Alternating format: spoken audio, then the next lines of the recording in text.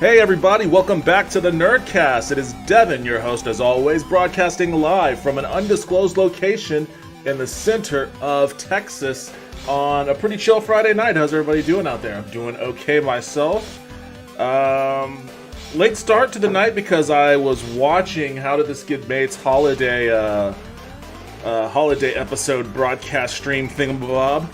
I always watch that whenever I get the chance to. It's probably my favorite podcast, or has been for a long time.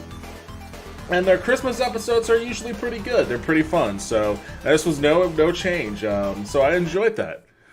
So that's how I was spending most of my Friday night up until right about now. But I was debating. I was really debating, like, do I want to watch a movie or do I want to play some games? I bit off a little bit more than I can chew, I think. I'm going to still do my best to follow through on it. But I decided that I was going to do basically a year-in review kind of clip montage video.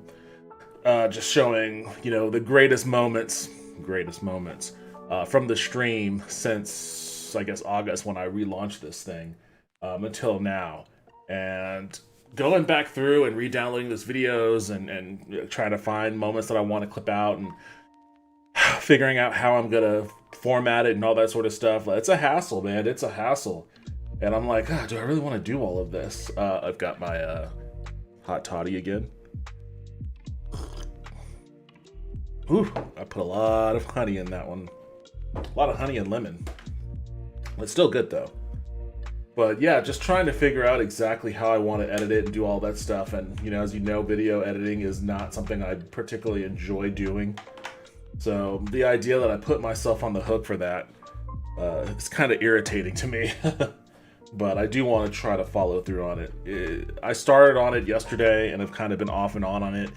I wanted to get a lot of it done today, and the opposite of that happened. I've actually been off of work all week. It's been my week vacation of sorts. So I've been spending, I guess, a lot of time not really doing much other than downloading a bunch of these old videos and then trying to edit them. And I feel like I need another vacation. I just need... I'm probably just going to not do anything tomorrow. I'm probably not going to stream. I'm probably not going to sit at my computer or anything like that. I'm probably just going to use that as a day to kind of step away, which is usually what my Sundays are for. I'll probably have 2 days where I do that then, tomorrow and Sunday, like an actual weekend. But, this isn't really work. Like, I'm talking about it like it's work. It is work. It's a lot of work to put all this stuff together, but it's fun. I like doing it, for the most part. So, yeah, that's kind of where I'm at right now. But there's some stuff that's been popping off lately, yesterday in particular, and I wanted to get to it. Some Activision news, some Game Awards news. It's pretty, wait, what is this? Oh, okay. Yeah, so it's been pretty, sorry,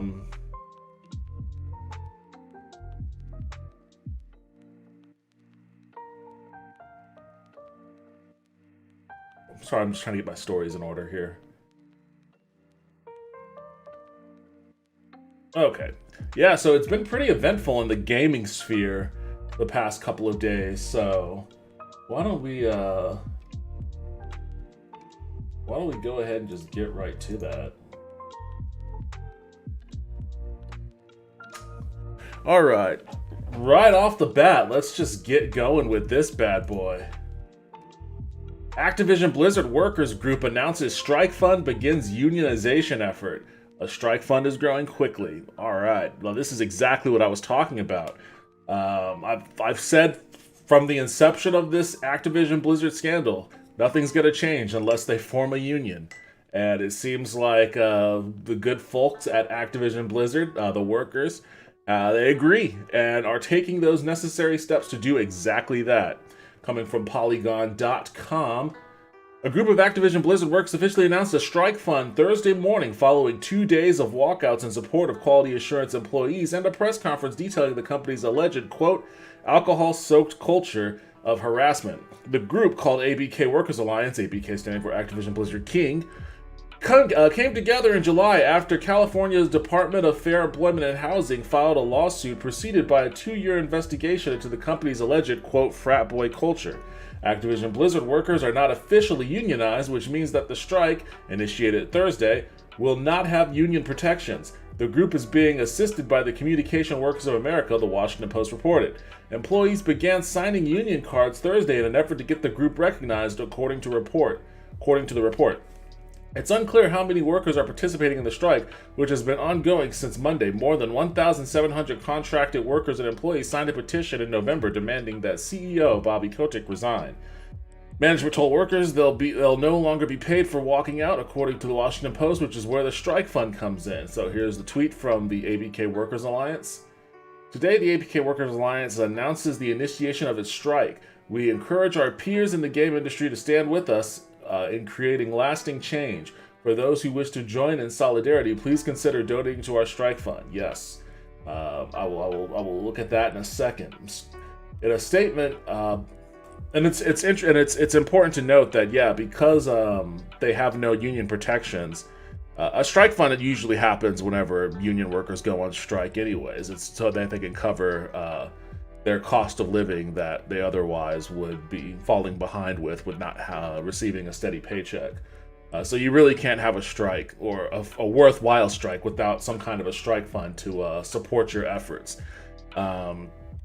Which is why these calls for a general strike is bullshit. Like, you can't do a general strike unless you have a general strike fund, and a general strike fund would have to be funded to the tune of hundreds of millions, if not a couple $1 billion. I mean, if you're gonna do a lasting strike to cover the cost of wages for, all types of employees all across the country, then you're gonna need a lot of money for that strike fund. But for these smaller strikes,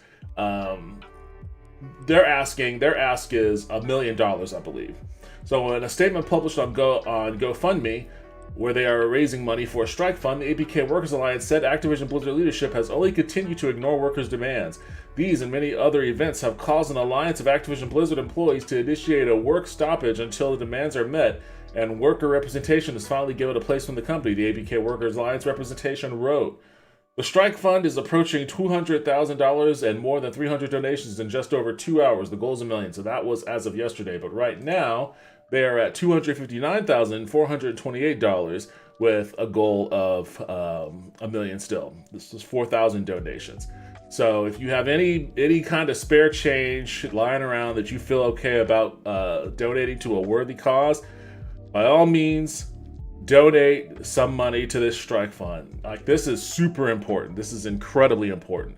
This is, to my knowledge, and I could be wrong, but this is, to my knowledge, the first actual legitimate effort in the game industry to get unionization rolling.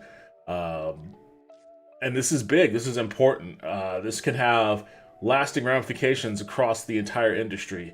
And if this manages to go through, if they pull this off, if they form a union at Activision Blizzard, it's not going to be the last. You're going to see this happening at every other major company, at EA, at Epic, at Bungie. There's an article here about Bungie. We'll get to that in a bit.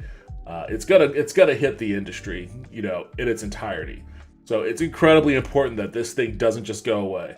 It's incredibly important that if Activision decides, okay, or the board at Activision Blizzard decides, okay, this is untenable, we've got to let Bobby Kotick go. It's important that this continues even past that. Like, this is past the point of no return at this point now. Like, it's unionization or bust, and bust is not an option.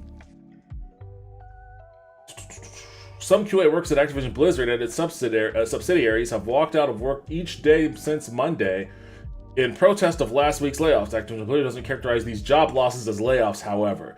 The company said that these were temporary contract workers, not employees. Oh, God. And that it was not renewing their contract. See, that's the biggest piece of shit scam that the game industry gets away with. Like, they'll hire people on. Like, they'll have two different types of employees. They'll have RFT and TFT. RFT means regular full-time. TFT means temporary full-time. There's literally no difference between those two classifications as far as how they work at the company, what their jobs are, what their interactions are within the company. The only difference is that TFT, generally they're hired through a temp agency or a working agency. So their benefits come through there rather than coming from the company. So TFT employees at Activision probably get their benefits from whatever company they go through, Volt or something like that, instead of getting their benefits from Activision Blizzard. And it means that they get paid less, and it means that shit like this happens to them, where it's like, oh, you're a contract worker, so we can just let you go and not have to worry about. I mean, it's part of this whole. It's particularly bad in right-to-work states. I don't think Activision Blizzard is located in a right-to-work state, but it's particularly bad in a right-to-work state because that's at-will employment. That means that the company can do whatever the fuck they want with you, and there's no recourse for you on your end. Like severance, no extended benefits or anything like that, no COBRA protections or anything like that, even though COBRA shit anyways. Like, there's nothing for you. Like, once they're done with you, they're done with you. So they'll treat you like an employee, like a regular employee, in any capacity that they want to, up until the time they decide they don't want you to be employed anymore. Which, of course, they could do that with any of their regular employees too, but there are more strings attached with that, and there are more consequences attached with that. So it's beneficial for these companies to hire a shit ton of temporary contract workers and treat them like little Pinocchios, instead of, actually just hiring them as an employee and giving them their full worth of their pay and their benefits and all that sort of stuff. And this excuse, I mean, I've been a victim of this excuse many, many times. A lot, almost exclusively throughout my years in the game industry. I think there are really only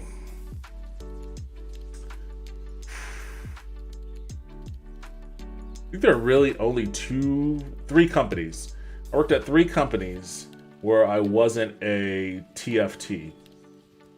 I was BioWare, EA, NCSoft, and Armature Studios. And by the way, big ups to Armature Studios. Congratulations to them. Their Resident Evil 4 VR adaptation on the Oculus won the best VR AR game of 2021 at the Game Awards. So that's very cool for them. Very cool. And I mean, that's a big deal too, because it means a lot that they take a universally lauded game like Resident Evil 4, widely regarded as one of the best video games ever made. They do an adaptation of it to a platform that forces them to completely redo what the core mechanics of the game are. Again, this is Resident Evil 4. This is a game itself, I think, it won Game of the Year at some point in its past. If not, it's won plenty of other awards for certain. It is a universally lauded game. And they completely redid it, completely revamped how it plays, how it functions. They had to redo they redid some of the atmosphere. They had to readapt the atmosphere from the behind the camera kind of view from the original to being VR. You're in the POV of the character and all this sort of stuff. Like, it's ostensibly a completely different game, and a game that carries with it all of the weight and hype and expectation that becomes a universally lauded game like Resident Evil 4. And not only did they not fail, and the easiest thing in the world to do would be to bomb out on something like that. Not only did they not bomb out, but they actually won Game of the Year. Like, they took a Game of the Year game, broke it up, rebuilt it in a completely different way, and won another Game of the Year for themselves with it. So that's really, really fucking remarkable. So hats off to Armature Studios on that. I was happy to see that. Like, the entire time I worked at Armature, nothing. Moment I leave, Game of the Year. So maybe it was me. Maybe it was me all along. Anyways, yeah, NCSoft, BioWare, EA, and Armature were the only places that I think I wasn't a TFT on. And with Armature, I actually started off there as a TFT. And that's the thing. That's another part of the thing, is they'll hire you as a temporary full-time. And then they'll always use, like, the carrot of becoming a real boy to kind of string you along. Like, they'll run you through the paces. They'll exploit your labor to the fullest extent that you'll allow them to, in order to like get that carrot of being a regular full-time employee. So, you know, you want to come work 120 hours a week, you want to sacrifice every iota of your being in essence to this company, you want to fucking look the other way while we kind of ignore the fact that your contracts has already lapsed and we need to make a decision on hiring you or letting you go or not, and we don't want to do either one of those things. Well, play ball, and then maybe one day you'll become a real boy. You know, that's a huge carrot that they wield over the heads of a lot of these temporary employees. And then with Blizzard, you know, they did it too. They lured and that's a part of the story, if I recall correctly. They made promises to the QA team and then turned around and laid them off.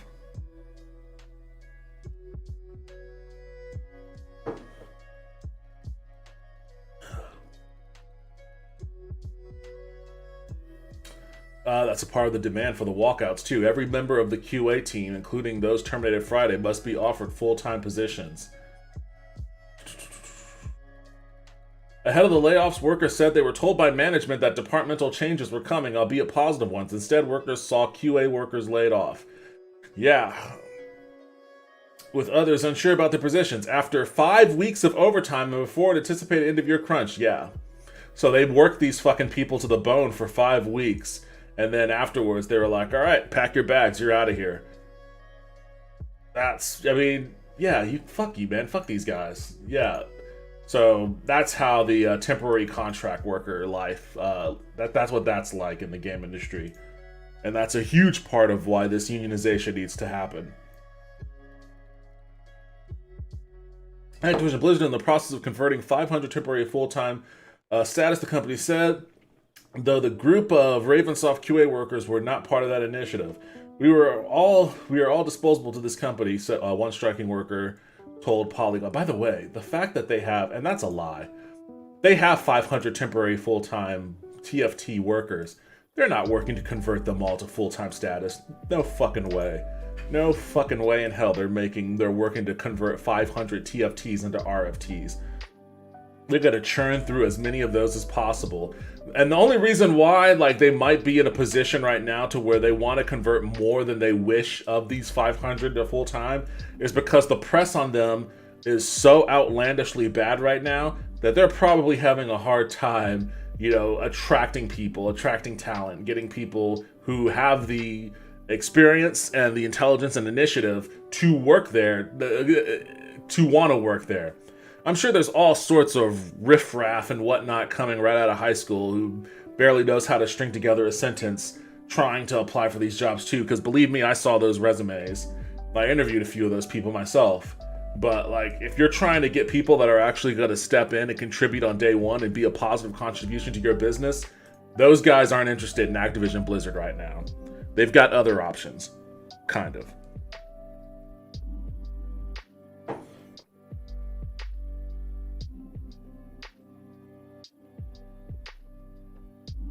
We need to band together or we'll never get anywhere. If I lose my job due to unionizing, fine, but I'd rather make this place worth working here. Well, exactly.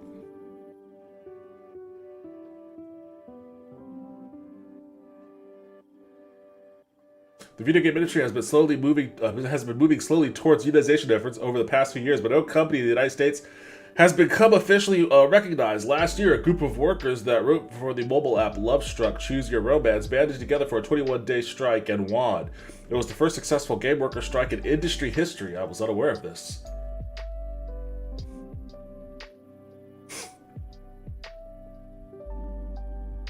"21-day strike. That's a pretty long strike.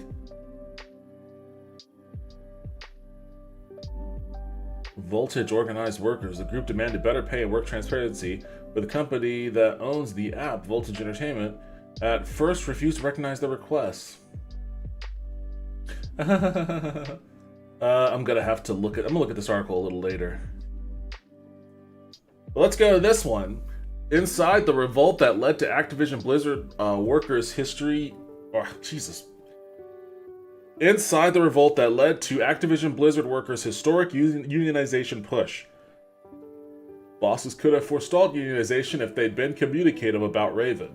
So this is there's a lot of little things that's attacking Activision Blizzard from the right from the vanguard and the flank, right? You obviously have their harassment scandal and the shit with Bobby Kotick.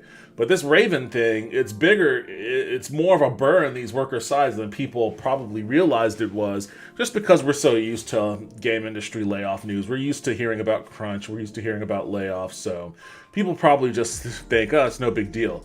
But when you work in the muck and you deal with this shit day in and day out, and especially when your shit company, and believe me, Activision Blizzard is, I mean, Bobby Kotick, he went out there to create an atmosphere of pessimism, skepticism, and fear, and he created a frat boy harassapalooza that is not at all a great place to fucking be around, I imagine, while all these people are fucking walking out. You know, there is a straw that'll eventually break that camel's back, and what they did with Raven, I guess, for a lot of people, was that straw. Several Call of Duty developers have revealed to Kotaku that Activision Blizzard's internal unwillingness to directly respond to the recently announced Raven software layoffs was what ultimately sparked the just-revealed broader labor organizing effort at the troubled publisher. On Friday, Activision Blizzard informed a total of 20 Ravensoft game testers that they no longer have jobs after January 28th, despite their, quote, good standing status. What fucking shit is that? Your status is in good standing. Fuck you. Get out of here. Go fuck yourself.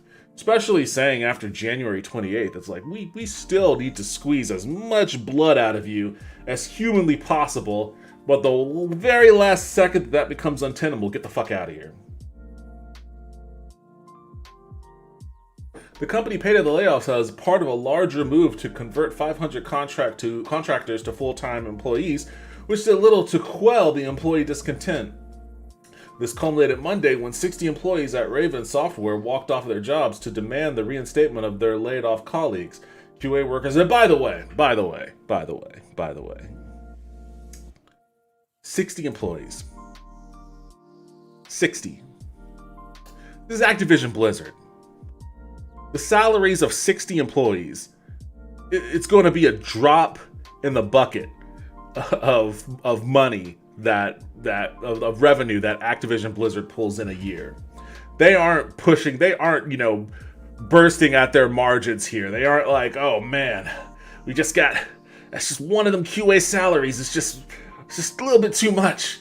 We just hire one more QA guy. We're gonna go bankrupt. Like this isn't what's happening at Activision Blizzard. They could hire 200 QA guys if they really needed to. They could do that right now, and they move the numbers around the right way and, maybe clawed back some of that money from their C-suite. They'd be able to cover that shit in no time flat. So don't think that, this is just some shrewd business maneuver that's necessary in order to keep the lights on, keep the doors open. No, that's not what that is. QA workers and staff at other Activision studios joined in solidarity. And, the workers there know that that's not what that is. That's why they're all doing this. Like a company knows, workers at a company knows when things are at a limit. They know when things are taxed.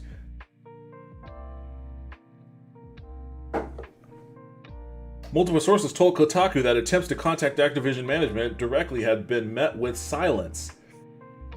One Raven software tester told Kotaku, the layoffs at Raven were the tipping point. A lot of energy has been building for this unionization movement for a while now. And what happened to us and our response to it was a catalyst that really got things moving. Good. Today, World of Warcraft UI developer Valentine Powell revealed that unionization efforts with Code CWA has been planned for months. Indeed, an anonymous Raven source told Kotaku that they believed unionization was inevitable. However, an Activision source told Kotaku that based on discussions they'd witnessed in the company's Slack last Friday's Raven software layoffs were the spark that finally set this week's unprecedented wave of open organizing. It's clear that the organizers recognized the precariousness of their own positions and what had happened to the testers. As one of the developers for Activision, Austin told Kotaku, quote, "The reason there is solidarity with Raven is because it's a reminder that unless we stick together, we are all disposable." Yes. That is the key. That is the whole purpose of a union. It is worker solidarity. It is so that collectively you have the power to actually negotiate with the capital owners, with your bosses. Collectivism. This cinnamon stick keeps jabbing me.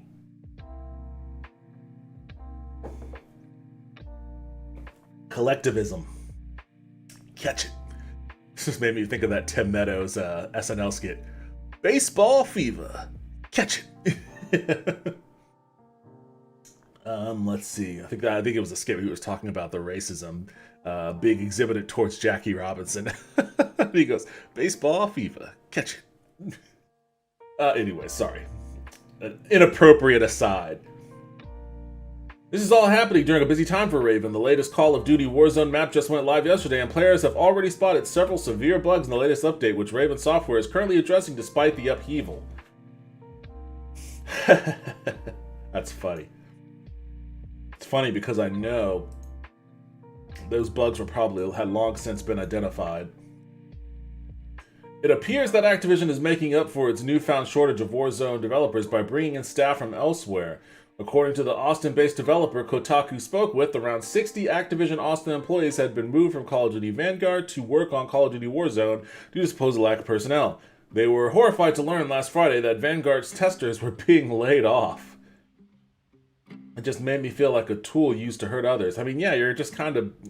You're not quite a scab, but you're doing scab-ass shit. You're being put into a position into doing scab-ass shit. The developer told Kotaku, if I didn't feel like it, then I felt I should do something. If I didn't like it, I felt I should do something. While the push to reinstate the laid-off workers is the primary concern for Raven's striking testers, are also participating in the union drive alongside their Activision Blizzard King colleague. Raven's source said that outside contractors are eligible to sign union cards. Wow, that's... despite being told that they would not be paid during the strike, the organizers' morale remains high. They were especially encouraged by the amounts of money that the strike fund has raised. As of the time of this writing, A Better ABK's GoFundMe has raised over $164,000. And again, latest numbers. Well, let me refresh this. $259, $795. So donate what you can, people. Donate what you can. Oh,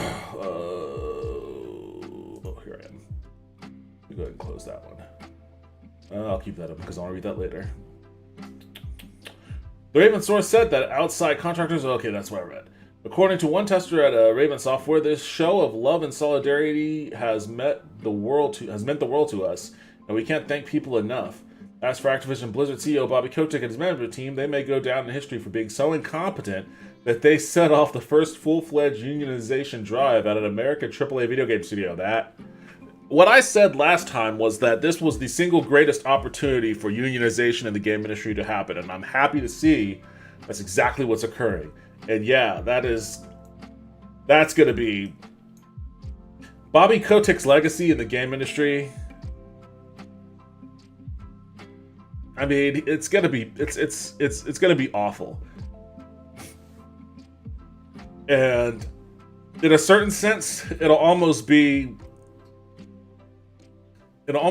heroic. It'll almost seem like it's a good, like, he'll almost be a hero.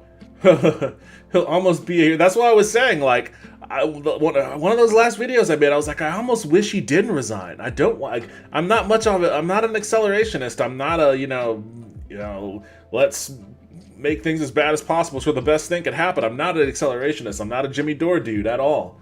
But, that was my mindset at that time. I was like, it's almost better if Bobby Kotick doesn't resign and we just push this thing right to the floor and just see how we can get the engine on this thing going. And that's what's happened. He's not resigning. That's going to be his legacy. His legacy is going to be of the shitbag that didn't resign. And as a result, he's directly fueling something I never thought I would ever see, and that is a unionization effort in the video game industry at a major game developer company, game publisher. That's going to be his legacy. Great. I'm gonna put this link in the description of the video that I upload on this. GoFundMe.com/AF/F/ ABK-strike-fund. ABK-strike-fund. Wow, Rowan Rowden. Just tossing that cash in there. Just spending big. Grant Parker tossing it in. Chris Green tossing it in. Craig Steele, Brent Reel, Vincent Morrison tossing it in. All these dudes that just have grands on grands to just toss in. All right, better to spend this on a union effort, on a strike fund, than to spend it buying fucking cryptocurrency. Well, Activision Blizzard has a response to the unionization efforts going on at their place of employment. And I just liked this article. I like the headlines here because I think that it speaks to millennials more than it speaks to Gen Z. I think millennials are more susceptible to the emoji than Gen Z are. Activision exec to organizing workers, please don't unionize, and then the sad emojis. Despite desperate to avoid an employee union, Activision Blizzard management employs the oldest trick in the book, and that's the puppy dog eyes. Please don't unionize. With Activision Blizzard employees more organized than ever in the wake of the company's multiple sexual harassment lawsuits and layoffs and quality assurance, a top executive apparently felt the time was right to send out a fear-mongering email warning workers about the vague quote consequences of unionizing. The email's writer, Brian Bulato, is a Donald Trump crony. I can't remember if he was one of the crony dudes that I talked about in that video. I know that the woman who resigned because it was too shitty even for her. I know she was I think she was either a Trump official or a Bush official. There's some Bush official floating around there too. Just the real worst shitbags of the worst shitbags. But I guess this guy is a Trumpy. Brian Bulato, I'm going to say Bulato. Brian Bulato is a Donald Trump crony Activision Blizzard brought in as chief administrative officer earlier this year. During his time in politics, Bulato reportedly acted as former Secretary of State Mike Pompeo's attack dog. At one point, quote, bullying the former Inspector General Steve Linick as Linick investigated the Trump administration's 2019 sale of $8 billion in arms to Saudi Arabia.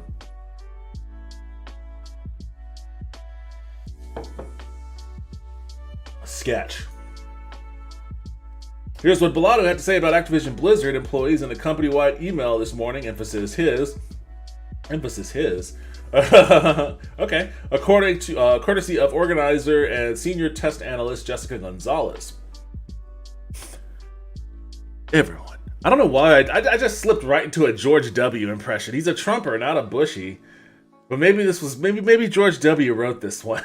For some reason, maybe W was like, let me have a crack at it. Everyone. At Activision Blizzard, we are working hard to create a more inclusive, supportive, and rewarding environment. And thanks to your input, we are making progress. In the past few months, we've announced that we're converting nearly 500 temporary workers to full-time employees at Activision Publishing Studios. And we have increased wages for a large portion of temporary workers and added paid time off benefits. Are we not benevolent? We introduced a zero-tolerant harassment policy that includes identifying harassers and then impaling them, lining their wrangled, tortured bodies along the hallways leading to our corporate boardrooms so that everybody can see what happens when you step out of line. It's a lesson that we took from the ancient Assyrians. And waived required arbitration of sexual harassment and discrimination claims. We have made significant commitments to increase gender diversity and are dedicating $250 million to accelerate opportunities for diverse talent across the industry. We have more to do, and we believe that direct dialogue between management and employees is essential to the success of Activision Blizzard. As you may have seen yesterday, there was a communication supported by the communications worker. Okay, that's a little redundant. It was communication supported by the Communications Worker of America, CWA, that asked employees to sign and submit union authorization cards. I want to be clear about this. The leadership of Activision Blizzard supports your right under the National Labor Relations Act, NLRA, to make your own decision about whether or not to join a union. As you make this decision for your future, we ask only that you take time to consider the consequences of your signature on the binding legal document presented to you by the CWA. Once you sign that document, you will have signed over to the CWA the exclusive right, quote, to represent you for the purpose of collective bargaining concerning all terms and conditions of employment.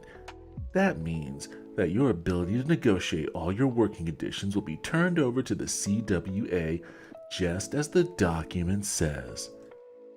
Achieving our workplace culture aspirations will be best occur through active, transparent dialogue between leaders and employees that we can quickly ignore and brush aside. That we can act upon quickly.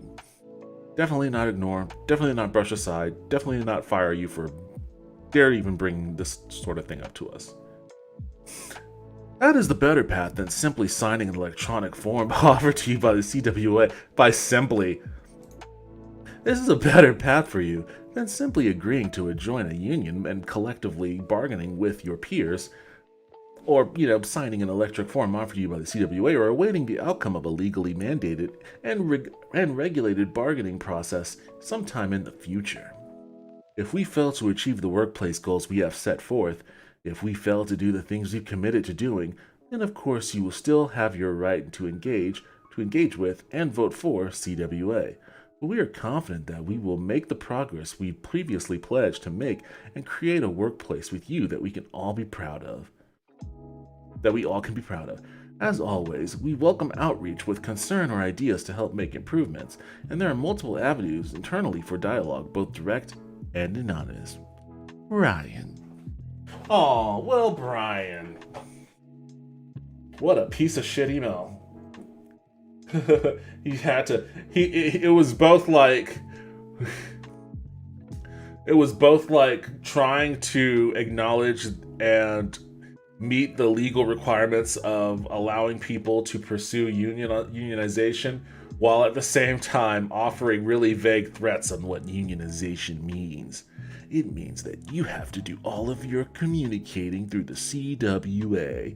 It's like, shit, dude, if they thought that talking to you directly had any kind of merit at all, you wouldn't be in a position where you'd have to send this fucking email out, you dumb shit. Like, what the fuck? Yeah, it's exactly why they're doing it.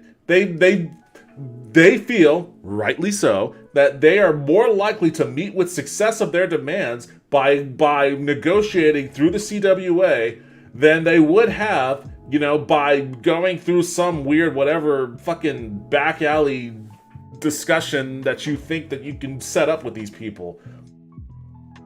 Like, you've already ignored them. That's why we're talking about this shit. The loudest email reeks of desperation. Another attempt by Activision Blizzard management, which previously hired a union-busting law firm, to rein in the company's beleaguered workforce before employees realized the power they wield. The memo's messaging draws explicitly from decades of rhetoric spun by predatory bosses terrified of collective action. The only thing missing is a reference to Activision Blizzard as family, though it's clear management would rather the organization's numerous problems be handled internally, free from public scrutiny when their decisions inevitably harm workers and benefit executives, yeah. Since yesterday, advocacy group ABK has raised over $235,000. Again, that number has already jumped up to $259,000.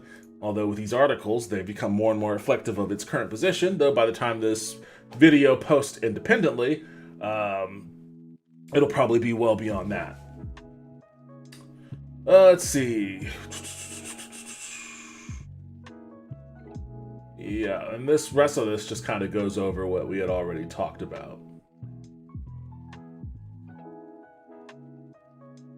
With workers in the United States openly voicing discontent over the country's largely abhorrent labor practices, thanks in part to the COVID-19 pandemic exacerbating existing issues, it was only a matter of time before union organizing took root in the video game industry, and now that momentum is building, it's hard to see it coming to an end anytime soon, whether the bosses like it or not. Yes, do it. Let's do it. And for anybody who gets left out in the cold when this unionization effort happens and they inevitably decide to start their own game company, I urge them to consider starting their game studio as a worker-owned co-op. We need a lot more of those in the game industry. We need a ton more of those in the game industry.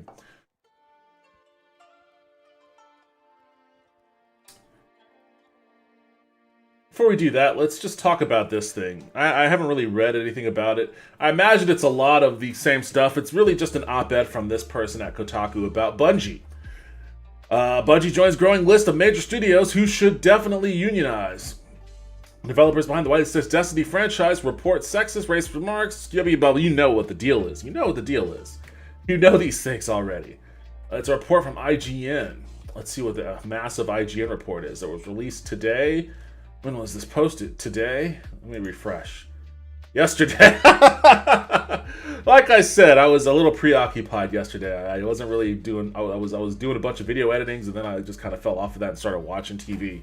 So, yeah. So yesterday.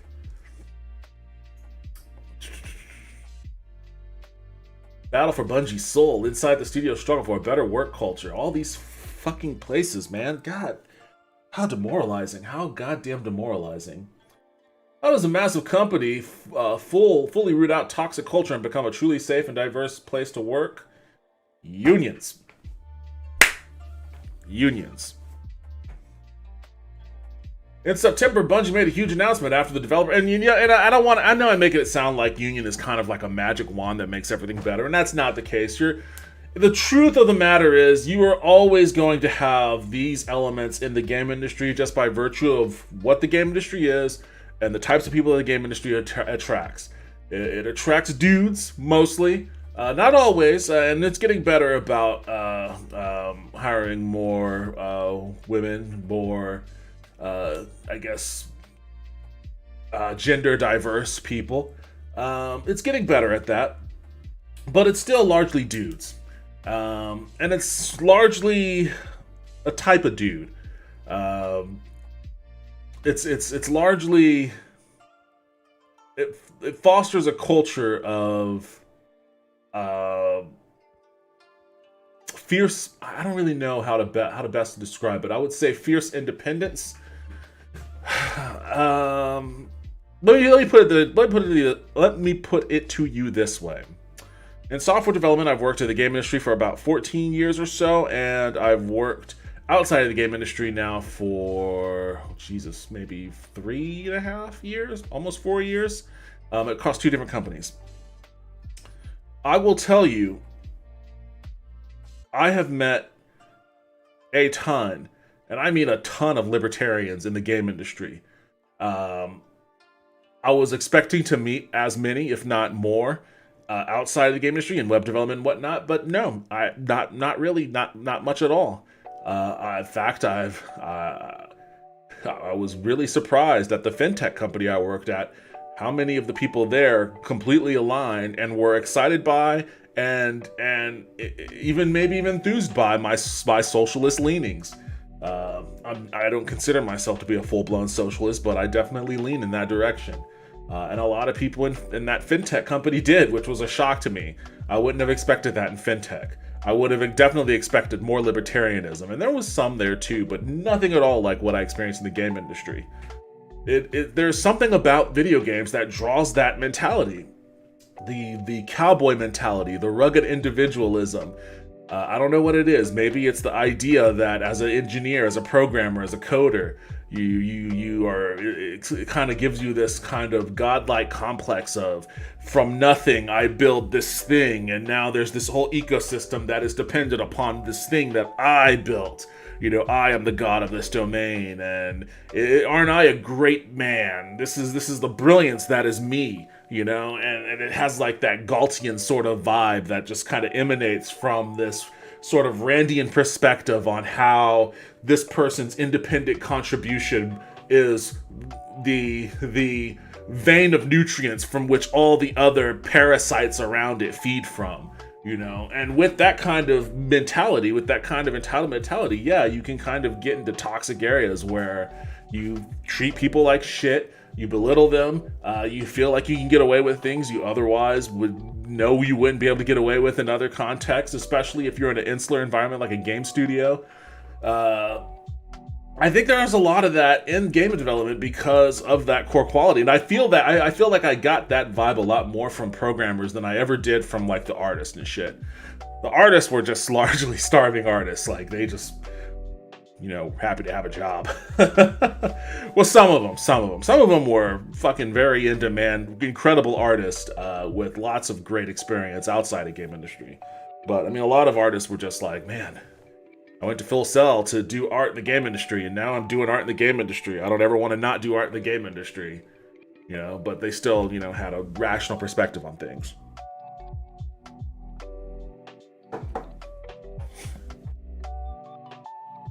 But I think because of that, I think there is that mentality that is maybe it's not unique to the game industry. Maybe I just feel like it's unique to the game industry because I have spent so much time in the game industry.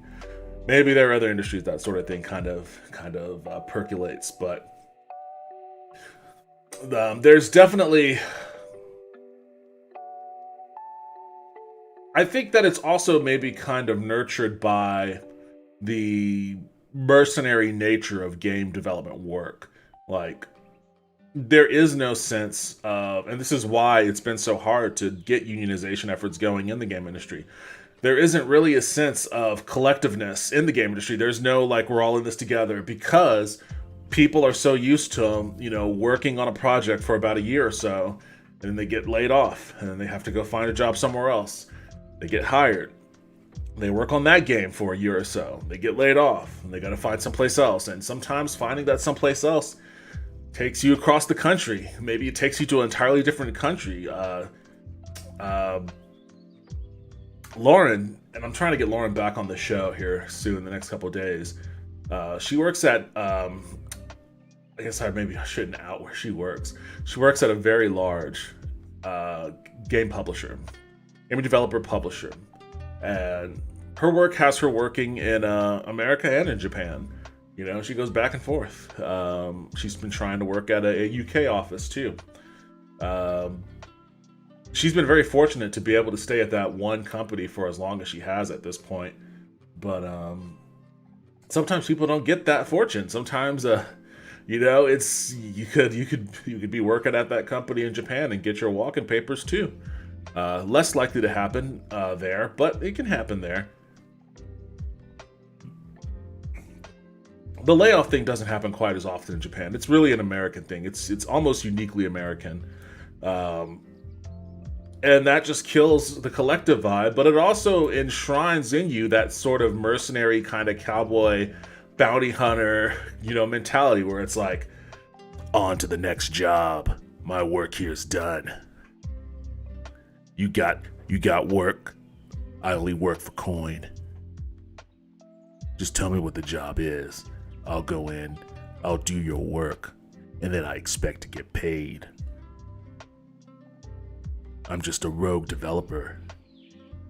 There's nothing much more to me than that, but if you want a job done right, I'm your man. Bring me in. You got something that needs to be tested? I'll test the shit out of it.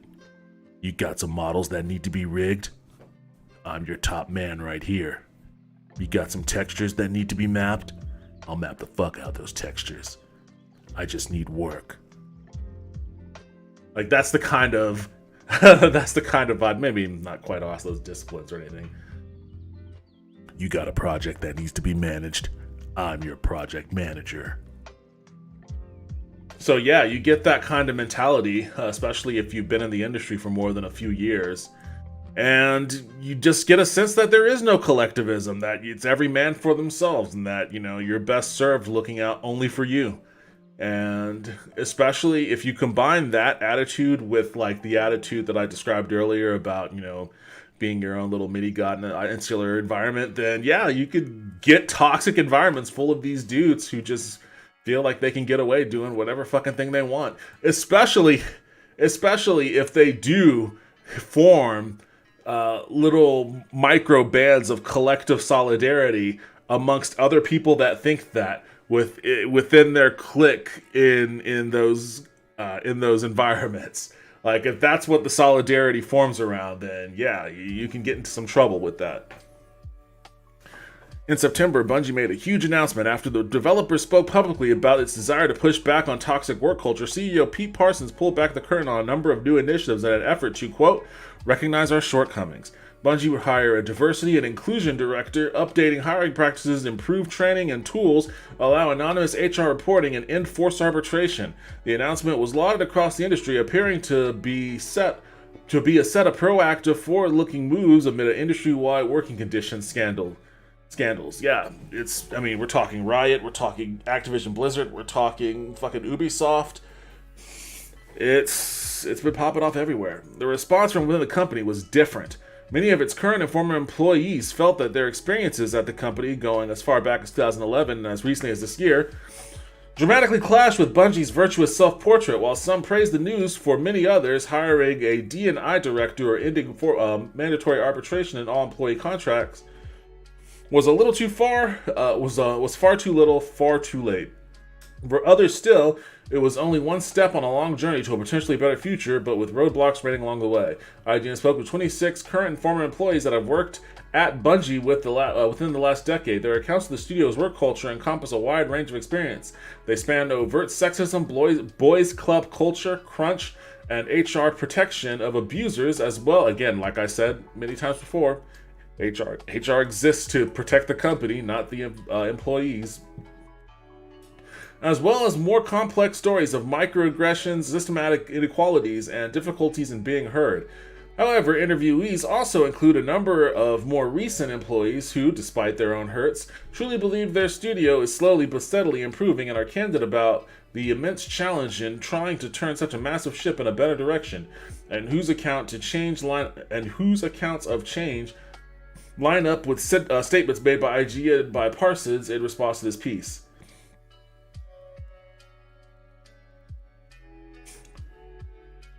Writers shouldn't learn about changes to their work until after the voice lines had already been recorded. When people objected, he told me they needed thicker skins. What? Damn, that's very specific. Okay, so this gets into some very specific shit.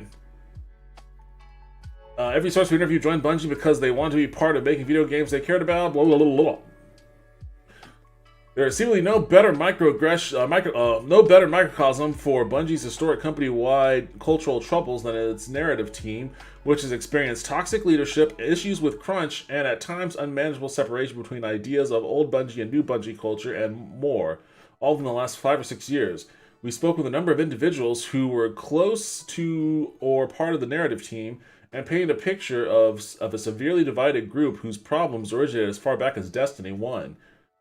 Several sources spoke of a narrative team led from that time who appeared to suffer massive burnout during the project, creating an increasingly toxic work environment for others on the team, enough so that team members kept a countdown of the days since the last explosion, oh my god, on a whiteboard. Many people I spoke to were familiar with the story of him throwing a chair at a window because he felt the others were ruining his creative vision of the game. Good lord. I mean, managing personalities is always going to be a part of the equation too, and unfortunately in game development you get some unfortunately and fortunately, that's a double-edged sword. You get some very strong personalities in there. And yet he stayed at the studio for several years, eventually leaving and then being invited back to do contract work on Destiny 2. Some sources who had encounters with him during this latter period said that he would frequently issue narrative direction despite no longer being a senior team member, and would become angry when he felt the Destiny 2 writers were deviating from his original version in Destiny 1. One source told a story of him yelling at her over the phone so aggressively that she was brought to tears and subsequently refused to be on the phone calls with him without a third party present. This lead was not the only narrative team member impacted by burnout on Destiny 1, and after much of that team left following its release, Bungie assembled a new team for Destiny 2 that over time became staffed by women and people of color at a higher ratio than many other teams at the largely white and male Bungie. However, it was run during this period by a series of However, I feel like I gotta do a neck snap for this line. However, it was run during a period of time It was running during this period by a series of white male leaders who, according to many of our sources, made life miserable for their writers for years. Most of those who we spoke to were reluctant to have these people named in an article like this, fearing repercussions either for themselves or for who had vocally complained about perpetrators in the past. Sometimes, folks, you gotta name names. Give me the names for the content. While the majority of sources also wish to remain anonymous for fear of reprisal or harm to their careers, one ex-Bungie employee was willing to be named. Cookie Hipponia? Well, geez, that's not a name you're gonna fake. Cookie Hipponia. Some names are difficult to Google. John White. Cookie Hipponia, I feel like you're gonna get some very specific hits on that one. A woman of color whose stories of the team's turmoil were corroborated by numbers of others. Many of our sources saw the plight of the narrative team from the outside, but Hipponia was mired directly within it. Hired initially as a contractor in 2016, she first started at Bungie as a copy editor, and then later as a full-time employee on the narrative team through 2019. Hipponia recalled that when she first stepped in, Bungie hadn't had a lot of editing oversight on the Destiny franchise, and had not previously focused very much on story, consistency, or continuity. That led to a leadership that appeared to operate without normal professional boundaries. As Hipponia puts it, they just had a bunch of people who wrote things and kind of had their run of the place. One leader from the earlier period was described by one of our anonymous sources as a sexist nightmare who yelled in meetings and would throw paper across the tables. I don't get this, dude. Like, okay, so yeah, I've worked with some ornery people before, but I've never been in an environment where motherfuckers were just straight throwing things at people. Damn, like, who are these fucking brats? Maybe I'm lucky, maybe I just wasn't, maybe I just never went to, like, the fucking object throwing meetings. Maybe there were those meetings like, oh, let's see, I've got a QA stand-up at 2, about 3:30, I have the infrastructure stand-up. At 4, there's the stapler throwing meeting. Yeah, I guess I just wasn't invited to those ones. Multiple people told us he would frequently write things at the last minute, often on his way to voice recording sessions. Writers wouldn't learn about changes to their work until after voice lines had already been recorded. When people objected to his demeanor, he told them they needed thicker skins and learned how to take criticism. He called one woman on the team an unmanageable bitch. Oh, Jesus. Another source said he was literally the worst person I ever worked for. He was eventually let go, was replaced by what our sources say were similarly antagonizing men. One lead frequently made sexist remarks, but also complained about reverse sexism. Oh my god, where are they finding these fucking people? Anytime you see somebody say reverse anything, that's an automatic 3 X's on them, man. Reverse anything is get out of here. Get the fuck out of here. You're reverse hired. And on at least one occasion made homophobic remarks to a queer colleague. Jesus Christ. He would openly mock his team members' ideas in meetings and then play his mockery off like a joke, and would frequently take credit for work others had done. Hipponia recalled an occasion when said lead attempted to hand off her editing duties to a relatively new employee during a meeting with top Bungie leadership about the need for story continuity, asking her, "What did you do anyway?" When Hipponia confronted him about it later and asked why her task was being given away, he told her he was just joking around. A third narrative lead was called a callous, hierarchical, authoritarian, what the fuck? A callous, hierarchical, authoritarian, incurious, cruel leader. Jesus Christ! Who was this? Like Ramsay Bolton? God damn, that's quite a lineup of fucking adjectives. That man is a callous, hierarchical, authoritarian, incurious, cruel leader. By one anonymous source. Hipponia said he would frequently ask her to do secretarial and administrative tasks, like taking notes at meetings or looking up information he could have looked up himself, despite her position as a writer and editor on the team. Others recalled that he frequently insulted people who stood up for themselves, including publicly dressing down the narrative team after they accommodated a last-minute request and asked that such a rush not happen again. On another occasion, he separated and cornered an employee who stood up to him to yell at them. Multiple sources say he also regularly made racist remarks, Jesus, including a lunch where one source recalled him making a number of inappropriate quips about Latin American gangs. Oh my god. Oh my god. This dude, you can already tell this dude's a fucking bitch. You could tell this dude is a fucking, the punkest of punk bitches. You know this motherfucker, he shits himself. He shits himself when a brown dude with a tattoo shows up. Doesn't matter how many tattoos, doesn't matter what the tattoo is of. If he sees a brown dude with a tattoo, this dude is fucking shitting his pants. He is shitting his guts out. Just non-stop. Non-stop. Inappropriate quips about Latin American gangs. Every team works 60, 70, 80, or even 100 hours a week during some expansions, frequently with no breaks and no in-between crunch periods. I mean, yeah. Yeah, I've been witness and even in some occasions a part of that.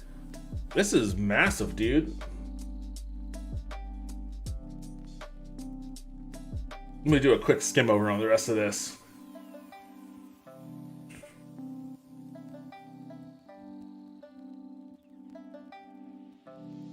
One member of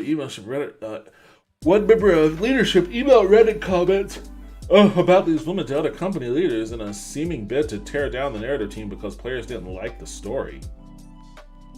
Damn, that is some bitchy infighting.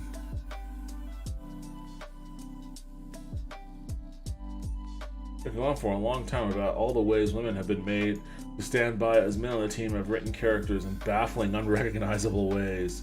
I never played any of the Destiny games, so I don't know. I'll have to take their word for it, really.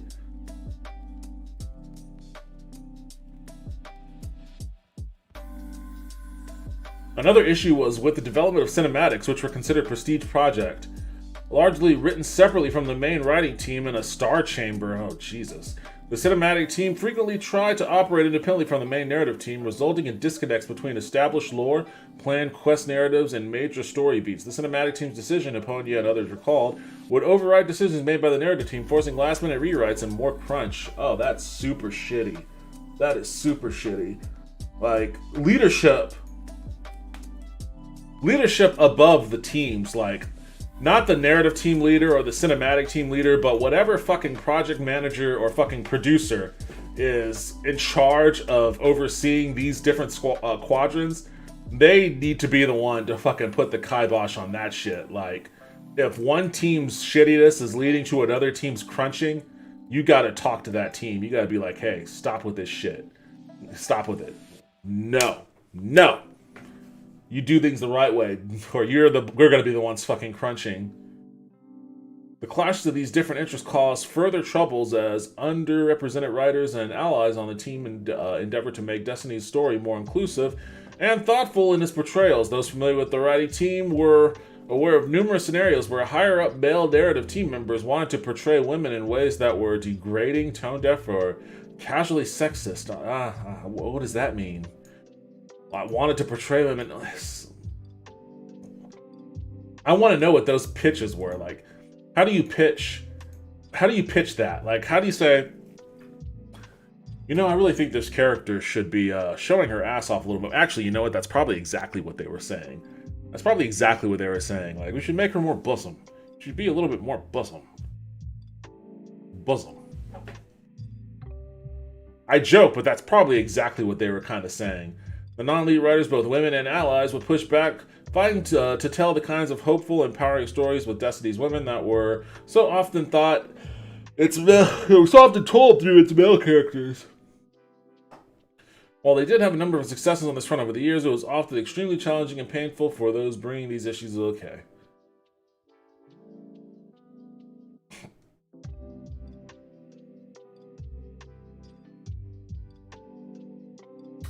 The issue received attention across the studio when it was sent to a QA tester to fix as a bug, causing a... Hold on a second. This is interesting.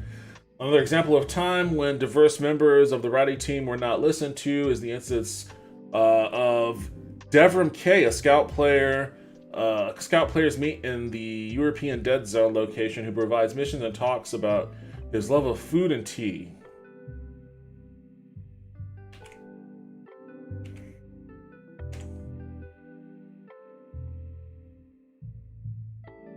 Okay.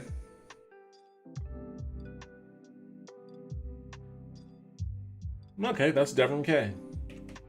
He looks like a grizzled, bearded white guy. At one point, Destiny 2's development member, a member of the writing team, added in a tiny piece of dialogue for Devrim referring to his missing partner. It was a single small line among many other lines intended to be said by both Devrim and many other characters who would comment on similar circumstances about their relationships, thoughts, and feelings. The line passed multiple edits and checks and was put into a build of the game before someone high up at the studio noticed it and demanded it be taken out, or else they couldn't ship the game in Russia or China because of the mere implications of a gay romance. You see? That is an issue. That is an issue that you have to deal with in global localizations. I'm not sure how intense Russia or China are about something as fairly innocuous as the word partner. But I do know that there are a lot of changes that have to go into LOC in order to get games released there, or at the very least not banned there. So that's a curious one for me. I'm not doubting that at all. I'm just curious about it. The issue received attention across the studio when it was sent to QA tester to fix as a bug, causing an internal uproar. Dude, imagine being the QA guy that like some fucking exec goes to, and it was like, "Hey, Devin. Oh, hey, what's up? What's going on? Yeah, I need you to enter this bug for me. Okay, cool. What's up? What's going on? Devin refers to having a partner. Okay, yeah, and yeah, that's the bug. Devin refers to having a partner.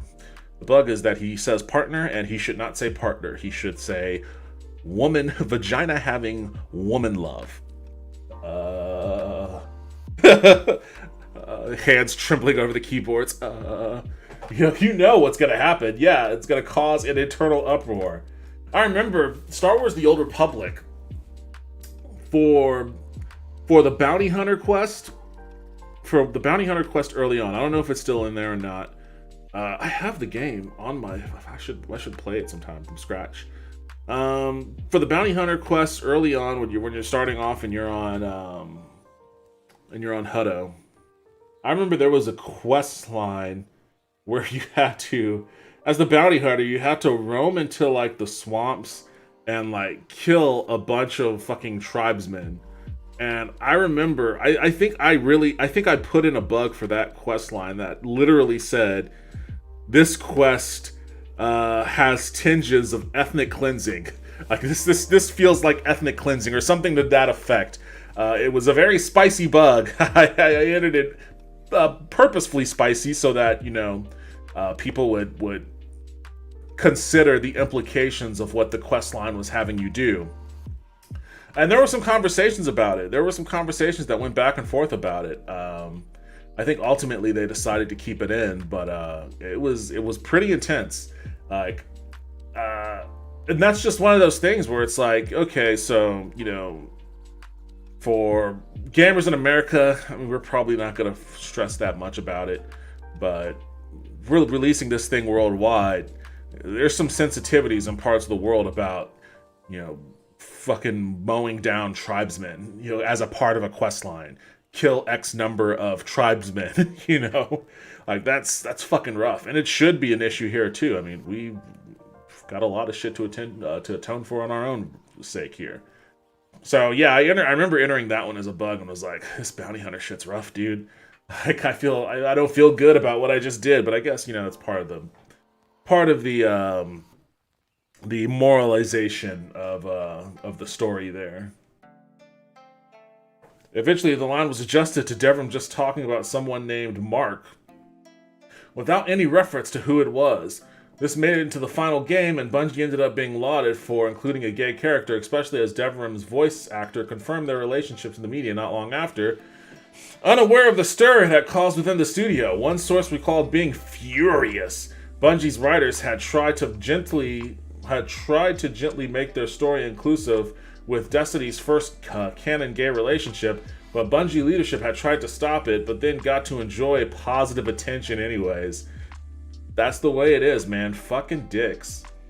The leadership, man, they get all the credit and shove off all the blame. In all these situations, the members of the Ratty team who fought for a change would routinely be told they were difficult to work with, not supportive enough of their leaders, or were aggressive or abrasive, blah, blah, blah, blah, blah. Tonya specifically was told that she couldn't get promoted because she, quote, wasn't good enough at the... What? Wasn't good enough at the game? That's definitely not a reason to fucking not promote someone. You're not good enough at the game. Despite the fact that her core narrative responsibilities were unrelated to gameplay design. But when she asked to be given time at work to play and improve, even offering to tie those hours into specific work tasks, request was denied. What a fucking shithole. This sounds like a shithole, man. At BioWare, we mandated that everybody played the game for like an hour a day. There was like an hour-long company-wide playtest. Everybody was playing. There was leaderboard rankings for the company individually and all that sort of shit. Like, you know, we wanted everybody to play the game. And there were prizes for people that ranked on the leaderboards internally, too. So, like, not only do we want people to play the game, we incentivized people to play the game.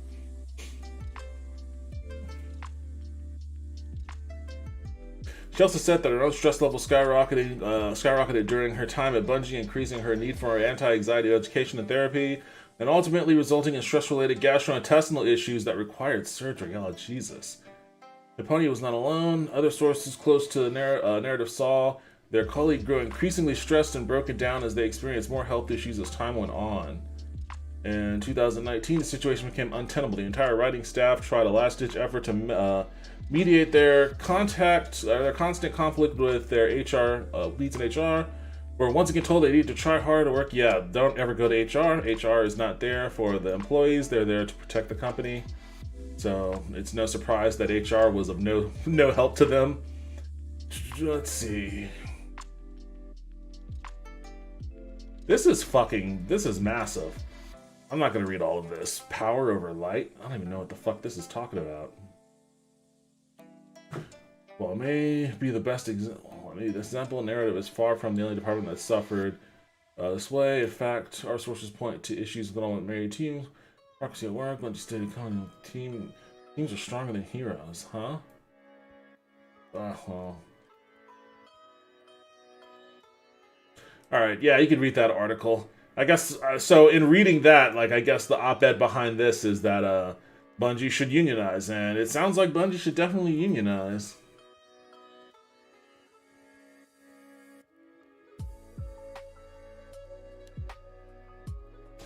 Alright. I'll read the rest of that later.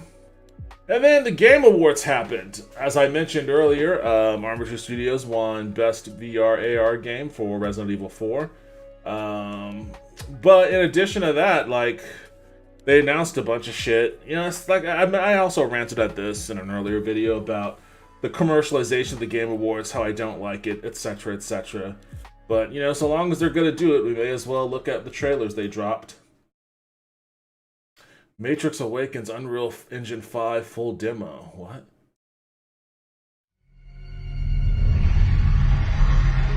Is this a game or is...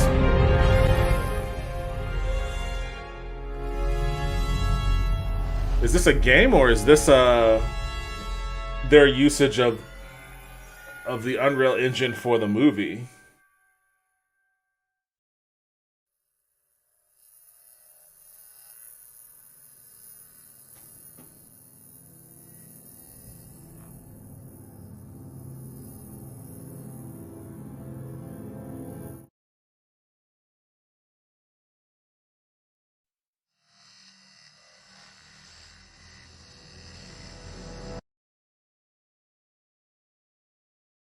Is real. How do you define real? For instance, I'm not even sure why I'm here.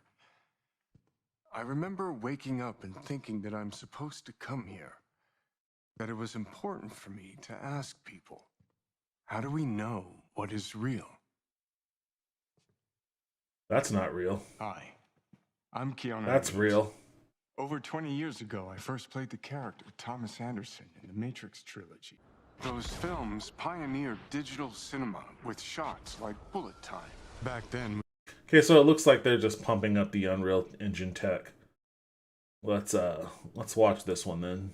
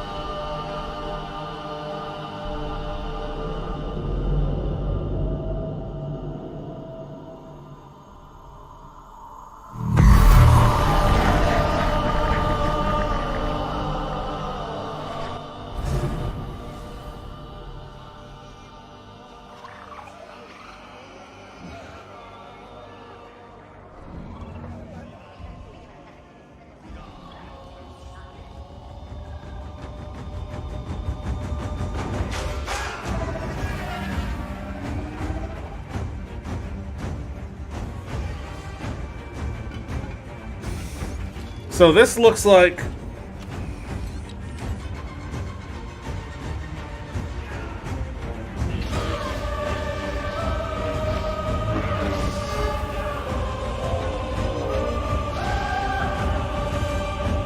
this is like some old Republic shit.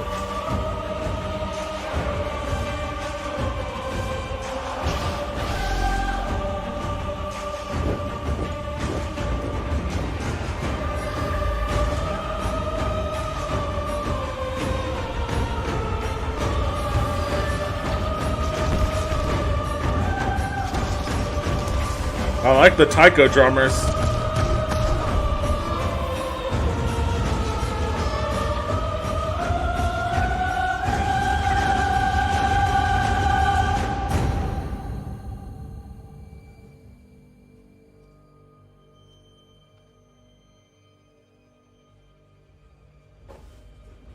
The color palette, the scheming, and all that sort of stuff, it kind of has a Prometheus vibe. Oh, and black goo. Right on cue, black goo. Prometheus vibe.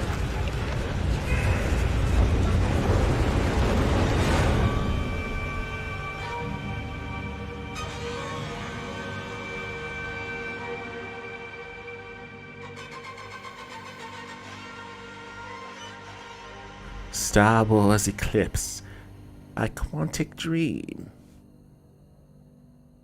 Those were the guys that did, what, 2 Human? Detroit Stay Human, and something else. I never played any of their games before, but I've always wanted to. Maybe I'll try that Detroit game. Detroit Lacquerie. Alan Wake. I never played any of the Alan Wake games. Will be Remedy's first survival horror game. How old are you? I am 32. Peggy 18. I'm not really 32. I am significantly We all older. come to a story with hopes and expectations, looking for an answer. Sometimes it would be better to live with that hope, without ever finding the story.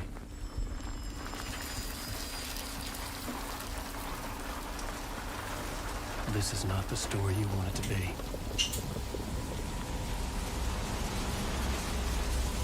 This story will eat you alive.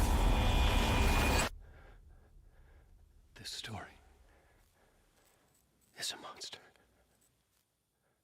And monsters wear many faces.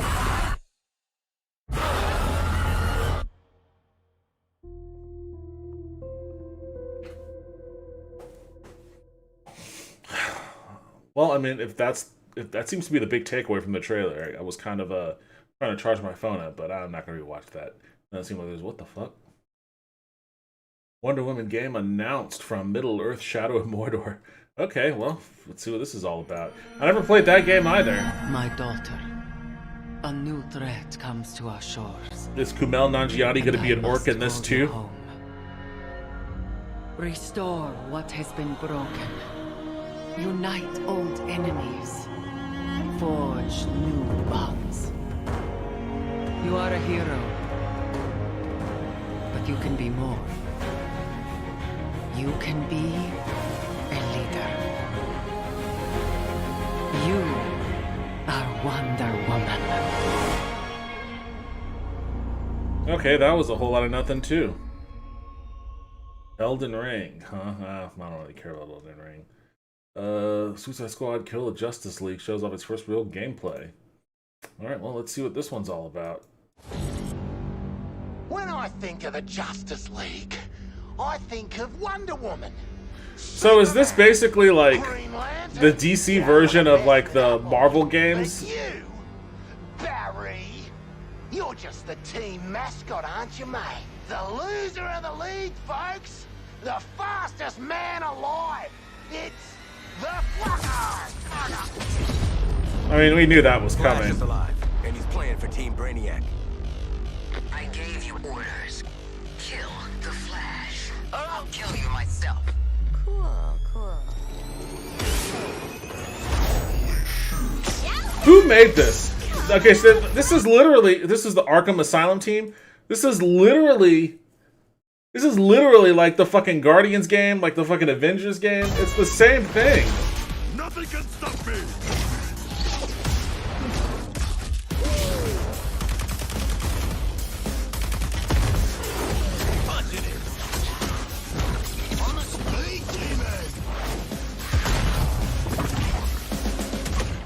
Did you get him? Really? Why don't you just mail me the bullet? I'm the eye in the sky. Taking point for you, Shark. Pulverize! Who else needs a backing?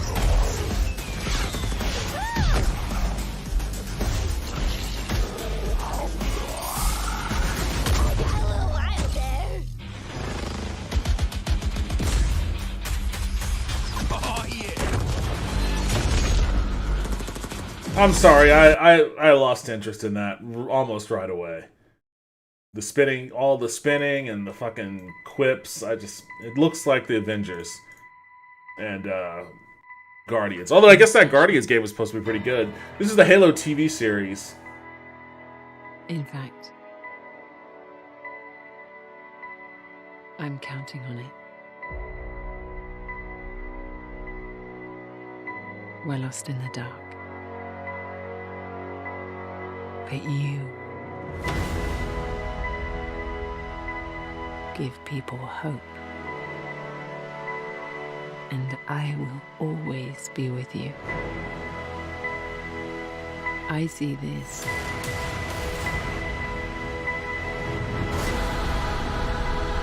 as a new beginning.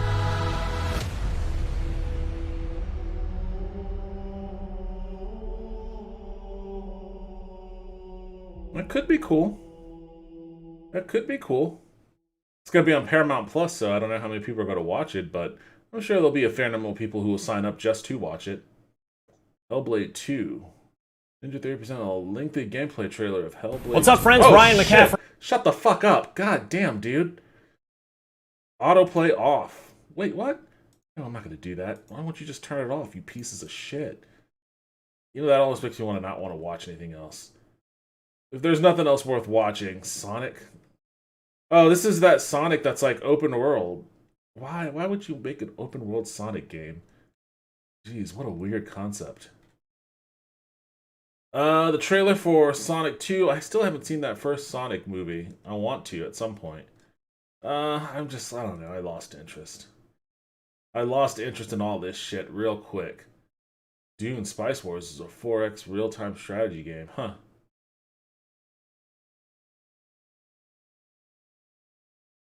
Saints Row. Yeah, I just don't care. Ex-Bioware devs reveal fantasy Victorian survival game Nightingale. Nightingale is a new shared world survival crafting game from Inflexion Games. A new studio is comprised of ex-Bioware devs. Okay, well, cool.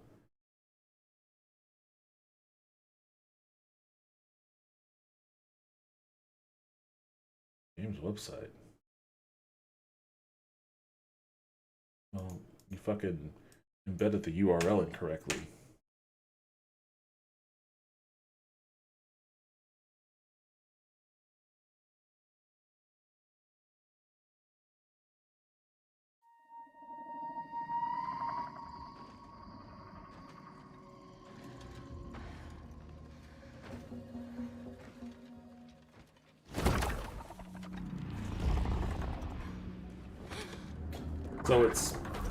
So it's steampunk fantasy.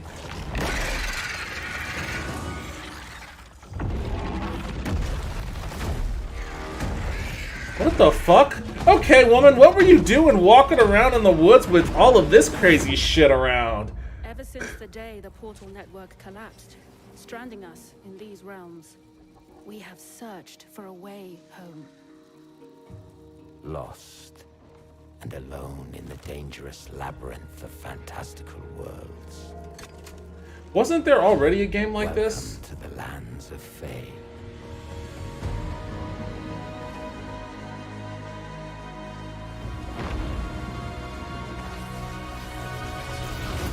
Every portal is a chance for salvation. Uniting the lost survivors.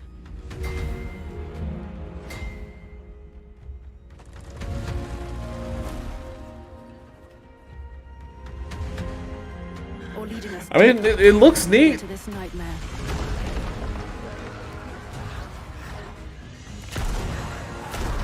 It looks like Team Fortress, only steampunk fantasy. Nightingale, our beacon of hope. But beyond our reach. As long as we stand together, our journey will unite us.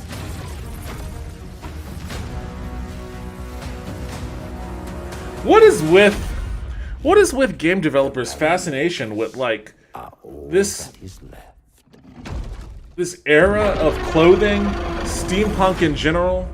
Like, what is their fascination with that shit? I just never got it.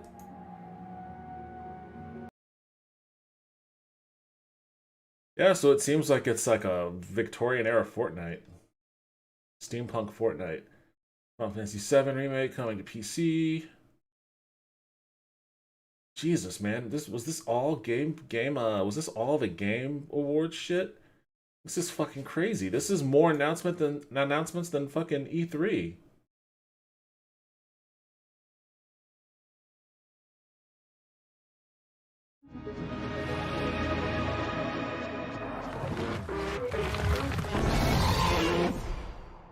Benji.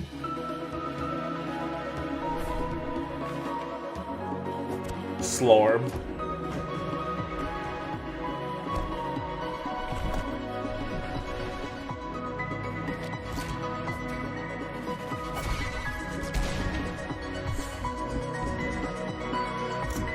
They call it Zelda-like, but honestly, it's making me think of Landstalker.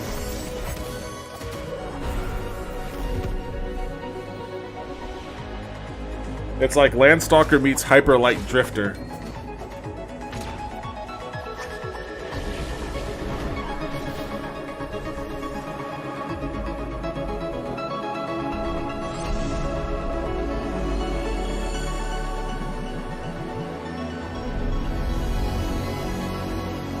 Tunic. Looks neat. I'll probably end up getting that. Persona 4, Rumbleverse, the new brawler take on Battle Royale, Lord of the Rings Golems, Untold trailer, PUBG, Tchia, Animals, Annapurna reveals Thirsty Suitors, an action RPG about skating and dating. Oh. Skating and dating. Hey y'all. You've been reckless with other people's hearts for so long, Jala. It was a matter of time before you wrecked your own. Morning, Ma. Wow, Jala. Hi, Auntie. You pissed off your exes so much, they organized against you. What is this? Is this like... Are we flirting? Scott Pilgrim? Fighting? Come closer and find out.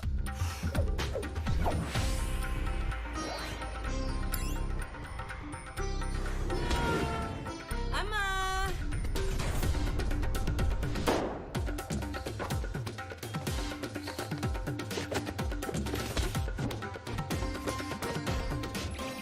Time to cook.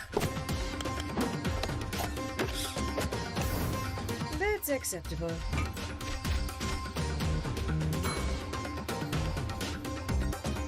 This is very bizarre. This seems like a Bollywood game. Battle your exes, disappoint your parents, find your suitor. Find yourself. Thirsty suitors. Okay, well. Coming soon. Patience. Annapurna, why does that studio sound familiar? Falcon Age developer today and publisher Annapurna. Interesting. Well, I appreciate the game is doing something a little weird and different. It looks like Scott Pilgrim. Have a Nice Death mixes roguelike with workplace comedy. Huh? There's too much. There's too much. I want to jump into The Witcher.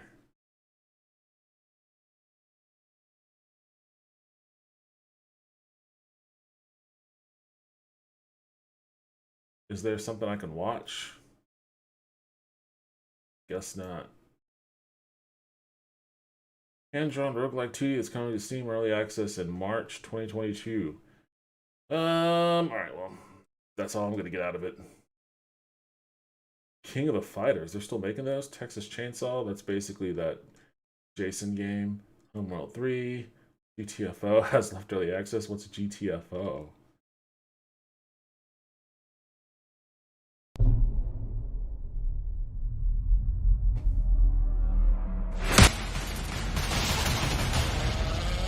Oh, Payday. Horror co-op shooter. Yeah, I lost interest. I lost interest as I read the genre. Evil West, Metal Hellslinger. Google Play brings games mobile, and Spotify reveals console games' favorite music this year.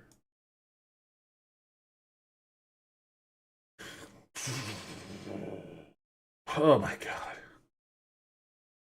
I shouldn't be surprised, but still. Alright, enough of all of that shit. Let's just get into some fucking Witcher. That was a lot.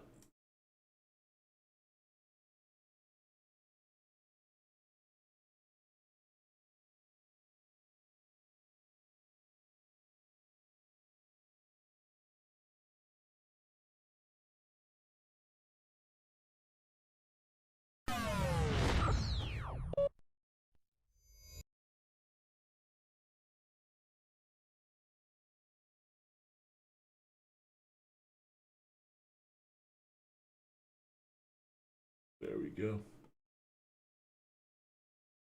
That's a meatball. That's a meatball. I'm being very racist against Italians right now.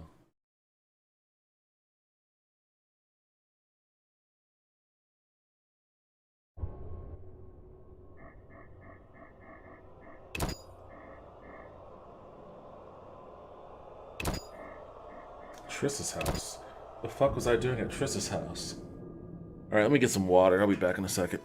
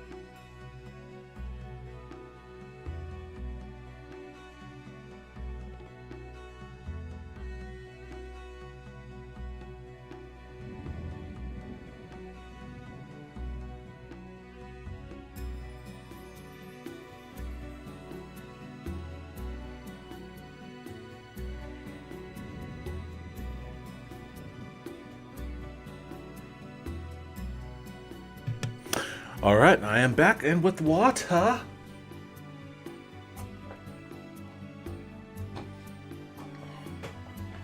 The fuck was I doing last time I played this game? The Unforgiven.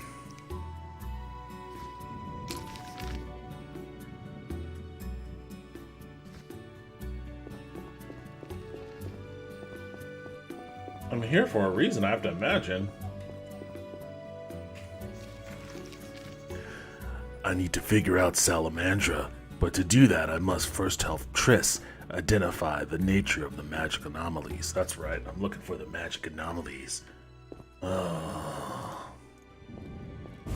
Bitch quest after bitch quest. Alright, magic anomalies. I didn't see any on the map, but maybe I need to, yeah, I don't see any. Maybe I need to, cancel tracking? Oh shit, what the fuck?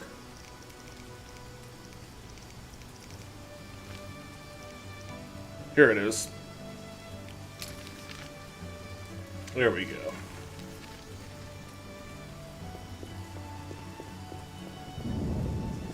Just another rainy day in Vizima.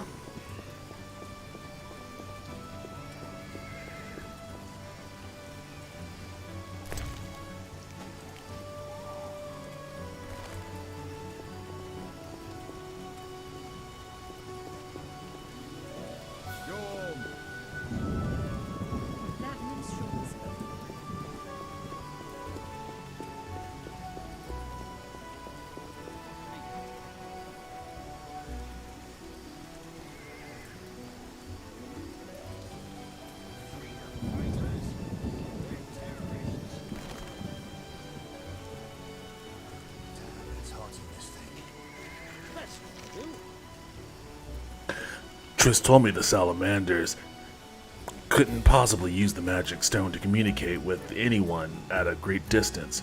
The person they talked to is in Vizima. Triss managed to calculate where the signal might have come from. She marked the spot on the map. Okay.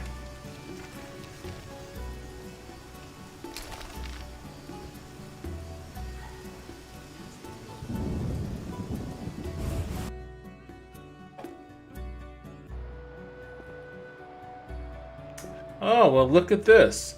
Old Radovid the fucking Stern. Hello again, Witcher. Greetings, Radovid. No magic mirror between us this time. I'm pleased you found my sanctuary. Triss Merigold lent a hand, am I right? You know Triss? Not personally, but I know Philippa Eilhart, and that's like knowing all sorceresses. I wish to speak with you, Witcher. Who are you? And I don't mean your name. Good question, but one with no simple answer. I was raised at the Redanian royal court. My father was murdered during the war with Nilfgaard. Ever since, I lost interest in toys. I've strived to regain my heritage, find my father's murderers, and introduce order to my lands. Sadly, I'm surrounded by corrupt traitors, overly ambitious sorceresses, and frustrated chaplains of the Eternal Fire. From what I've seen, the upper crust in Temeria is the same. Nothing attracts sons of bitches like power. You wanted something? Familiar with these strange edicts in Vizima? I've heard about them. They bear the royal seal, but some suspect fraud. Tell me more. It's just as Thaler said. Foltest didn't sign these. I'd recognize his signature. You know Thaler? Certainly. I'd be a fool not to know Temeria's chief of intelligence. So Foltest didn't declare martial law? No. I feel I should inform him of this. Who is Philippa? One of Redania's most prominent citizens. She has bribed, dazzled, and bullied half of Redania's elite. She also belongs to the Lodge of Sorceresses, as does your Triss. They don't accept sorcerers? No. Each sorceress believes she's to decide the fate of the world. Sometimes they do. If you say so. Don't disregard sorceresses. Beautiful, wise, helpful. At least so they present themselves. Someday, I'll put them in their place. Though in her favor, Triss once betrayed her girlfriend. To those of us that have played Witcher 3.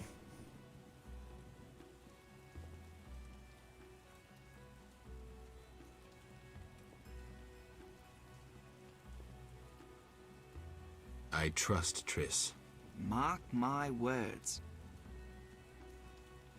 What's your connection to Ada? I had hoped to persuade her to marry the King of Redania, which would benefit both kingdoms. With Foltest's help, our king could finally rid himself of all the parasites surrounding him. In turn, Redania could support Temeria in its fight against the Scoia'tael. I need not mention the benefits of increased trade. The kingdoms united could resist the expanding powers of the knightly orders and the guilds. Additionally... Enough. You've convinced me. But I'm not Ada. And you, Witcher, what do you think of Foltest's daughter? What do you want to know? You're an expert on monsters. You broke her Striga spell. True. Can she bear children? I don't see why not. Healthy, human children? I believe so. One of the knowing could examine her. Thank you. Keep this conversation confidential, and please don't meddle in Redania's dynastic intentions. I generally don't meddle, so you have nothing to fear, Your Majesty. When did you figure it out? Well, there's the way you spoke of Redania, of Ada, and then there's your ring. If ever in Redania, visit the royal court. Farewell. Farewell, King.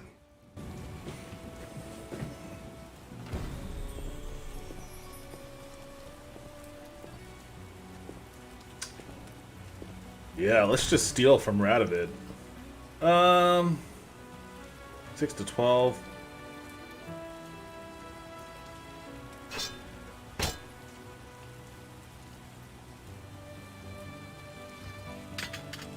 You can have that knife, Radovid. I'll take your axe.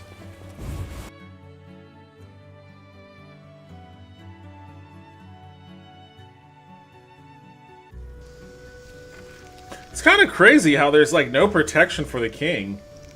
Like no guards or anything.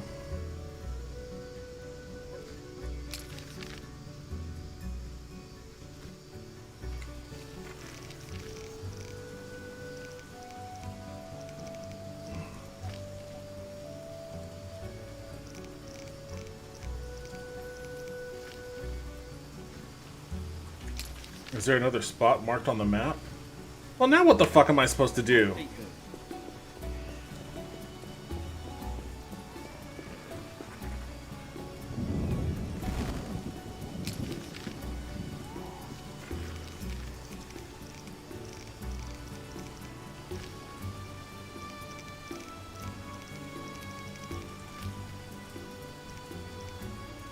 I met Radovid himself.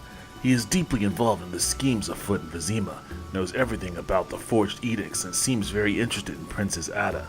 And, of course, he rules neighboring Redania. In some way, I've learned too much. Dealing with kings is never wise. So now what? Now what the fuck do I do?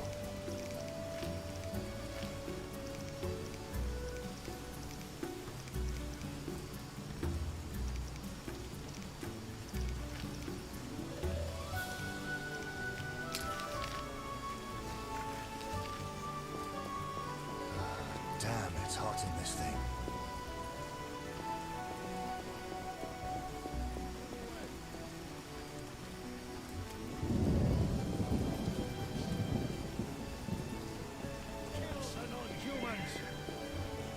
Take it easy, guys. Take it easy. Planning to negotiate. Go, move away.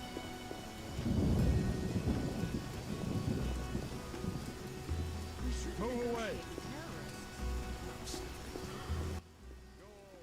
Witcher, I heard sounds of fighting. They're all dead. Almost. Almost. Unfortunately, their leader escaped. We'll find him. You deserve a medal. Give me money.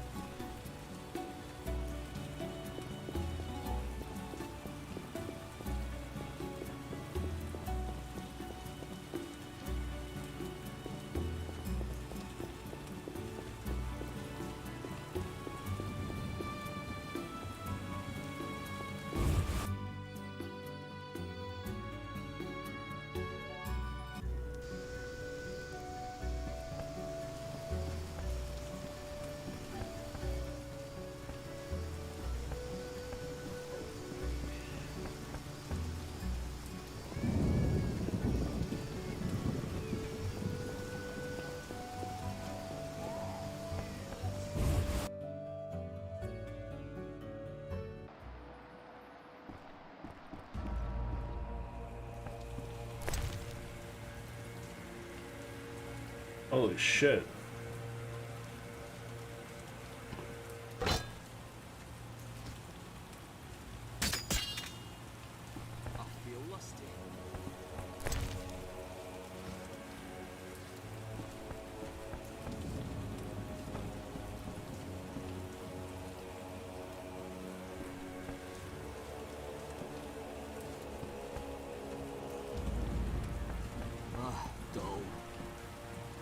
Curfew. Beware of monsters.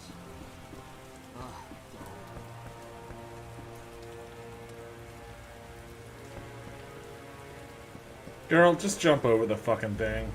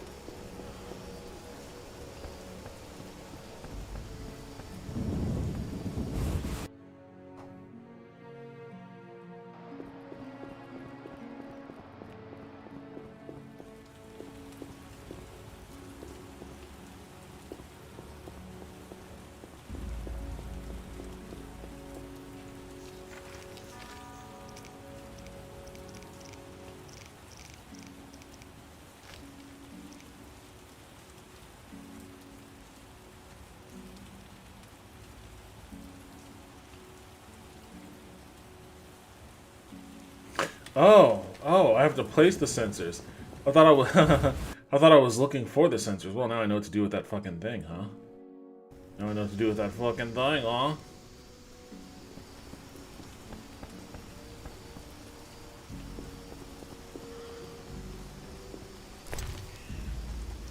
What are the sensors?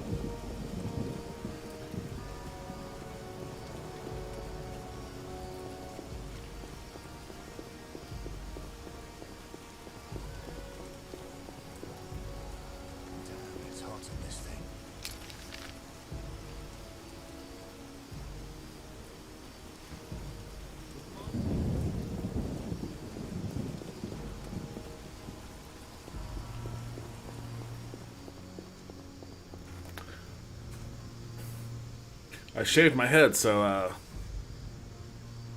don't have that clown-ass hair anymore. But I still want to wear my hat.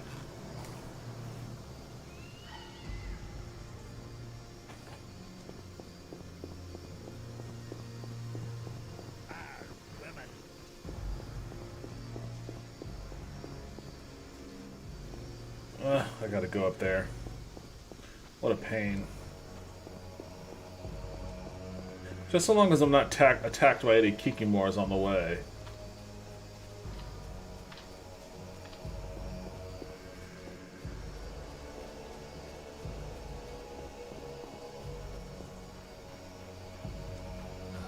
Damn, it's hot in this thing.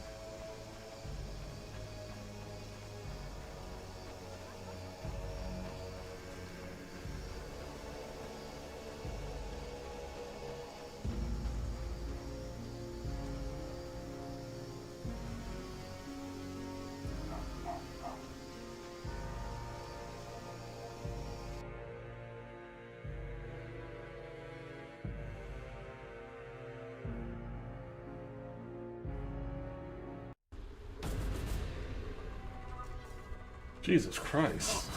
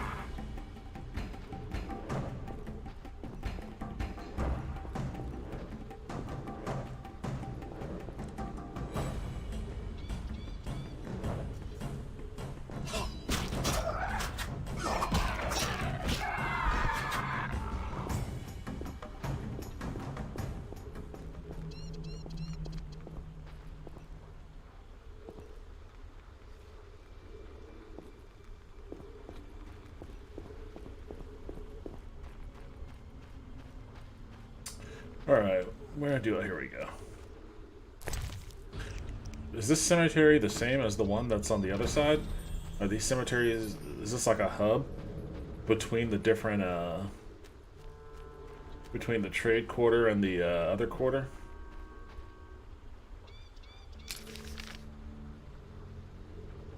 Yeah, I guess so. Temple quarter, crypt, temple quarter, trade quarter. Huh, interesting. Wait, where's the other one I need to place at? I hope it's not in the temple quarter.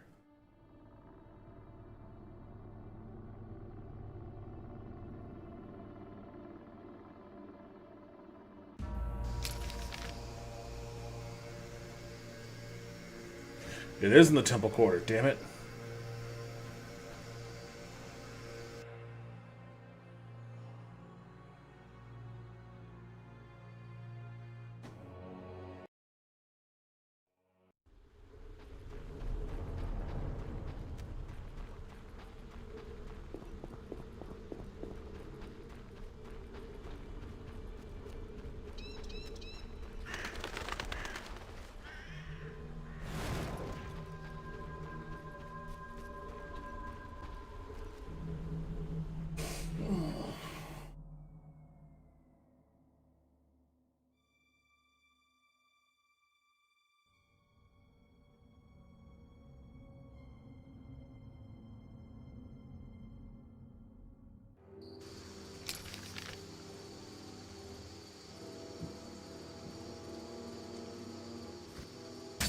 Oops.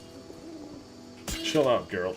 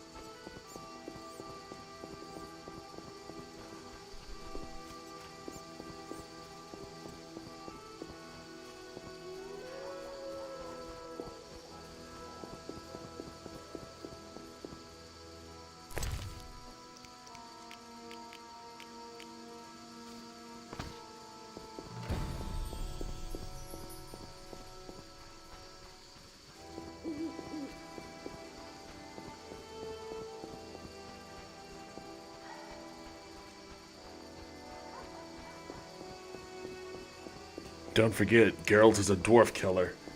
He killed a random dwarf in the alley. For no reason. It's a bigot. Geralt's a bigot.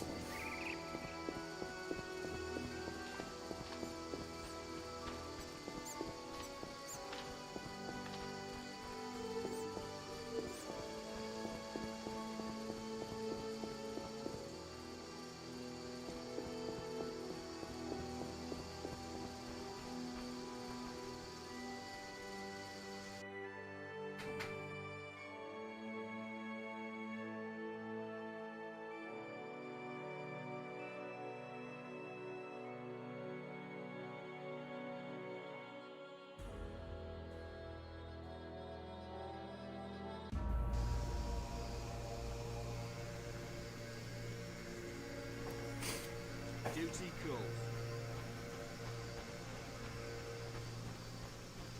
Wouldn't mind a drink?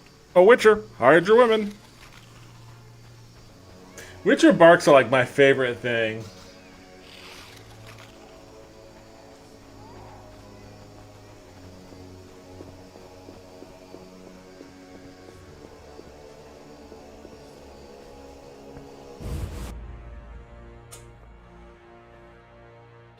Oh, damn, I crushed that water. I must have been dehydrated. Alright, Triss, where you at?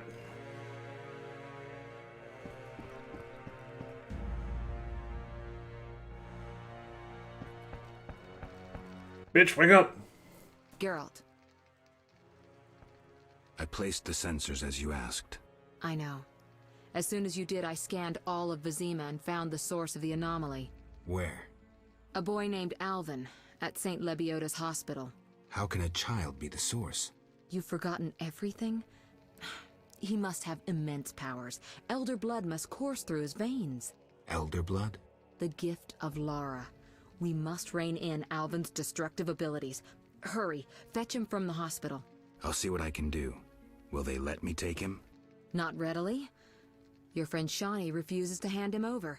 She has no idea what the entire city faces if he spins out of control. I don't know how to talk to her. She's your friend. Settle it with her. I'd be grateful. One more thing. Children of Elder blood attract creatures from the beyond. Ghosts and specters. You might find this scroll useful. Listen, I've found us some allies. Fine, but we need to make sure Alvin's no longer in danger. We'll talk later. What scroll did she give me? Duvir's extract.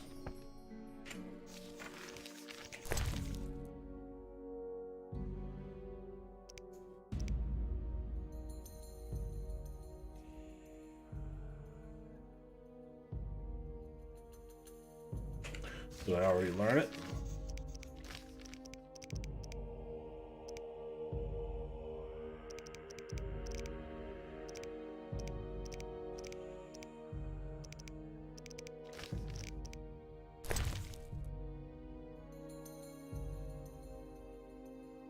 Am I just not seeing the scroll?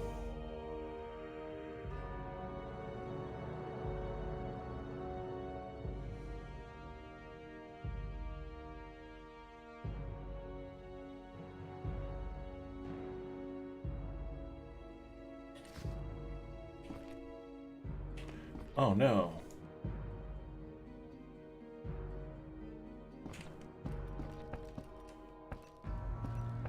How do I change this?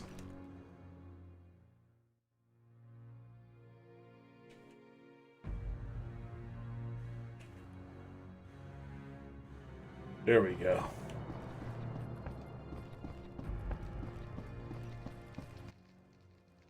Geralt. I'll see you later.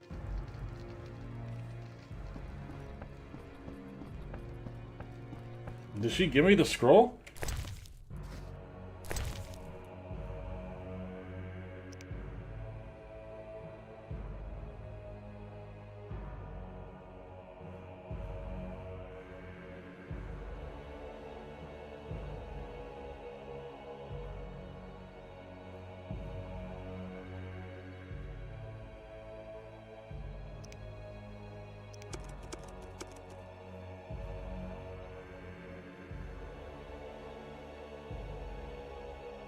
I don't think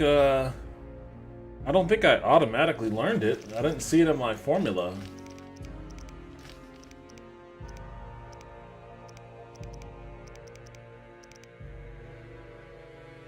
Damn, I wonder what happened.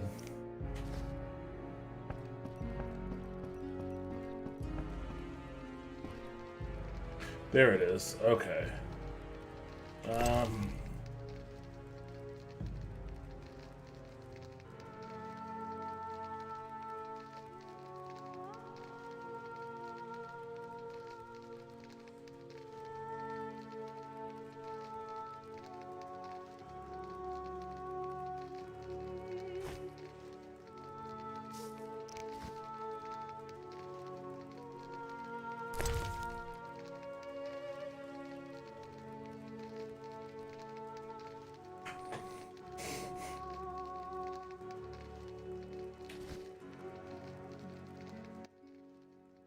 Geralt.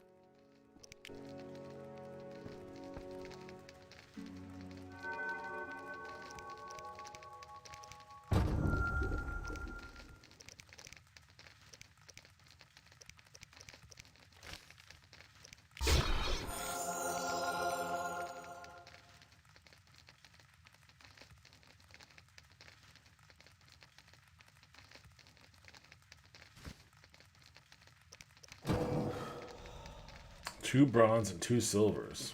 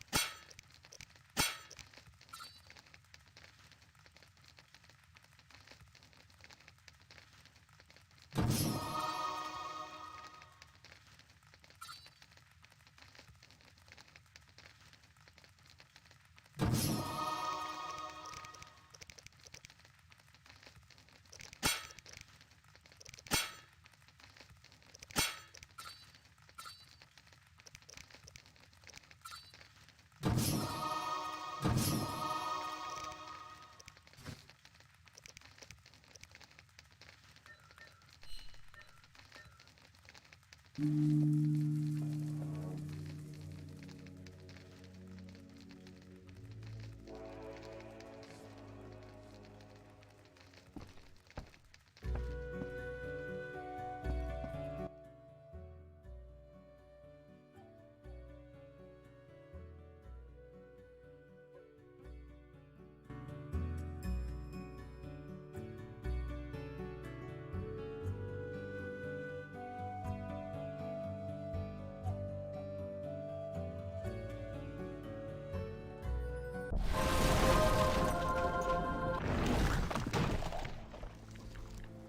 fuck was all that?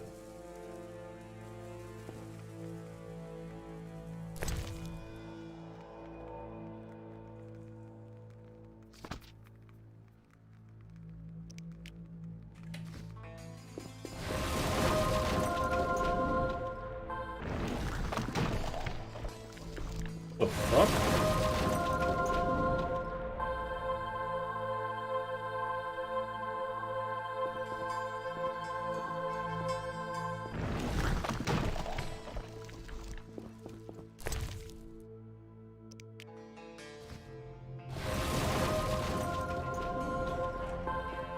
Kalkstein's lab is weird. Did I ever find that dude? Whatever happened to him?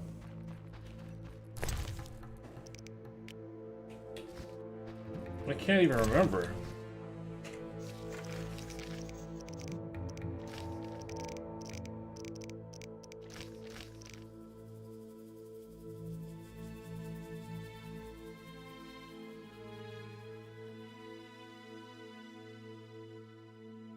I guess there was no resolution to him. Or maybe he's still in here.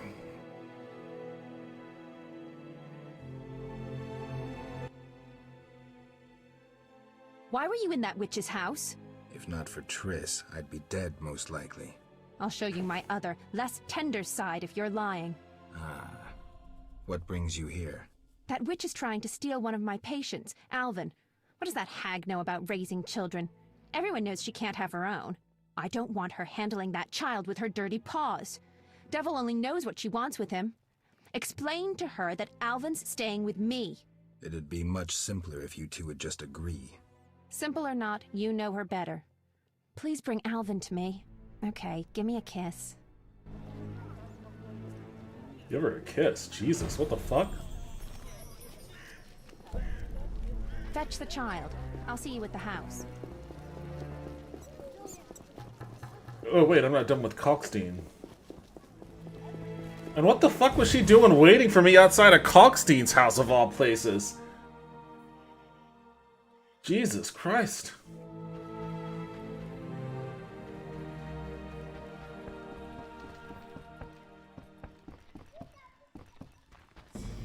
I guess he's not here anymore.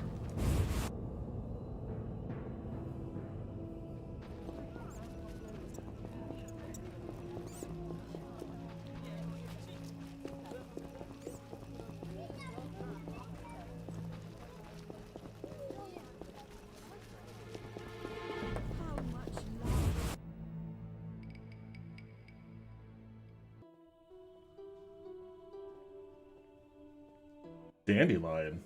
Geralt, I was looking for you. I had no idea Nurse Natala was such a wellspring of passion. You ever seen her leaning over patients? Those eyes. Dandelion. In any case, I was on my way here to entertain Natala with some scintillating conversation when I passed these two odd-looking men dragging out this kid who was hollering and crying. They called him by his name. I think it was Alpin or Albin or something. Shit, that's who I'm here for. Well, you'll be proud of me. Oblivious to any danger, I decided to help the kid and followed them. They dragged him to this house. You're right. I am impressed. Told you. You have to take me with you this time. This is true ballad material. Matter of fact, I'll lead you there. The house is in the non-human district. Follow me. Oh, Dandelion. Inserting yourself where you shouldn't be.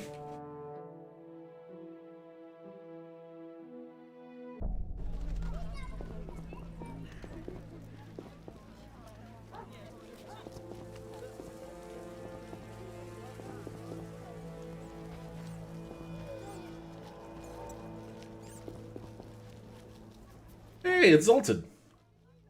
Yes? Farewell. Just wanted to say hi.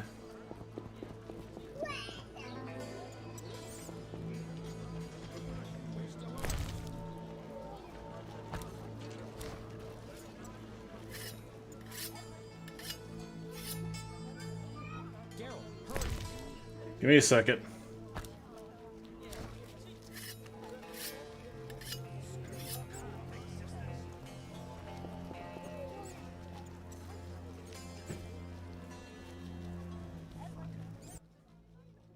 This is where they brought Alvin.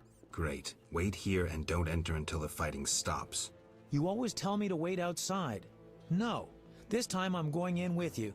I'll create a new genre. The proactive ballad. I don't want you around when I start swinging. Okay. I guess poetry requires sacrifices. He pushed. I was like, get out of here. Die, bastard!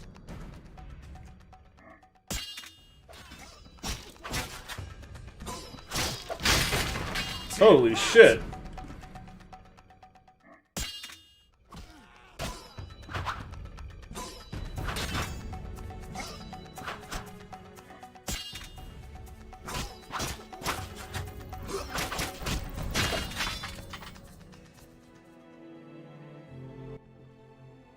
I'm glad you're here.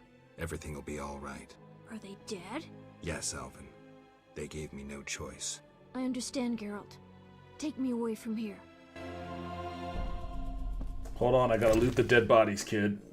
Whoa, that's a lot of blood. Geralt. And here's the boy. See? Where would you be without me? Shh. They're coming. Grab the kid and go out back. You heard them outside? Amazing. Okay, I'll take him, but where?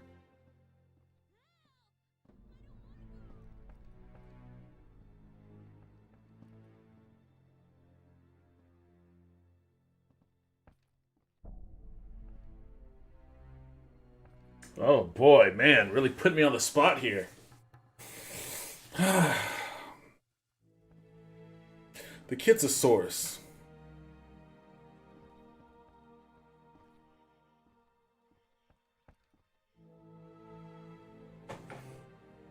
Take him to Triss. She's a sorceress. She'll protect him best. Oof. Doubt that'll make Shani happy. But it's better than angering a sorceress, I guess. Get going. Okay, I'll leave the boy with Triss.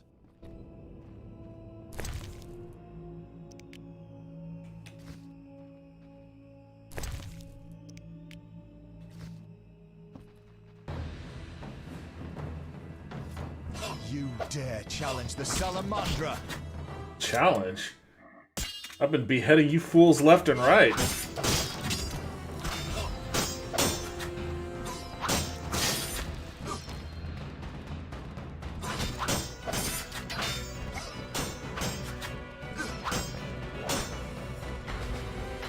Die, shit-eater!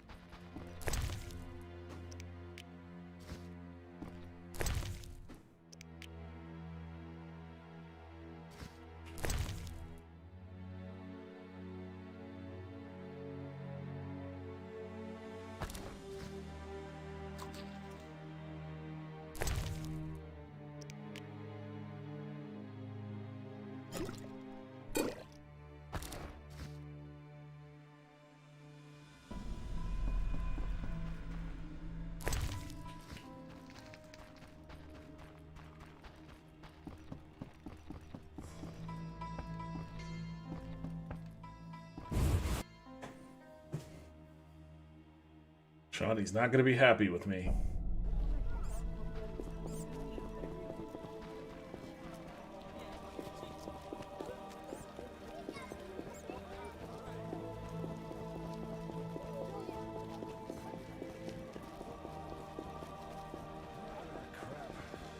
just in time.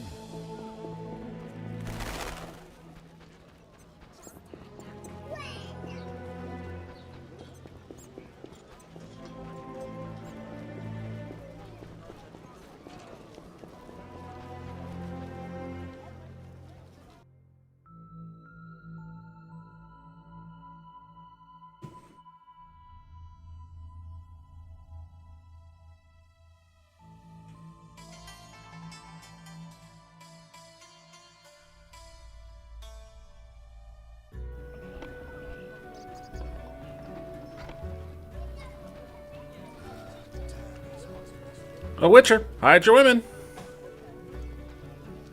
What nonsense.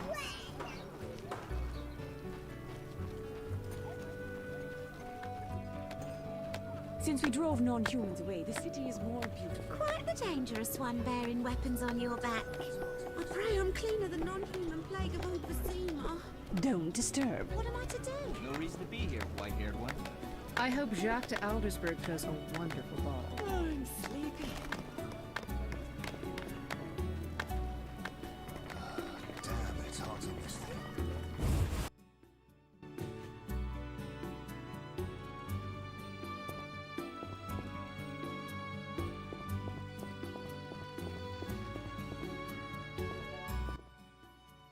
Geralt. Triss, about Alvin. Mm-hmm. Is he safe? Yes. Dandelion brought him here and explained. I knew I could count on you. Is Shani clear about this? No? Then go tell her the boy stays with me. End it. Well, if I have to. Though I'd rather face a swarm of ghouls. Geralt. I'll see you later.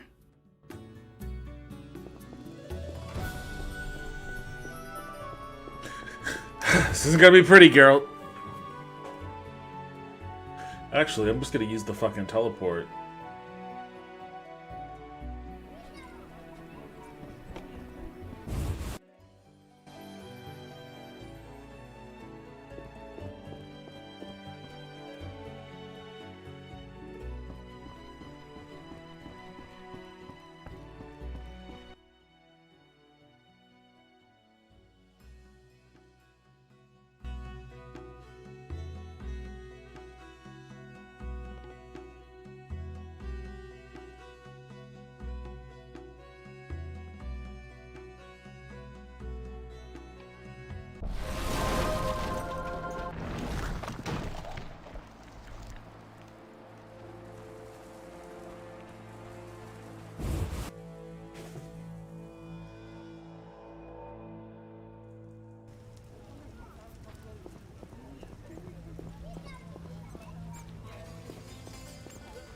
Come off it. It's not gonna be pretty.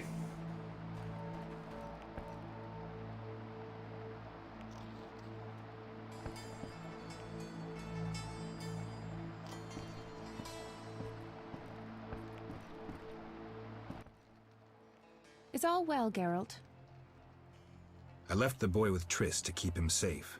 How could you? She cast a spell on you. Out of my sight. I will forget your very name. Oh, jeez. Come on, Shani. Are you kidding me?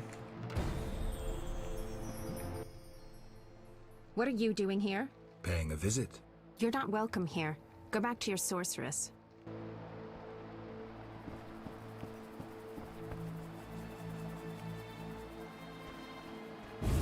That's okay, Shani. I know that, in some years' time, we will bang at a wedding. I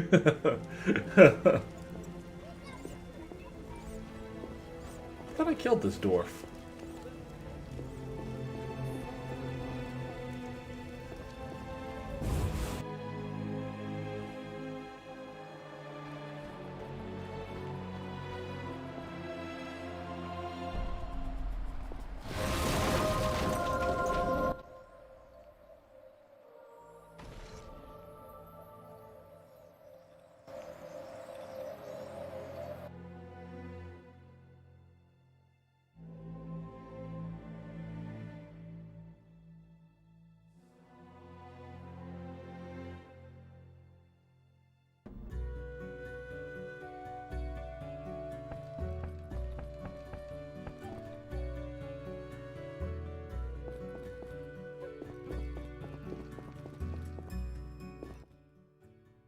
Geralt. I spoke with Shani. She understood, but didn't take it too well. I'm glad that's settled. Alvin needs someone who knows magic. Geralt, I wanted to talk to you about the future. About us. Triss. I'm not jealous. I'd just like to know where we are.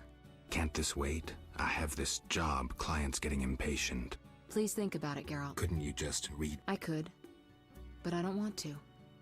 If you give me a ring, I'll treat it as a pledge.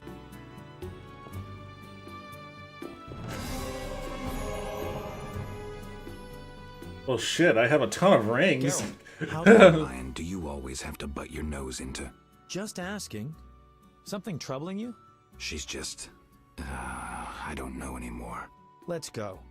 Can't talk about women on an empty stomach. But... No buts. Zoltan and I agreed to have a drink today. A mercenary dwarf and a wandering troubadour who knows all the loose women in town. Couldn't choose better advisors. Let's go. I mean, I have like a million rings. If she wants one, I'll just open my little bag. Yeah, which one do you want? Just grab one. I know that's not quite the gesture she's looking for, but you know, be more specific in your demands. Hey, Zoltan. Greetings, Zoltan Chivy! Our monster slayer looks bitter. Something happened? Nothing you need to know. Geralt is experiencing cognitive dissonance, a rather unpleasant tension that accompanies the appearance of two conflicting cognitions, be they thoughts or judgments. You're so full of shit, Dandelion. Simply put, he cannot decide. I assume the dissonance relates to... My dissonance is nothing to you. That's where you're wrong, Geralt. We're your only friends, and friends help each other. You'll see. We'll have a drink, and you'll know exactly what to do about Triss. Somehow I don't think so. Ooh, the vodka's nicely chilled. Gentlemen, cheers. Damn all dissonances.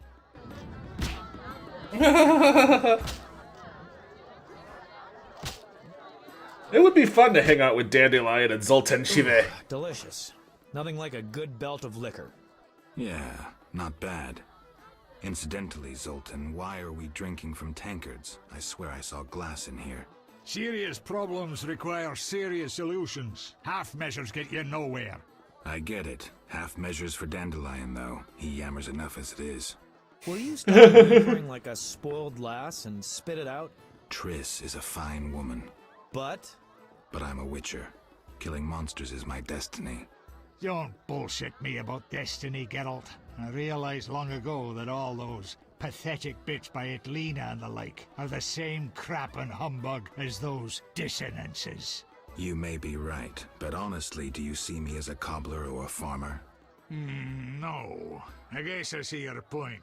Damn it, I don't get it. What's one got to do with the other? No one said you'd have to stop slaying monsters, right? She didn't say either way. Let me explain, Dandelion. Just because a woman doesn't say it, doesn't mean she doesn't want it. In fact, they often say they want something when they really want the opposite. These are bros. To that. Bros broing out. Drink. getting tanked. Ranting about women's. Oof. Strong enough to make you cry. I'll tell you what's up with dames. You can theorize all you These want, dames. but you'll never figure out what's going on inside their heads. There's just no understanding women. Highly original, Dandelion. Sneer away, but you won't put me off. The problem is you don't know what you want. And you don't know what you're talking about. I've never had a family, but I am a poet. I know something about people. Tell me this. Do you want a family or not? Oh, Dandelion, it's not that simple. Answer the question. You know what I mean. If it weren't for this mess, Scoia'tael, the Order, Salamandra...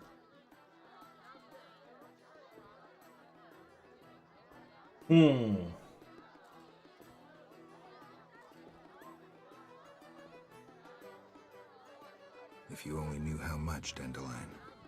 Right. The family is the fundamental unit of society. Screw it all. I've got the hiccups. That's not exactly what I was thinking of. I just want to settle down. I've heard that tone before. Let's have another drink. I can't throw these damned hiccups.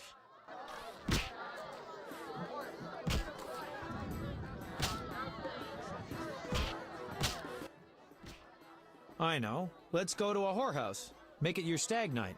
Dandelion, we were talking about relationships and... Besides, they won't let me in. I'm a filthy non-human. Only the weight of your purse counts at the house of the night. Besides, the madam owes me a favor. Come on, Geralt. Live a little.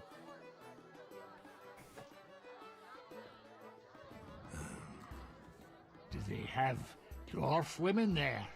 Sure they do. It's the best whorehouse in Temeria. So, Geralt, you coming? I'm telling you. It's a bad idea, Geralt. It's a bad idea. Thinking clearly. All right. Let's go. One for the road. Oh god, Zoltan, we can barely stand as it is. Oh no. Oh no.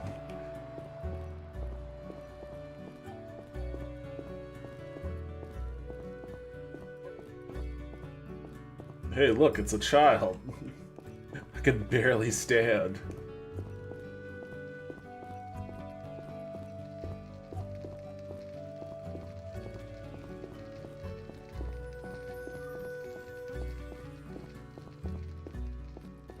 Well, I guess she's not here.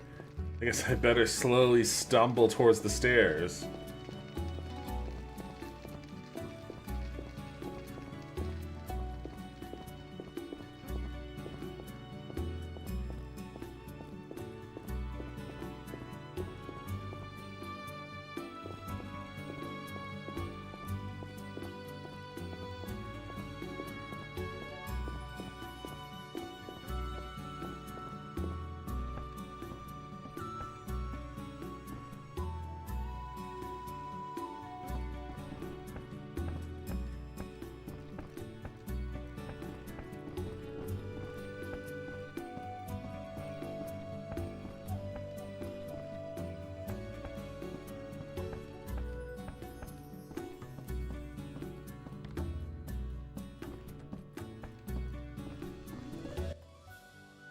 Geralt, you reek, and have woken all the neighbors. What kind of role model are you?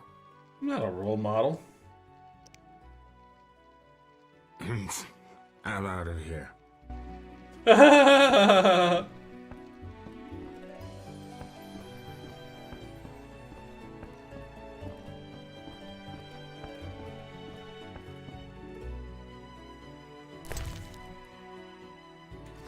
Why is he pointing?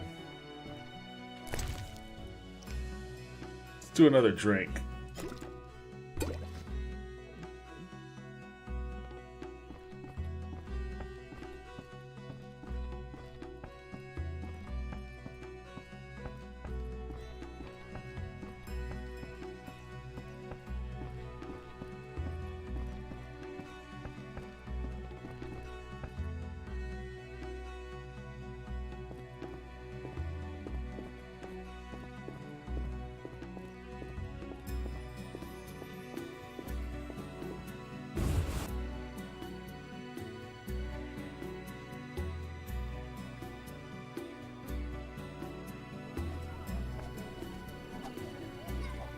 The neighborhood has lost charm since they let the rabble in.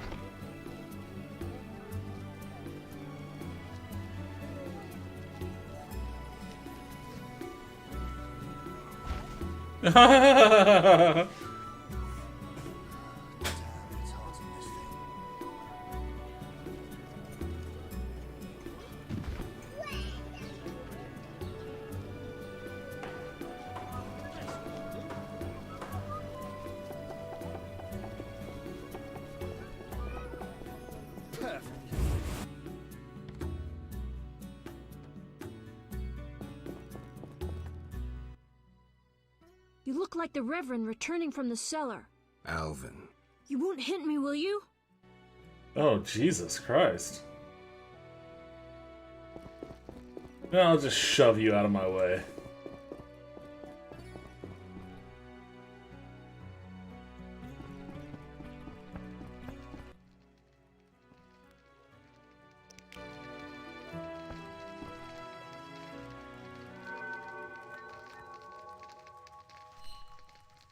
Drunken meditation. Is that even possible?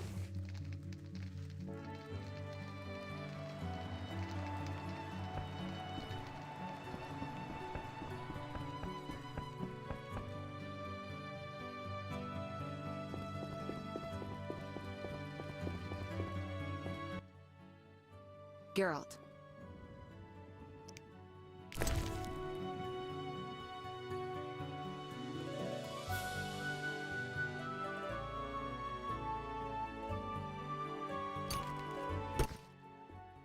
It's a beautiful ring.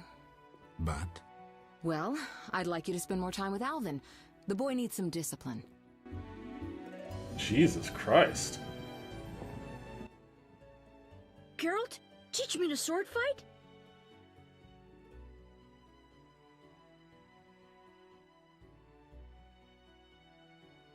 Later, Alvin. But you know who can't find out. I shove him out the way. Well, what am I supposed to do now, huh?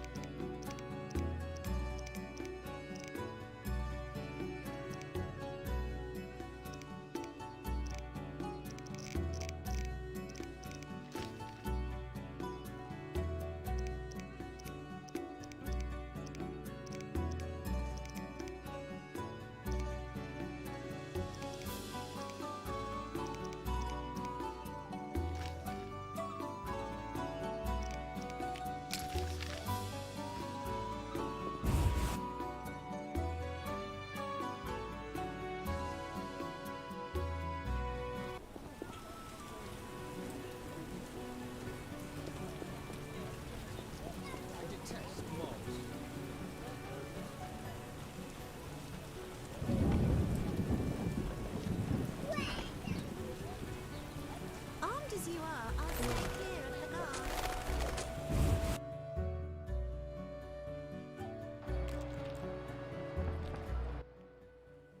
What is... Farewell.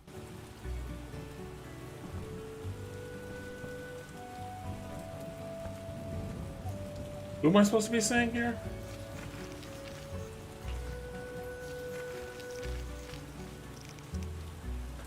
Velerad. Who the fuck is Velerad? Why is it leading me here if he's not here?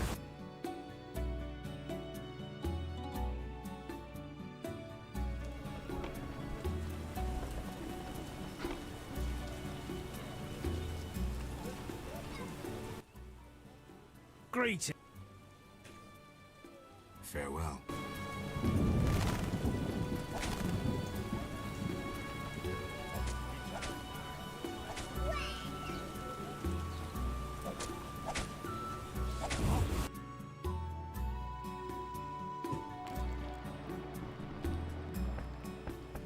Maybe he's downstairs.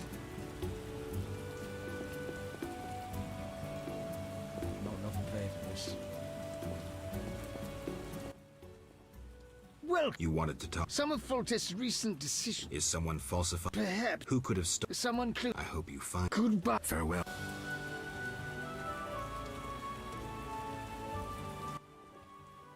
They've taken. I'm here about Which one? the Gravier. I'll pay. I'll return. Sit. Damn it.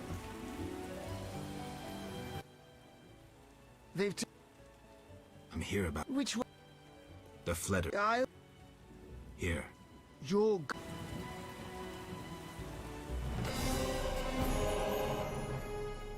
Lately. I'm here about the Which one? the Ghoul. Bring 12. There you are. Your.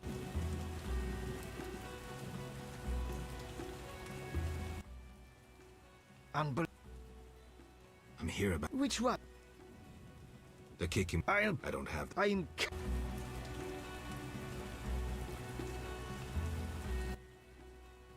They've taken. Really, Geralt? Take care. He's got a lot of work, dude.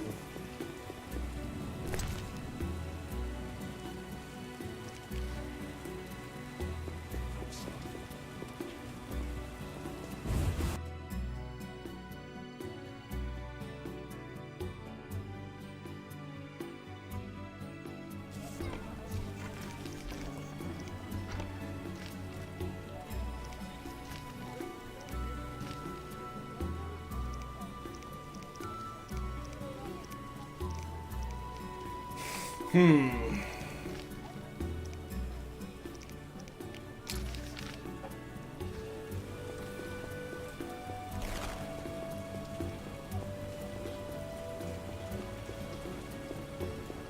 witcher, hide your women. That son of a bitch. Hey, he's running away from me because he knows. He's like, ah, he heard me. And now he doesn't want to talk to me. I heard you, motherfucker. Storms come in. I wonder if I could pop him. I wonder if I could pop him. What a downfall. It's not letting me draw my sword.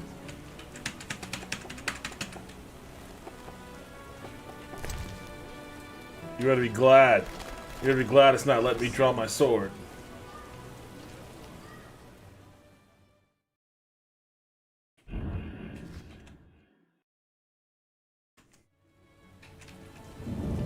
Those swords just for show.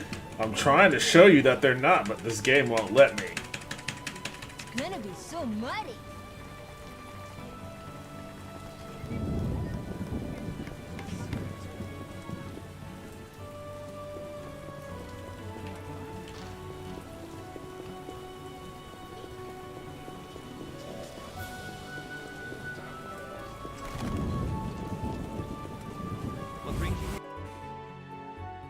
Geralt's bloodlust was temporarily abated. Sure you're not...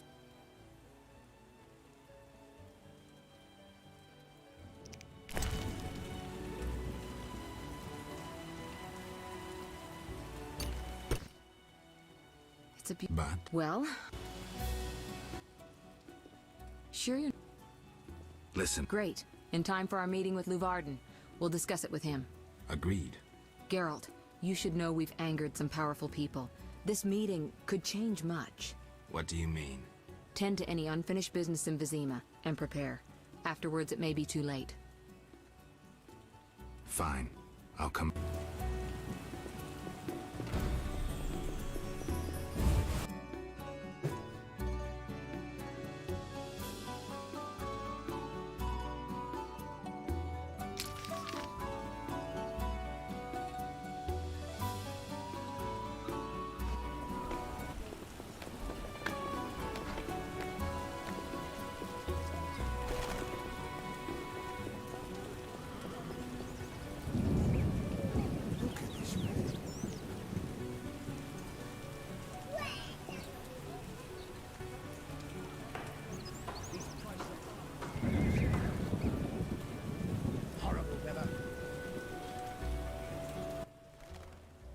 Finally.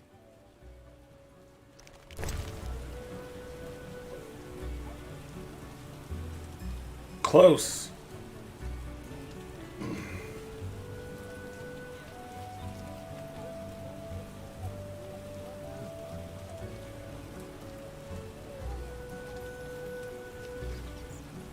I just need to find the fucking other merchants. Where are they all run off to? What brings you here?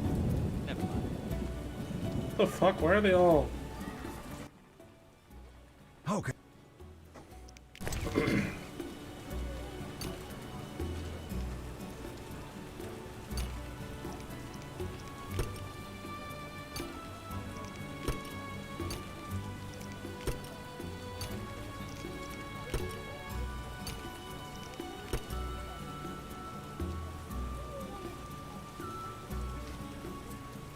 What a downfall.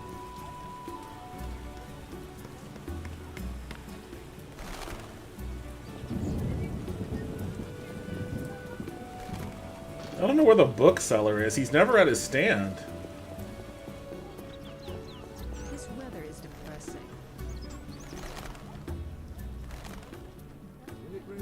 Another century. How much? Did I hear correctly? Watch what you say. Her ladyship was just leaving. A good.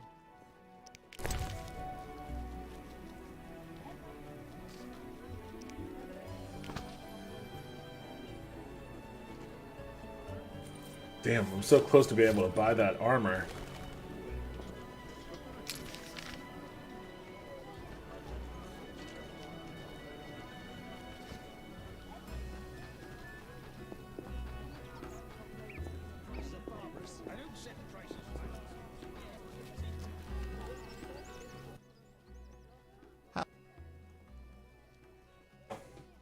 I'd like my sword. Before I have...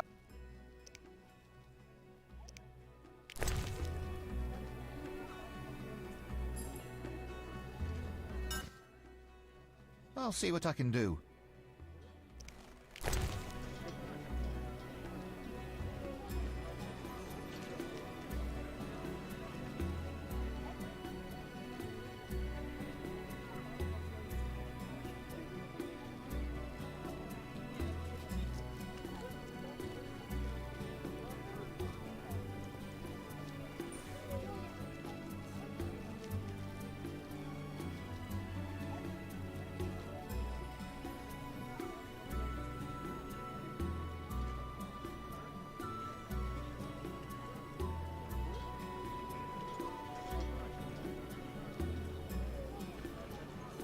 Well, getting this is gonna set me back on my armor, but fuck it.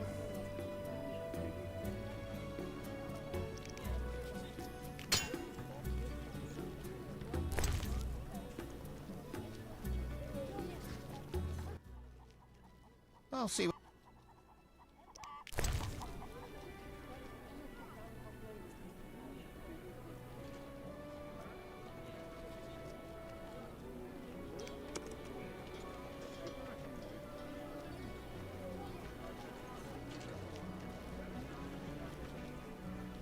Oh, I guess the sword was, he made it with the meteorites. I thought he just had it for sale. But no, I guess he took the meteorite. Okay, cool. Cool, very cool.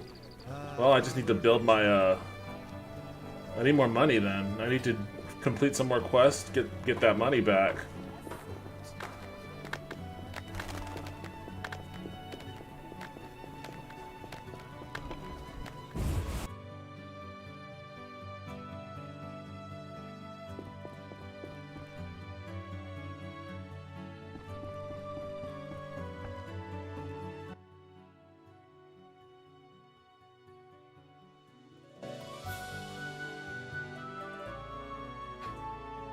Fuck.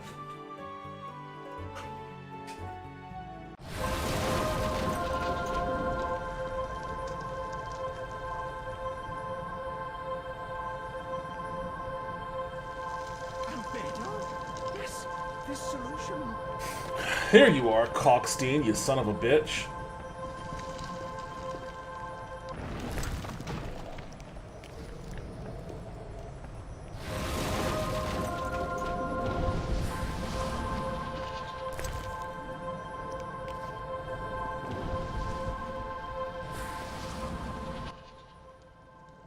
What are you doing in this tower? Finally! I've waited so long! Kalkstein. The greatest discovery of my life! Know that you fully earned your reward.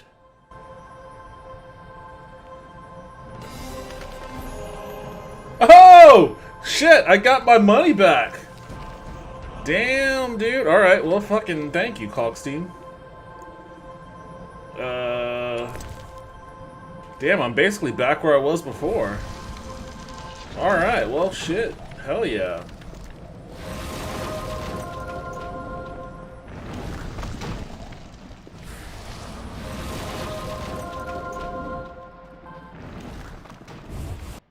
I need to go back into these swamps, though. I need to get some fool's parsley.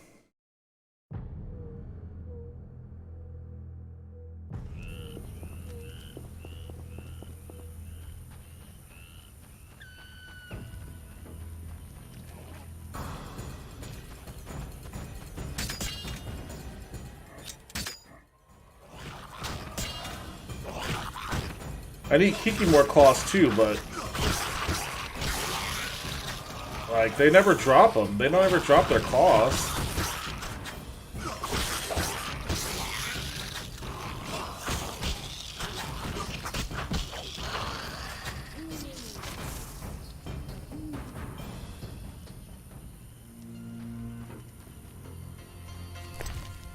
See, they only drop their trachea.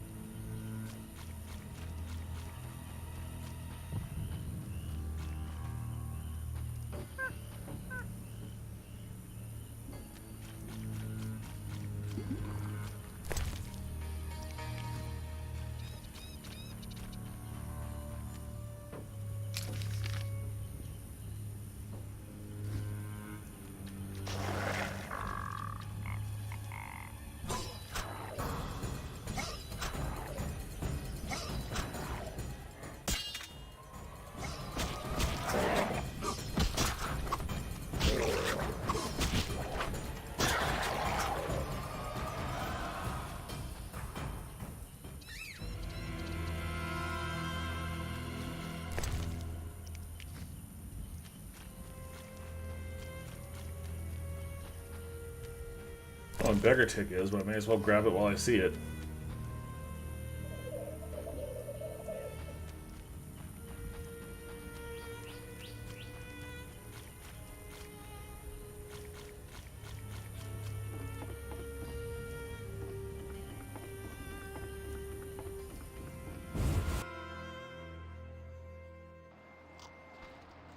Oh, it's Gramps. What do you want? Just looking around. If you must. Gnawed human bones? Brains? I'm gonna puke. There you getting old, Gramps.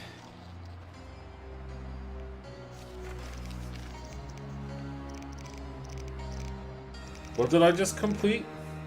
Something about a cannibal?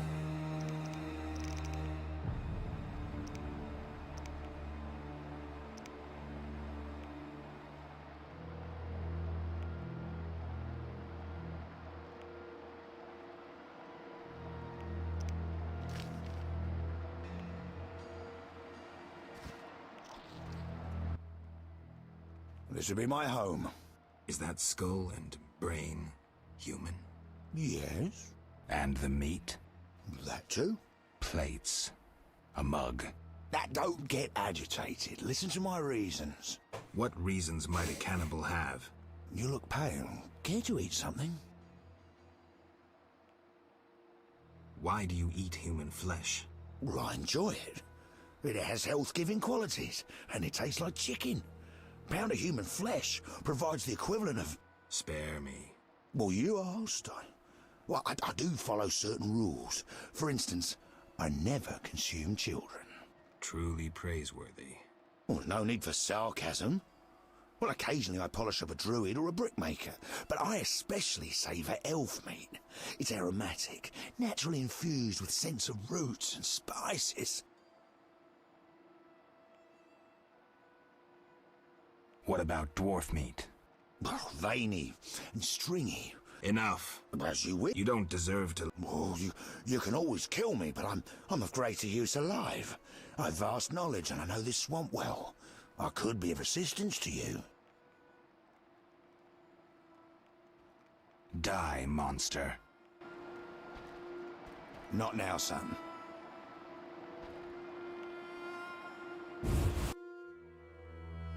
Where is he going?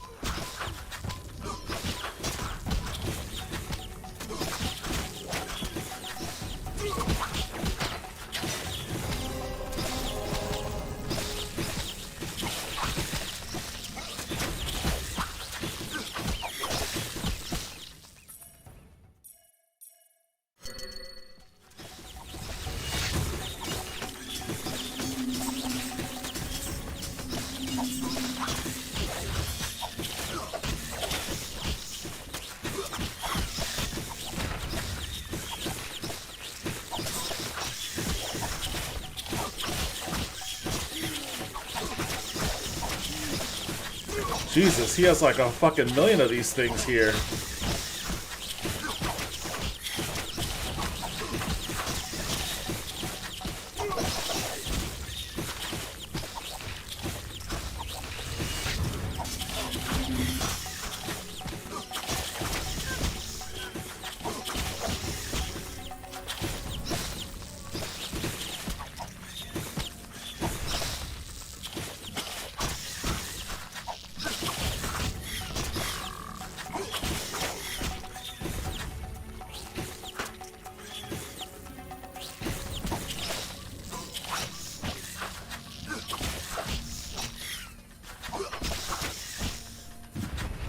Damn, that was a lot.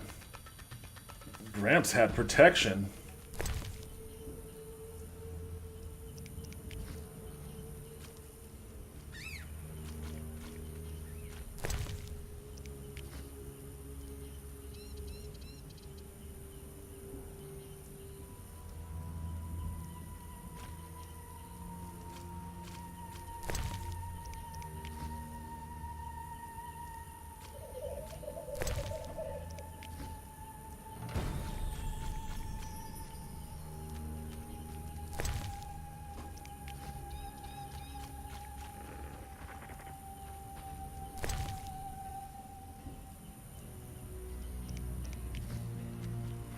You want to take a potion from a fucking cannibal? Who knows what's in that shit?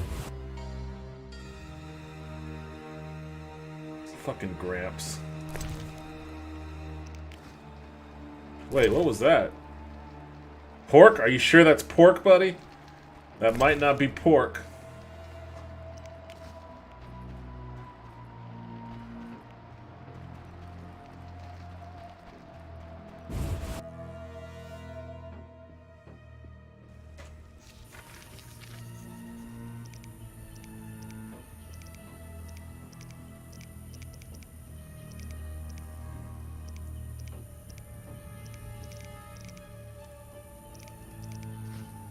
I still need to find Fool's Parsley.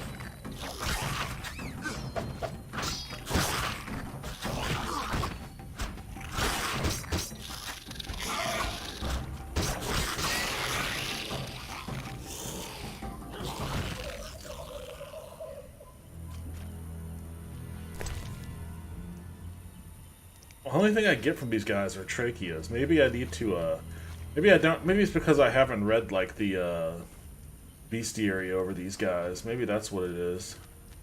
I gotta go back to that bookseller and see if he's got a book on swamp monsters. Or swamp bugs, rather.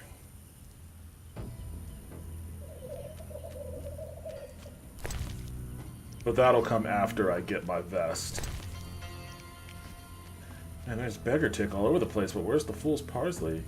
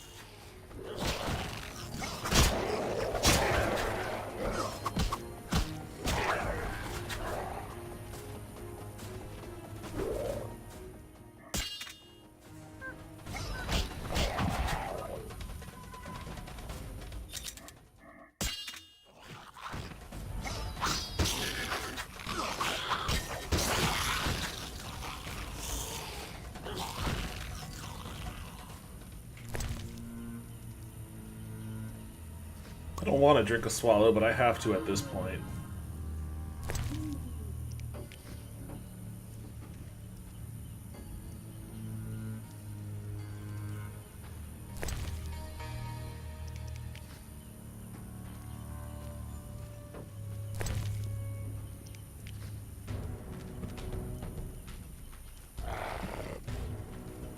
The fuck? A wolf? What the fuck are you doing over here?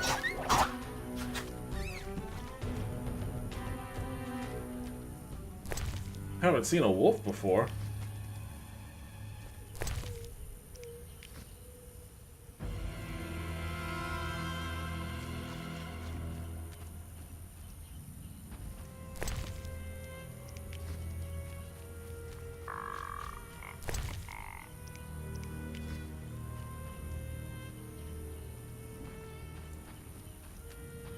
I do need white myrtle. I think that... Jesus, what the fuck?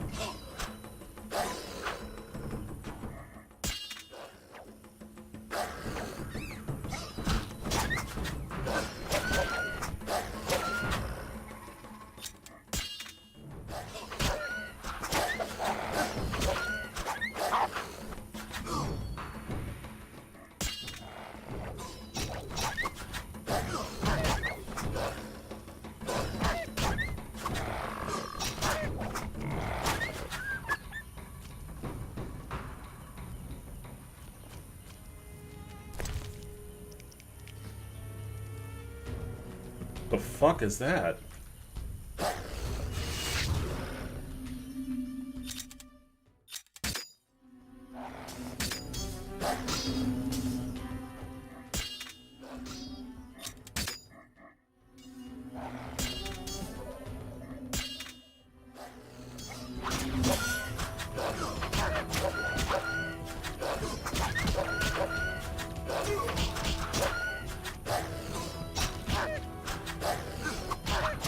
Where was this giant-ass wolf before?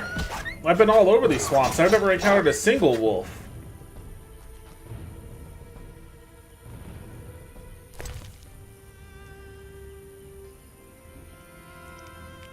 Damn. Alright, I'm just knocking all sorts of shit out while I'm here in the fucking swamps.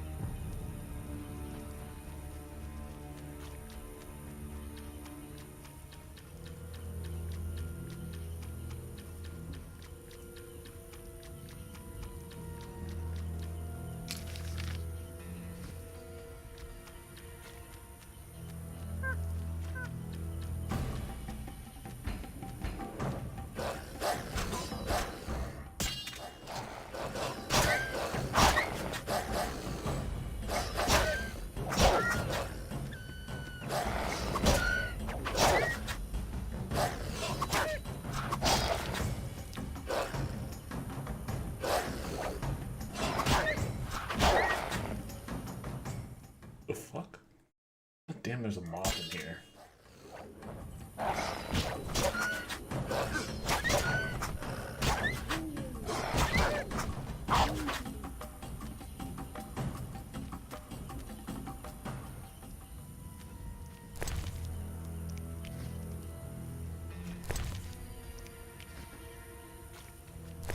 don't know why I'm collecting all this shit. I guess it's better to have it around than not. I know that dwarf collects teeth, but, another one? There it is. I know that dwarf collects teeth. I don't think I've given him any wolf teeth yet. I don't know if he wants wolf teeth.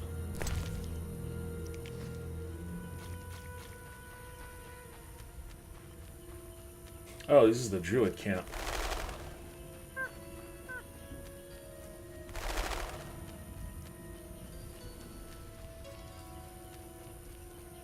Oh, these wolves are chill. Hey, if you guys know where I could find some fool's parsley? I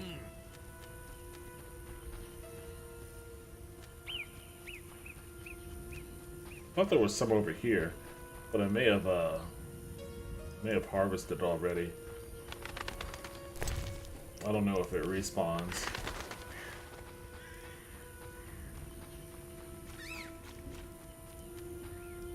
There's a ton of white myrtle, that's for sure.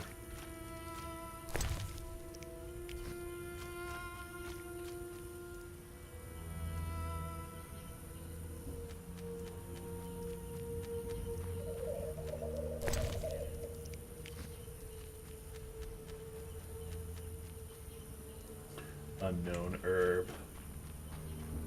Well, I picked fool's parsley before, so it shouldn't be showing up as unknown herb.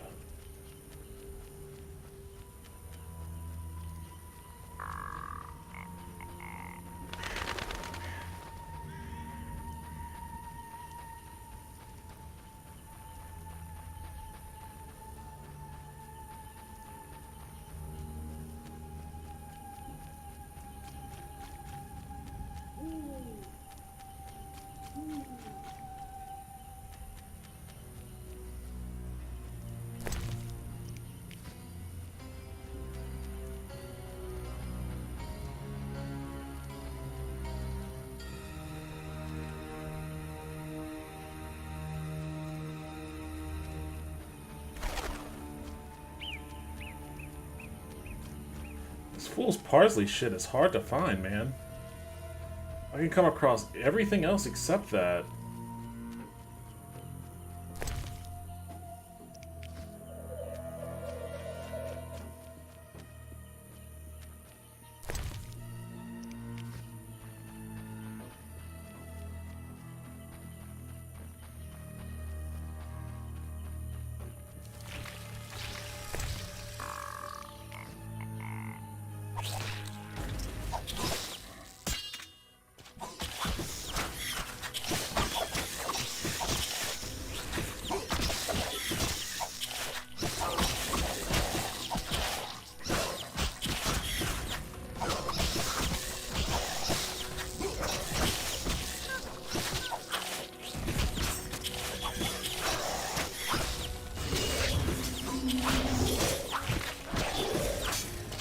What the fuck? Another one popped up?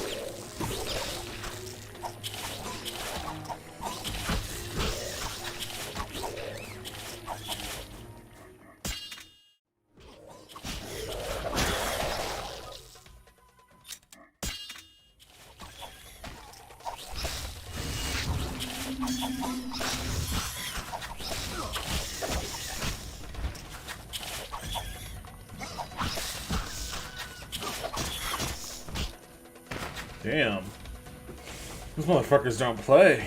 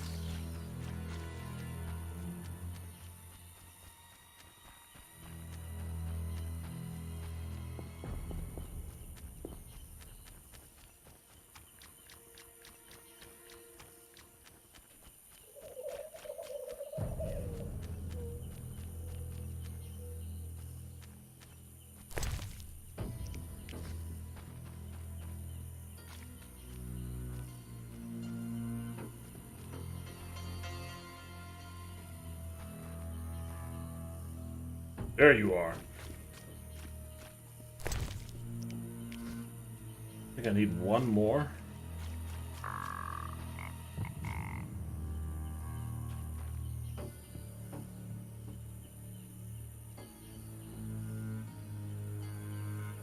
White myrtle. I'll get that too.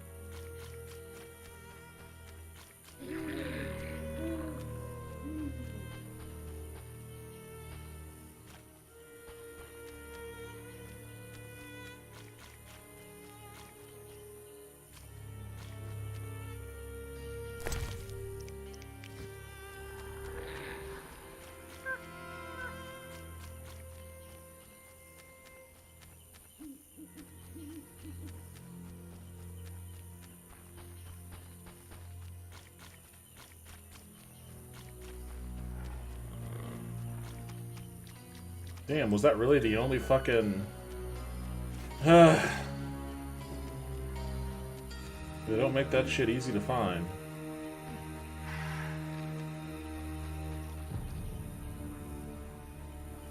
I too praise the Lords. I wonder if Vasco will just sell it.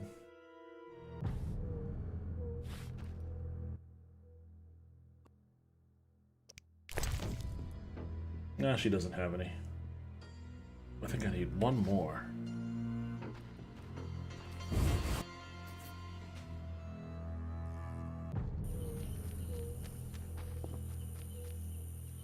Dow. I bet that dow. Can I put that down? Can I put that down?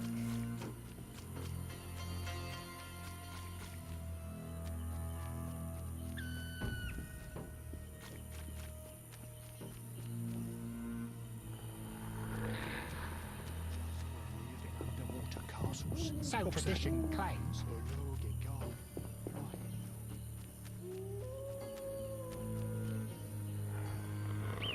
There you are. The fuck?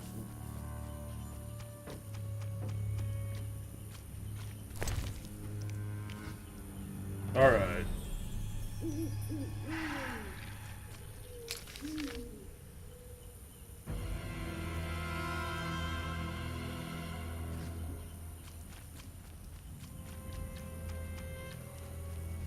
Now I can bolt from these swamps, I think.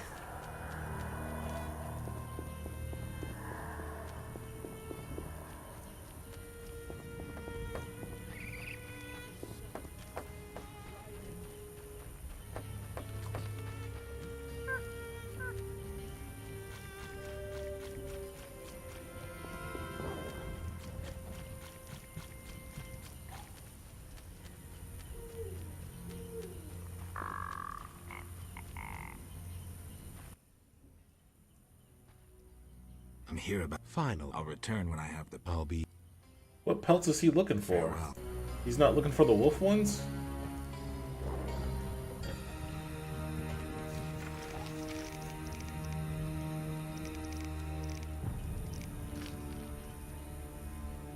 He needs 10 of them.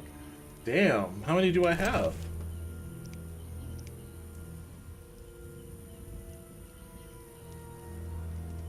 Where are they even? I don't even see them in here.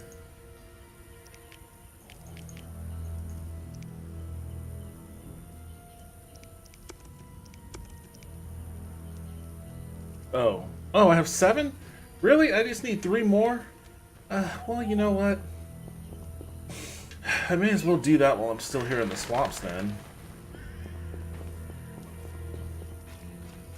Where are those damn wolves at? They were by the den. They were by the, oh, not the den. They were by the fucking druid joint. Way the fuck over there.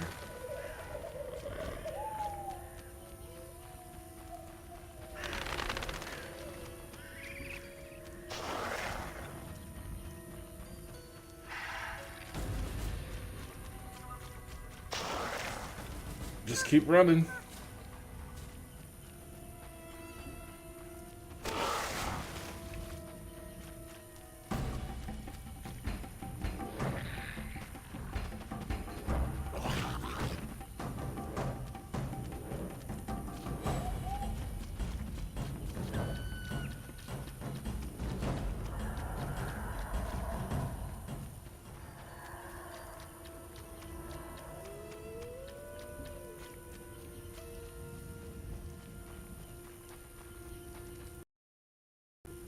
What the fuck is going on?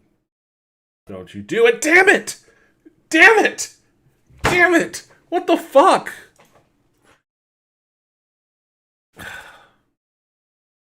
Oh my god, when did it last save? Oh my god, when did it last save? I hope it saved when I got that last fool's parsley.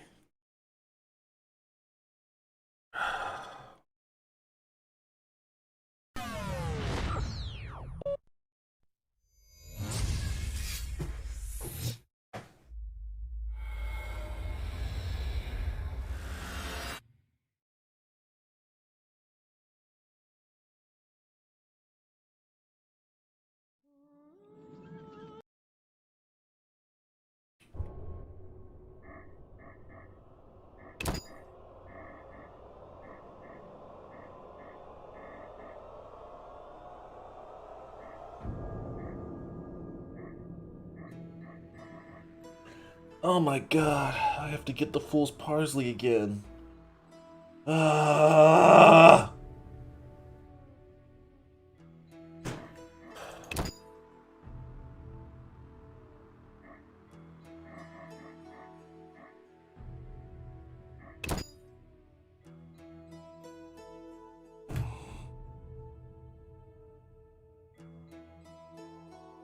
I have to get the fool's parsley again. I have to kill those fucking wolves again.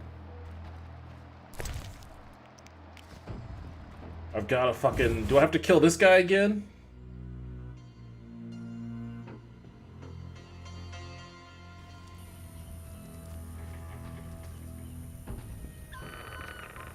God damn it, this fucking sucks. Oh my god. CD Projekt Red, make a game that doesn't fucking crash, man. I don't even know. What am I doing? What am I looking at here? Where am I at?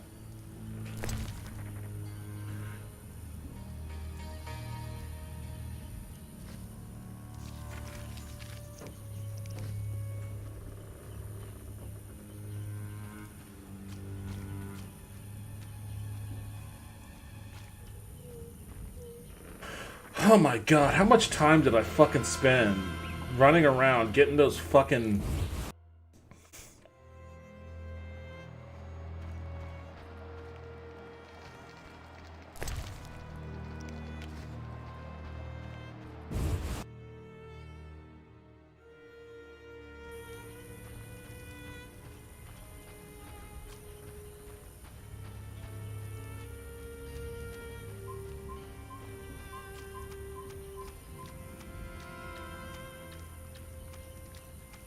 I don't even know which direction to head in.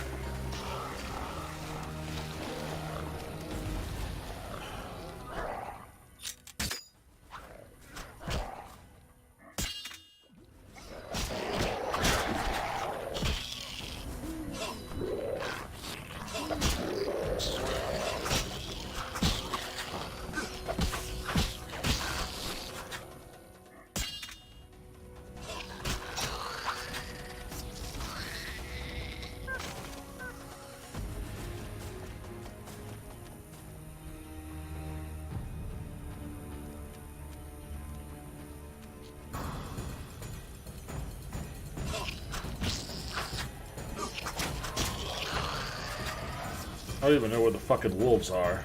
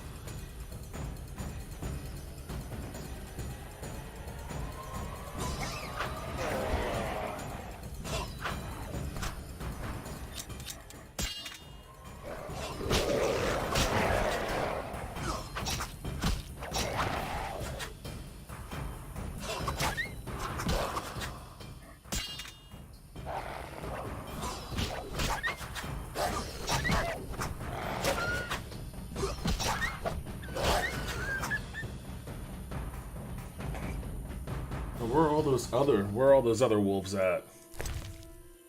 God damn it, I'm so fucking annoyed.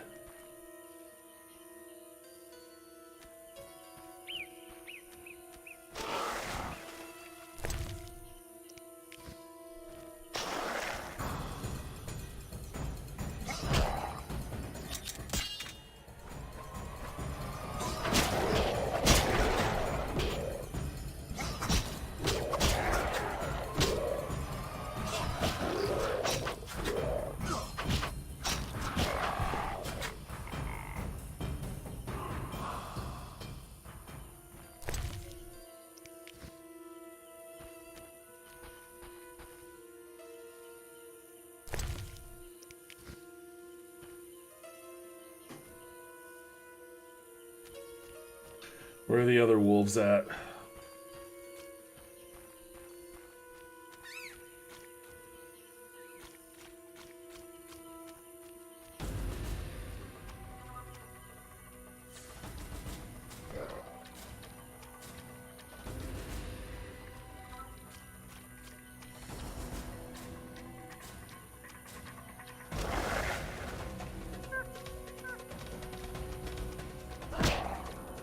It's weird, wolves don't usually hang out in swamps.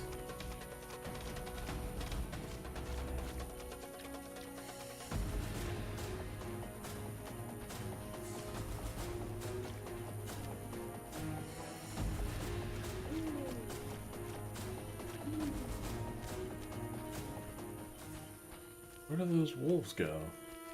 Oh, there's a lot more of them.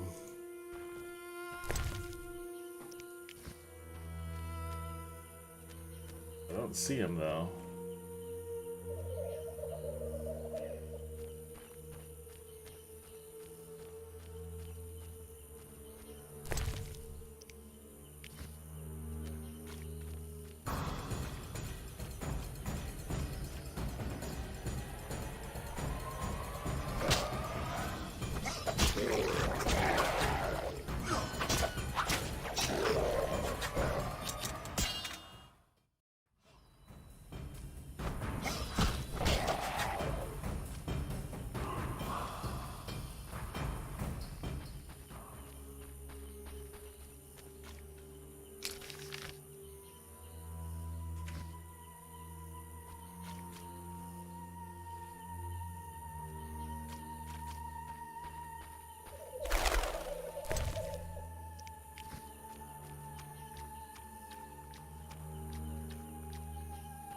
I think that's one. Yeah.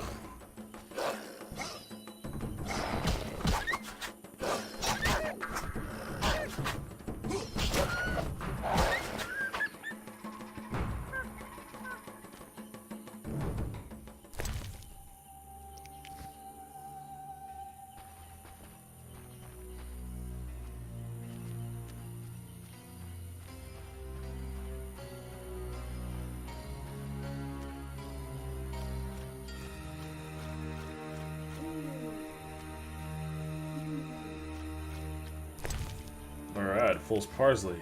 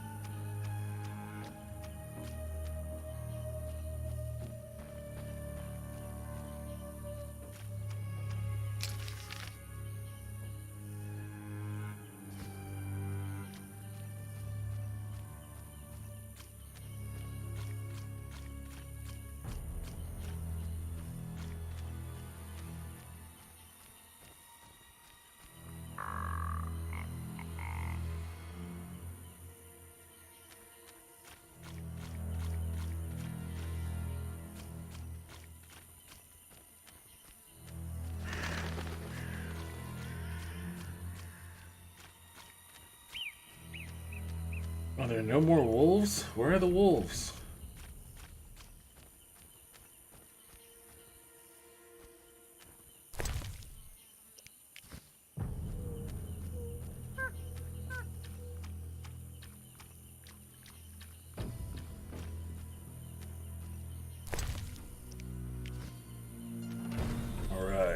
Save, save, save.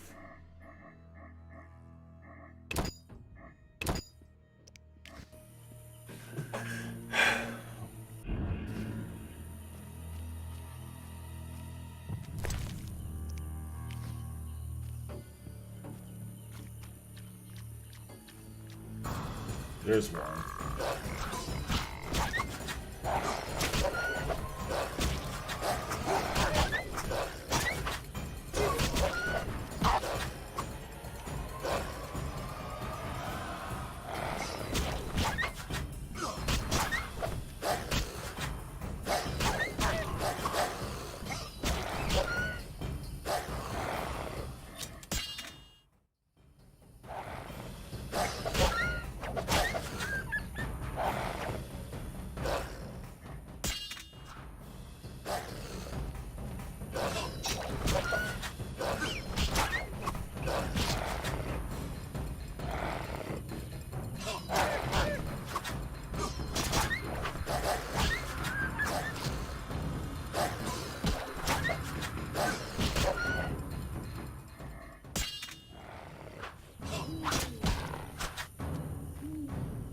Yes, that was a good little run of wolves there.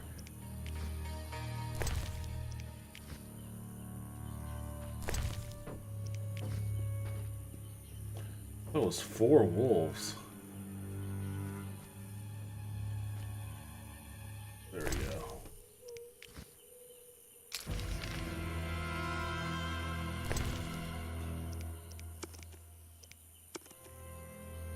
Seven. Back to where I was before.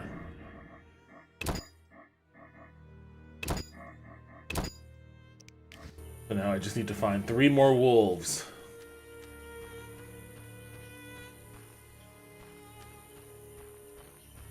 There's one.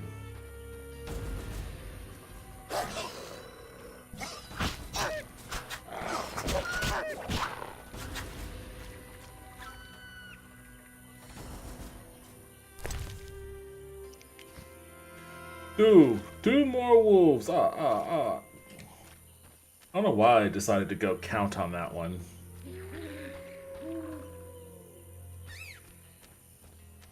Oh, there they are.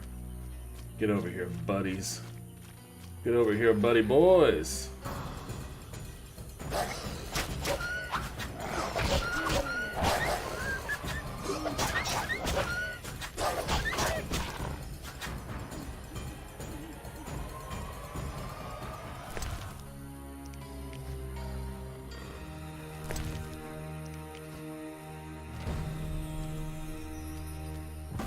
Let me just get you for good measure.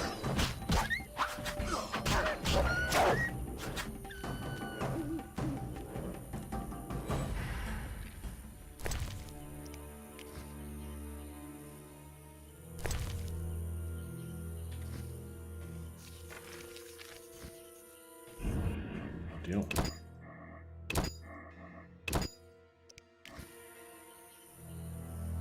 Okay. Now I can go.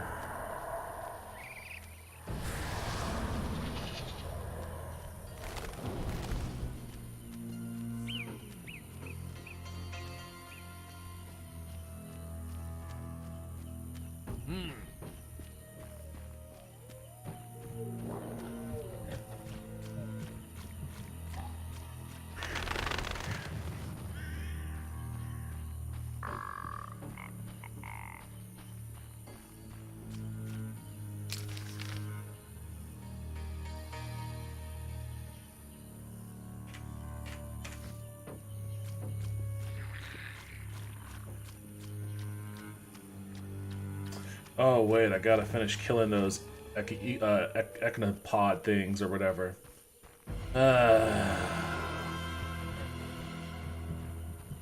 Where were those guys at?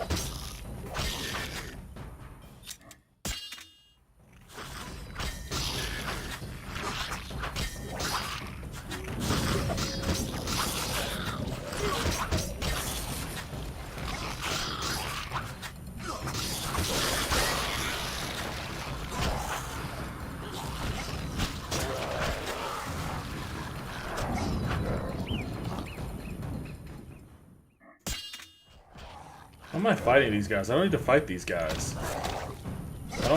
They're not gonna get me anything.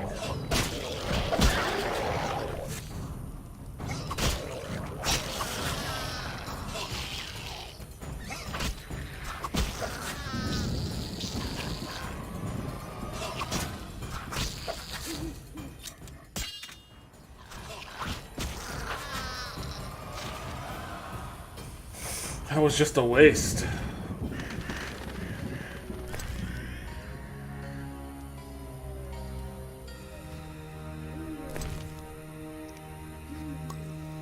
Damn it, I gotta make some more swallow.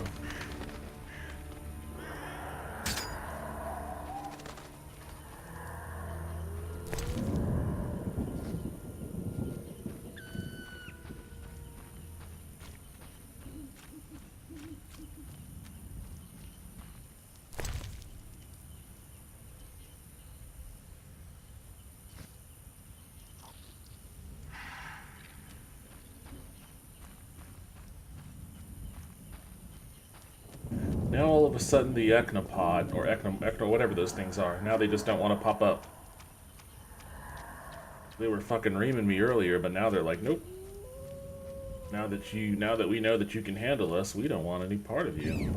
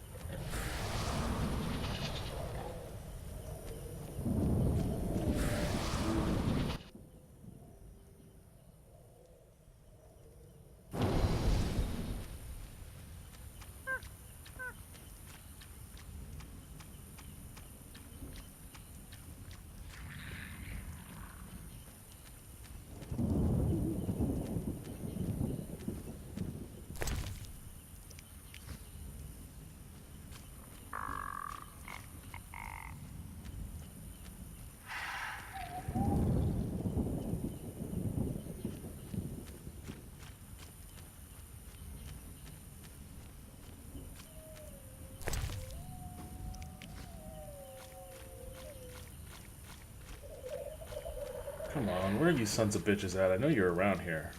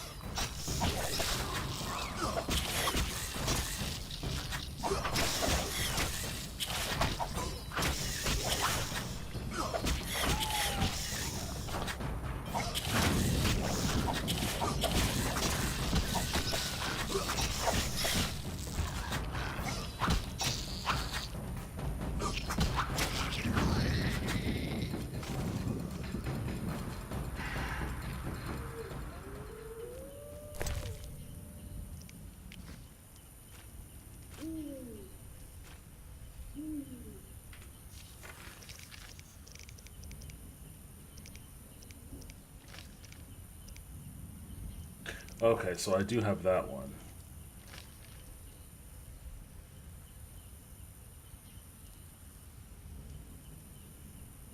Archospore juice, huh?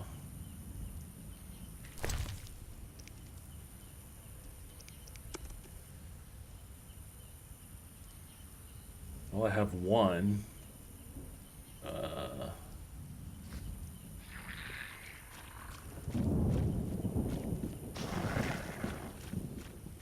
I don't care about the drowners. Come on, Archospores, where are you at? Used to be that you couldn't get enough of me. Now you guys are all hiding from me.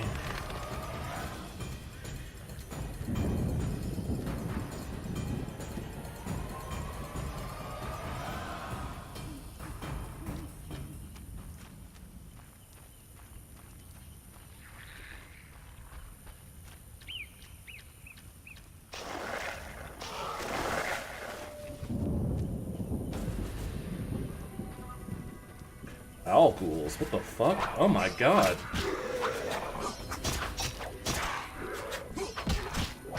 The fuck is with all the owl? Oh my god. Alright, this is gonna be interesting.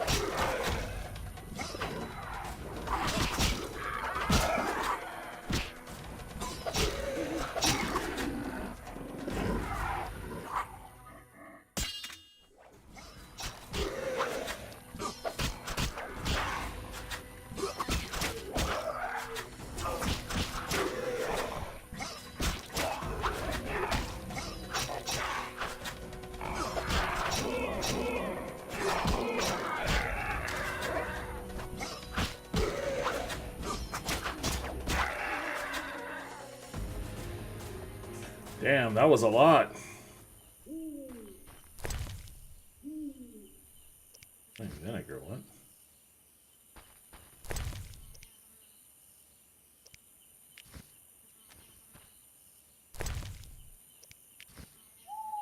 I know there's something I should be getting from these graviers or whatever.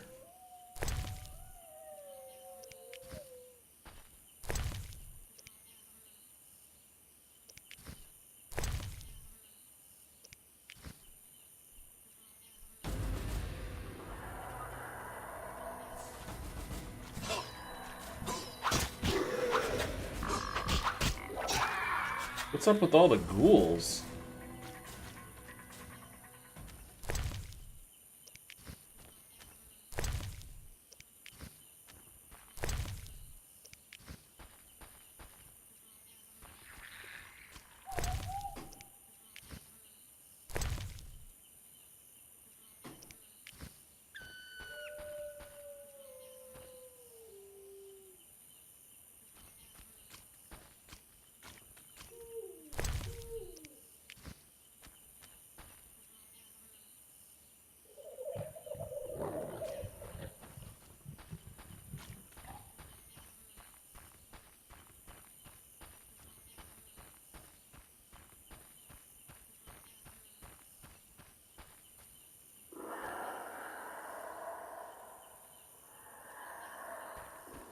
Maybe I'll go back to the campsite and just chill.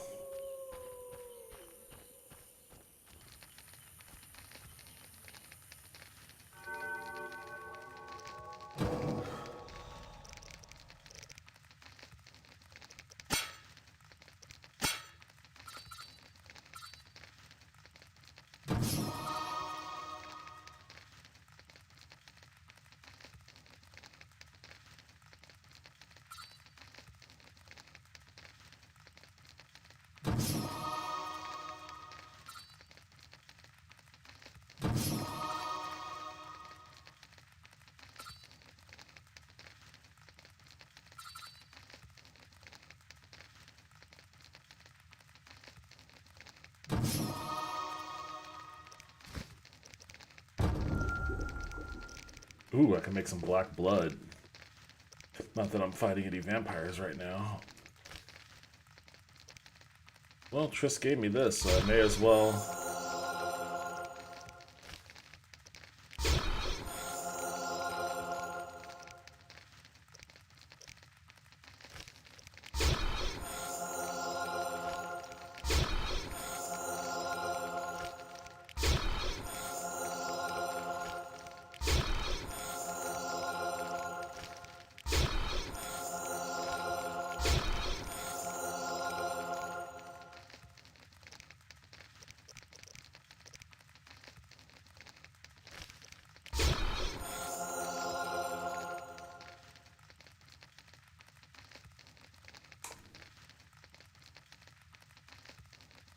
Hold on a second, guys.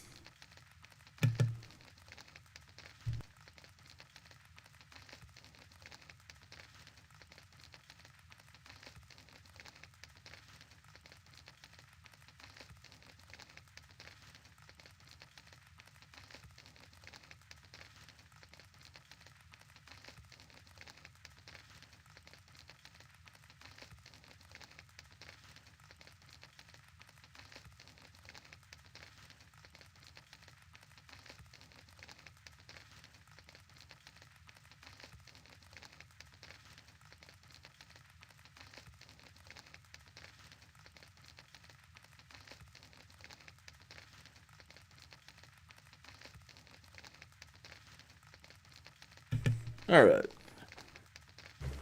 Just heard some voices in the living room, had to confirm. Alright, what am I doing?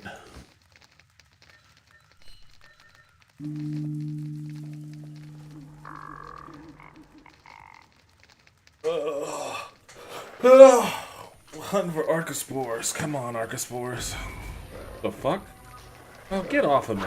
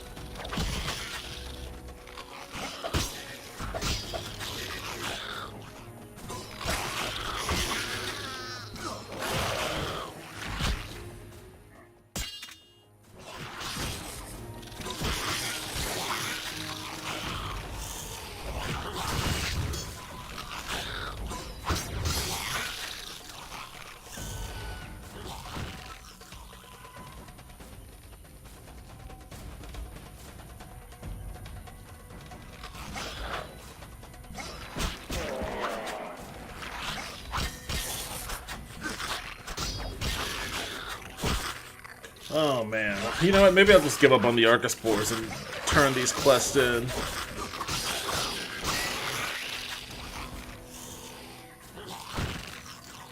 You know, Geralt, it was actually very polite of them to wait for you to wake up before they attacked you.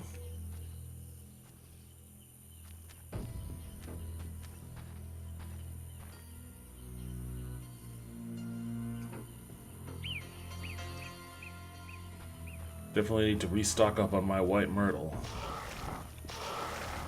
Come on, guys, leave me alone. You guys aren't fucking... You guys aren't worth anything to me.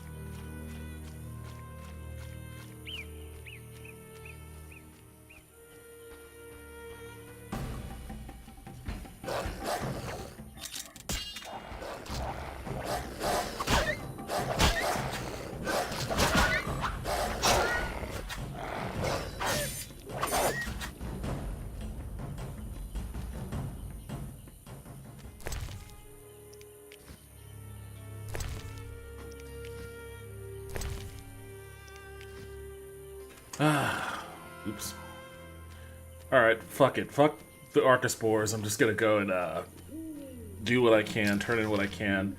I was hoping to regain all the shit that I lost from the crash, but... what a pain in the ass. I'm so disgruntled about that.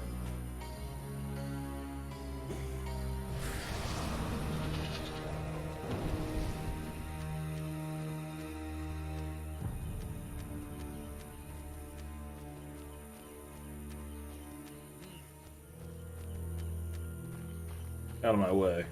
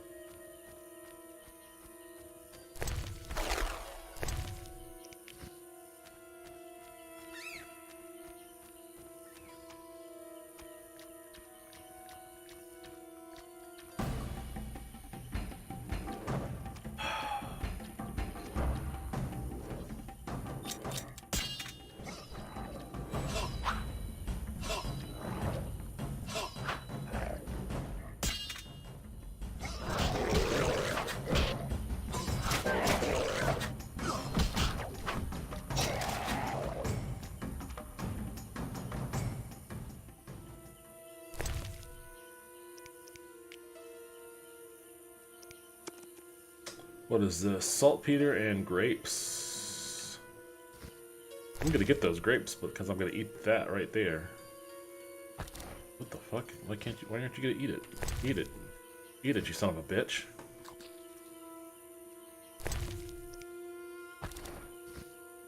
Just because I want some grapes.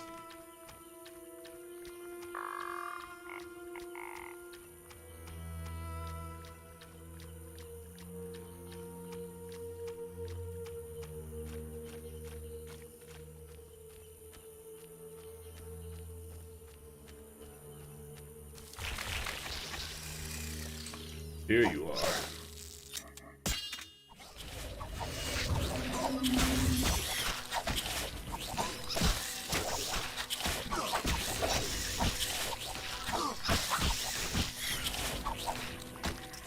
Oops.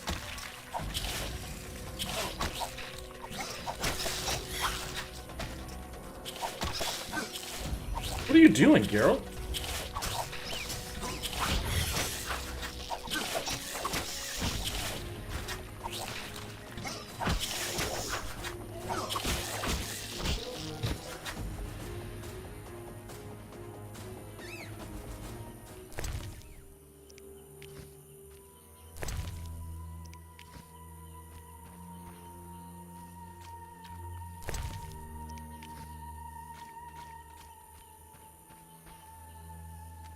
Man, they are really loud out there. It's a real mook party going on in the living room.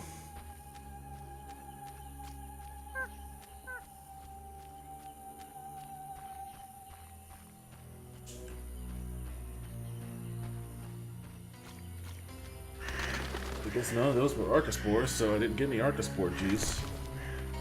How am I gonna get Archospore juice? Oh shit.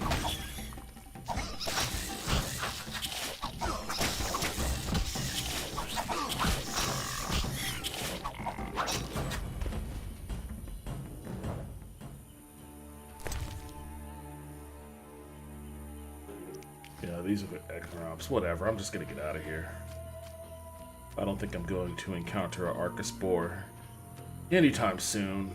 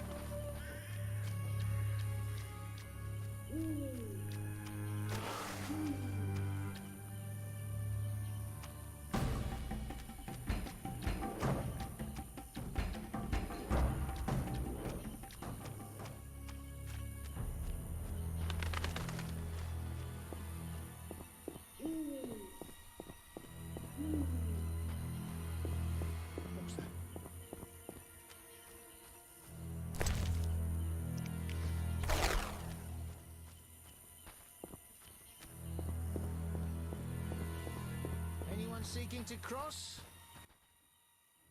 What is it? I'm here about the Final. I do. 10 wolf pelts. Wonderful. The title of Royal Jägermeister will be mine.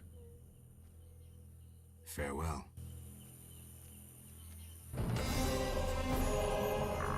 All that for 150, huh? More Caught anything? I'll say. How about it? I might have some fried perch left.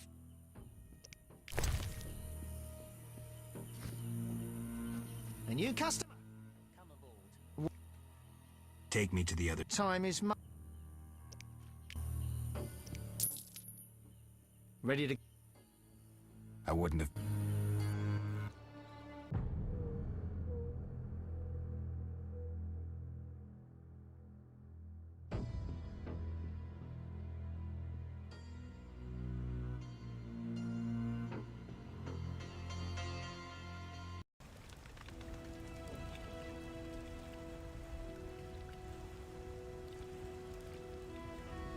Anyone seeking to cross?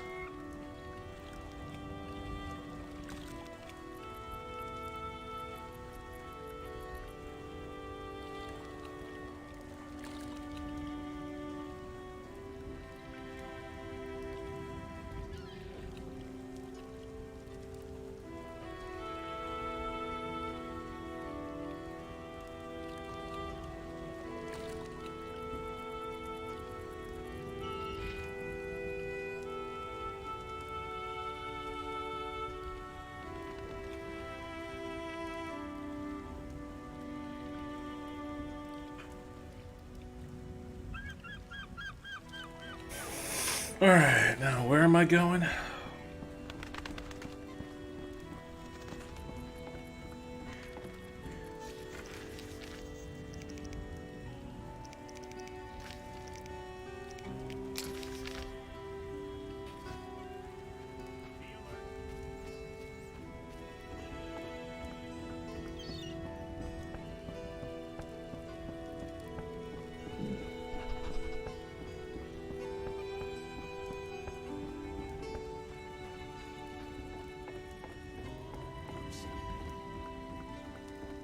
Not enough play for this.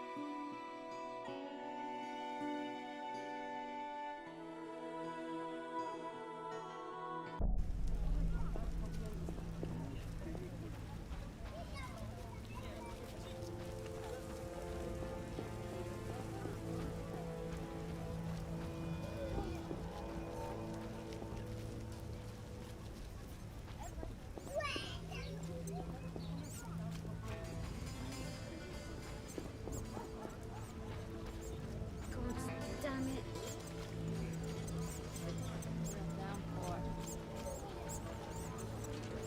Why is she hanging out next to a thug? Yes? I brought the parsley. Thank you.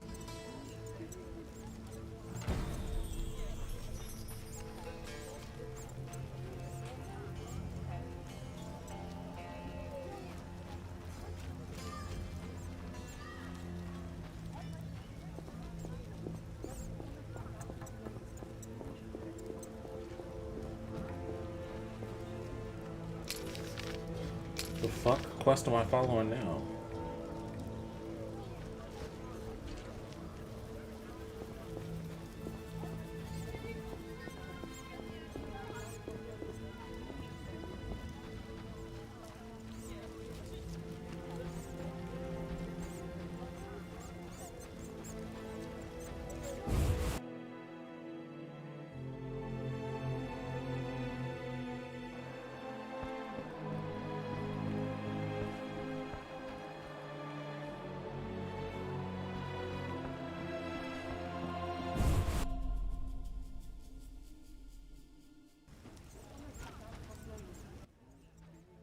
Yes?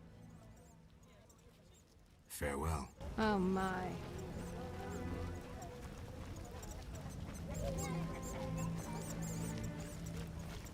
Ha! Never seen anything stranger than that freak.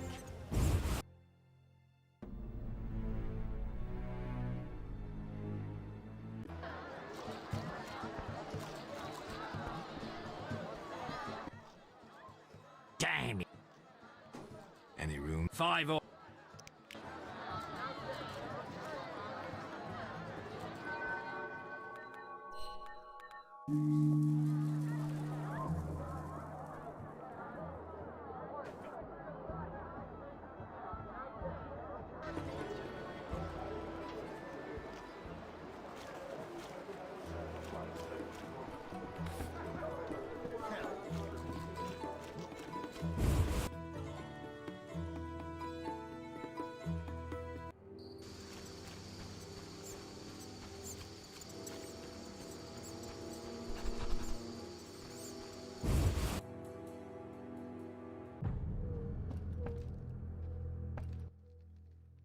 Yes?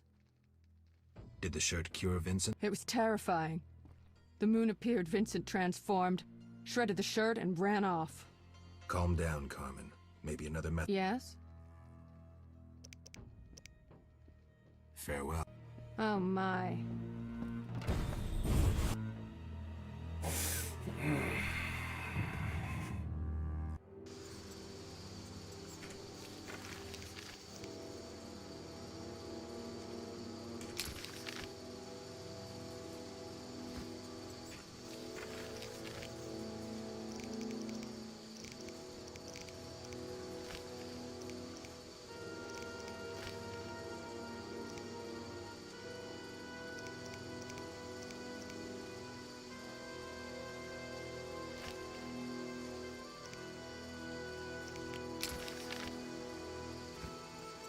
I know where to go to get him.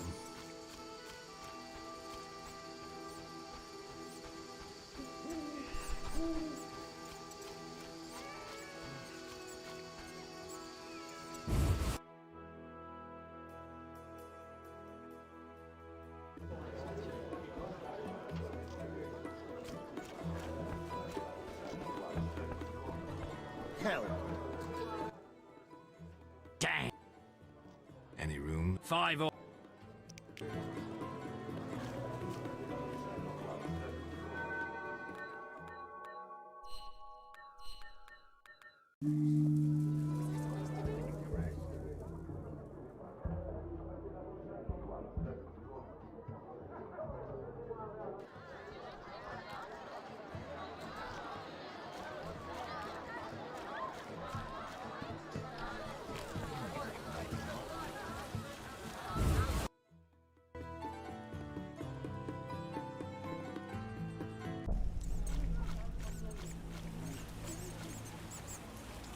A real downpour.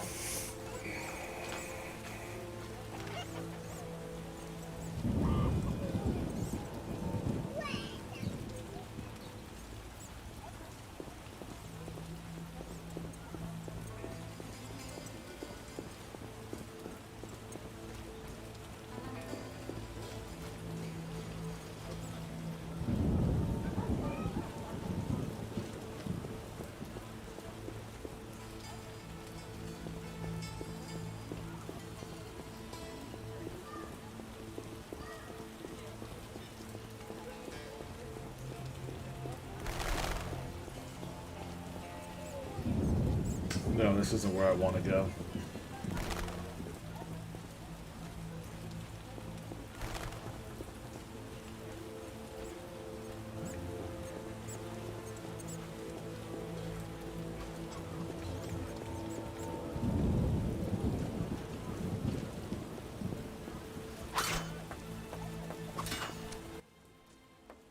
Greetings. Farewell.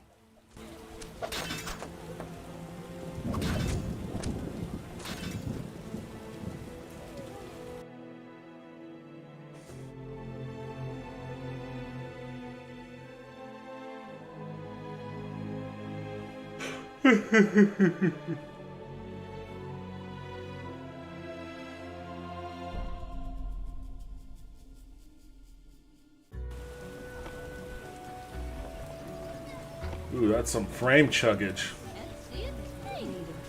It's like running at like 10 frames per second for me.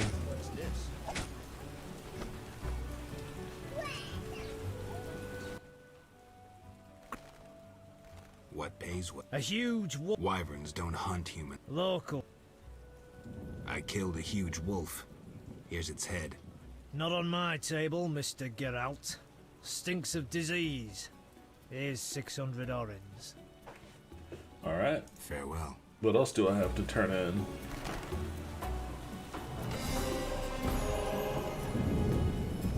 I detest mobs. Oh, sweet. Sweet.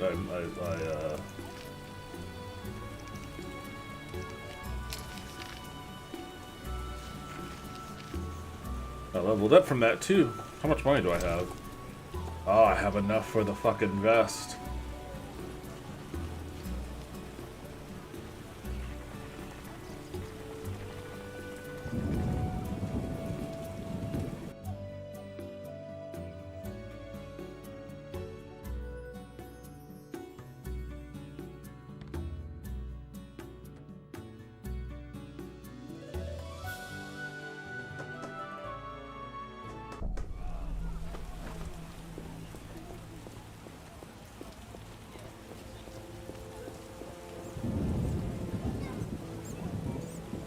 I won't have to water my garden.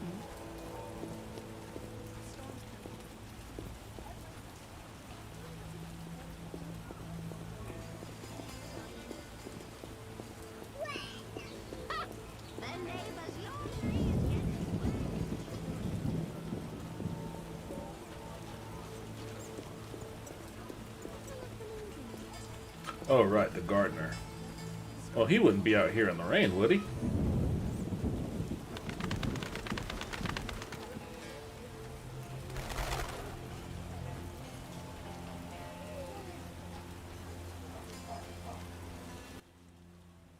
Look out. I'm here about the... You look like a what? I finished that and have proof. Excellent.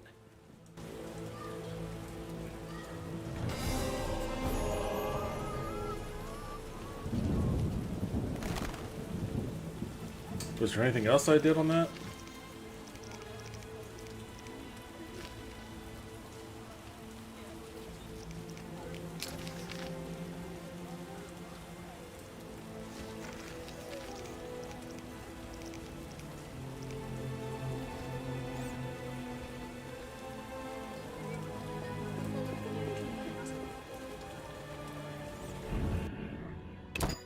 Just in case.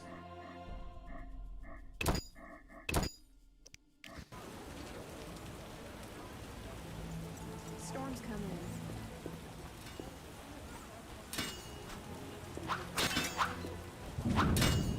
Left, right, stab.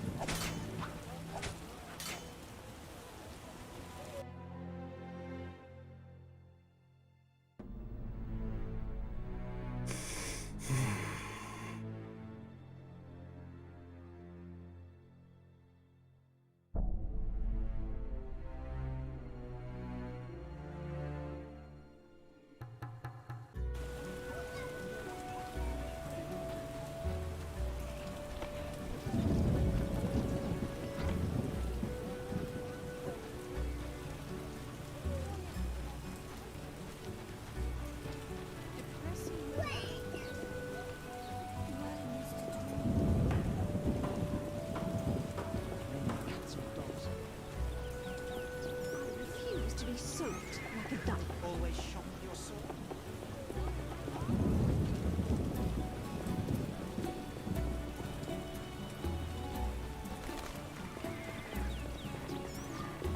Quite the dangerous one bearing weapons on your back.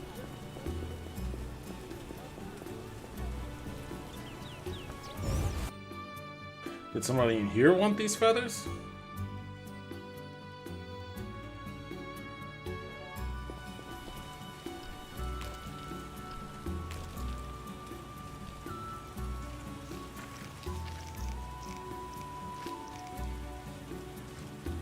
Scribe. All according to plan. I hope I have enough for the bribe. Bellerad's an honest man. Chimney tax, poll tax, chimney tax. What else? Who's behind? Bellerad's Such an bureaucracy honest proves man. our monarch has ceded power to interest groups. We all know who. Here he is. Yes? I'm here about the note. Do you have 5? Certainly. Thank you. Now sign the Protest at Town Hall. End the lines. 200 orns. Sweet.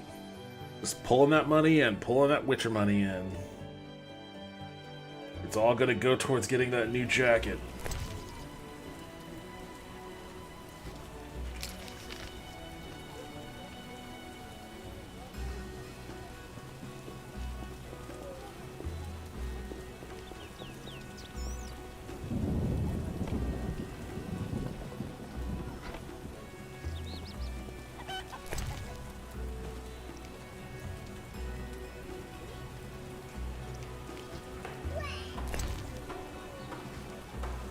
This is just a celebratory swig.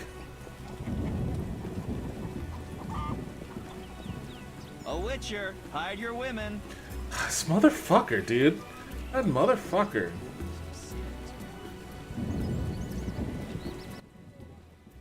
If you're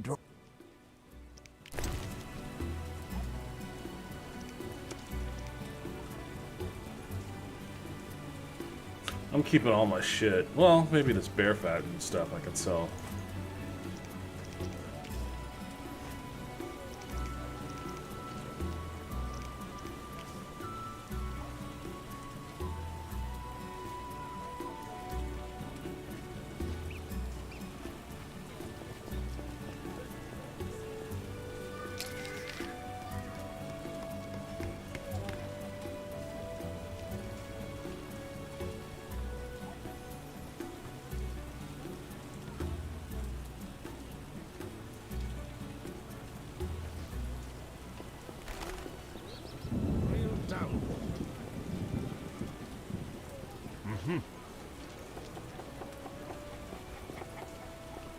Horrible weather. Put matters right, Witcher. Witcher Geralt. I'm surprised to see you alive.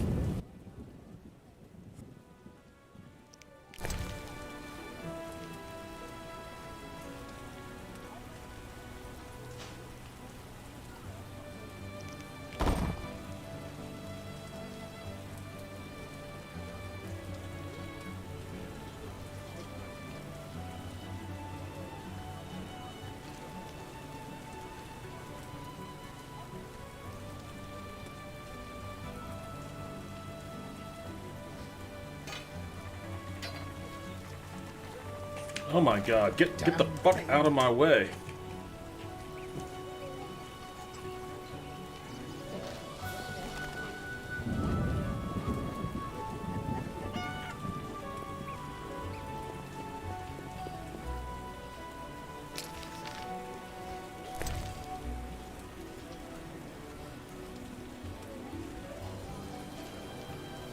Wouldn't mind a drink?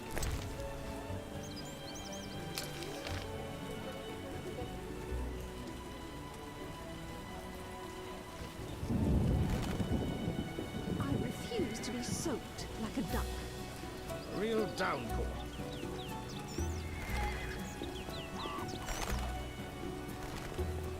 Some serious Would rain. you care to hear a beautiful ballad? How can I help?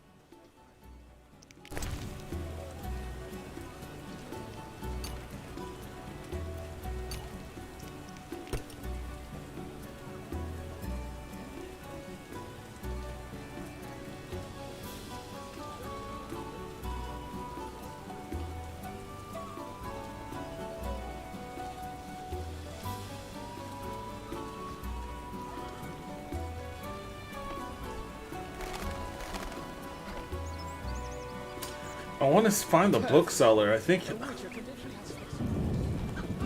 that I can't get those Kikimor claws until I read a book about it. It'll rain through tomorrow.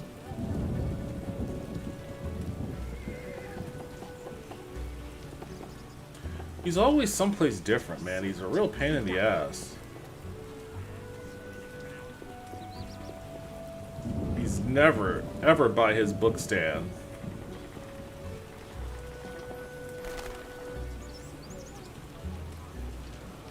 Does Roderick DeWitt truly hail from Nilfgaard?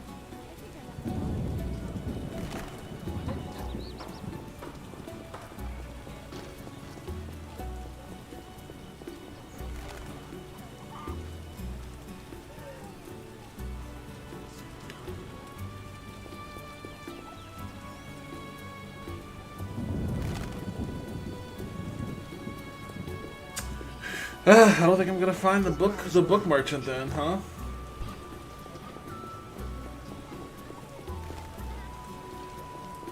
A witcher, hide your women. You want a drink? Fucker, I'm fucking sick of this guy. Every day the militia takes greater control of the neighborhood.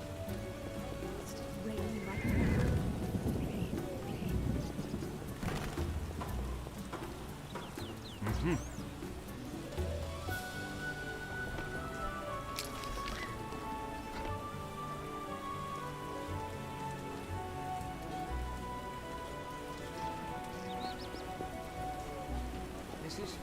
Shall I sing? Supposedly the order vested the My Squire legs Tenant just as start dancing.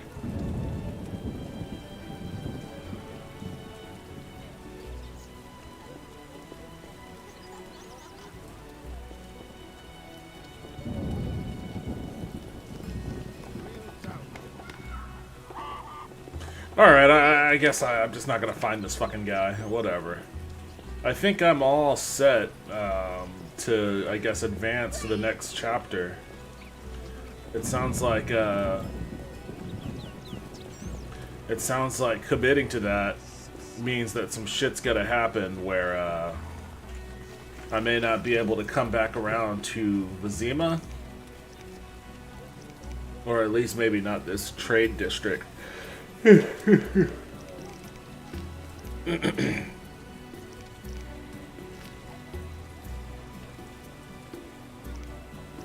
I feel like I've killed a lot more.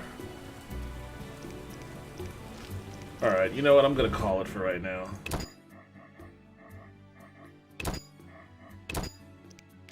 I'm just about ready to advance to the next chapter, though. I've finally... I got my cool jacket, my excellent leather jacket. I've got my meteorite sword. I just need to figure out how to get those Kikimor claws.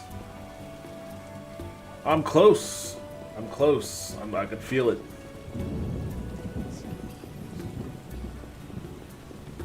I'm just annoyed because it's the rain. Every time it rains, all these little bitches want to go hide underneath the fucking awnings. And then they're never where they should be because of that. I just don't know where this guy is. He's usually under here with these guys, but he's not there right now. A witcher, like the old days.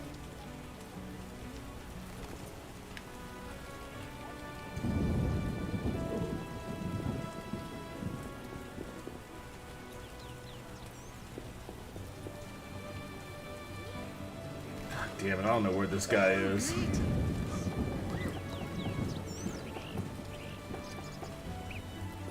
What brings you here? Never mind. That dude's pissing me off.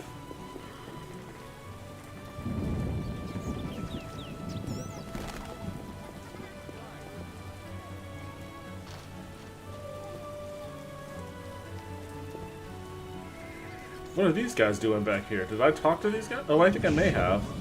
Maybe he's hiding back there. No, I don't think I've... Are you ill? Right. Behold, the best goods in the civilized world. Collecting a debt? They'll find their A wink was that? Plow secrecy. All know I sell information.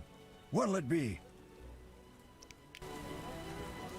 Sure, why Once not? leader of the Order of the White Rose, Jacques de Aldersburg, renamed it the Order of the Flaming Rose. Besides King Foltest, his authority is unmatched, and his religious fervor exceeds that of fanatics. Alright, well, that's something. Welcome.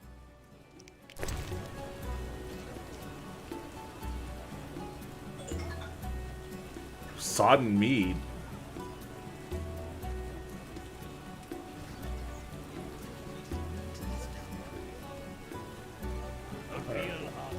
Wonder if Dandelion's at the bar. I'll go hang out with Dandelion.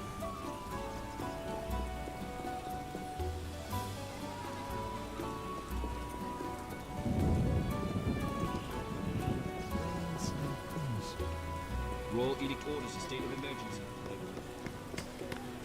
Shit, where is the bar?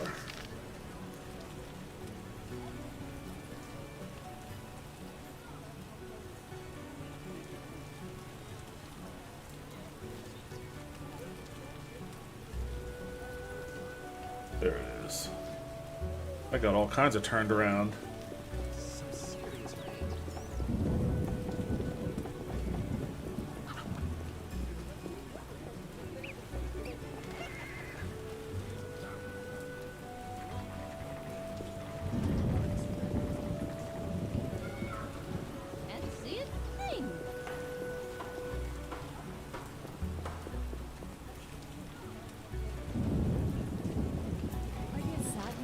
Knights should fight monsters.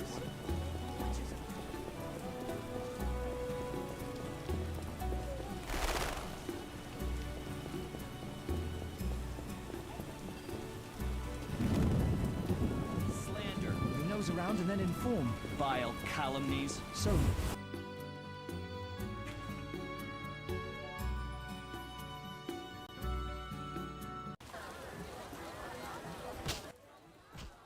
Geralt, I'm giving a concert tonight. You don't say. Thanks in no small part to you. Want to play dice, kill some time? Dude, I barely have any money as it is. Not now, Dandelion. I just dropped so much money on this sword and this jacket, so can't exactly be wasting it gambling right now. Having problems, Witcher? None. But thanks.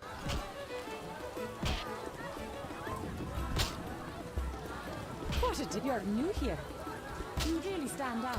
But you don't want this. God damn it. You really stand out. Alright, buddy, here. You'll only bring trouble. You're most... Greetings. Can I help you? Oh, actually, no. Thanks. I need to talk to... No, I can't talk to Luvarden. Can I?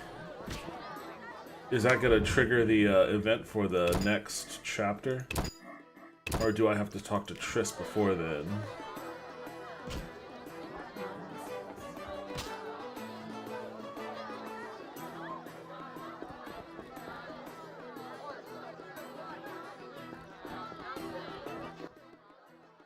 Yeah? I found Allah. Wonderful. I'll do just. Okay, he's not gonna... Well, do you not want to buy these things anymore? May I ask? Of course. I see many expensive foods here. How do you feel about Vizima's starving? Ha! Helping the sloths in this city would bankrupt me in a day. If you helped a few. I'm a man of principle. If I help the poor, I'd want to help all. So I help none. Farewell. Boy, that's capitalism for you.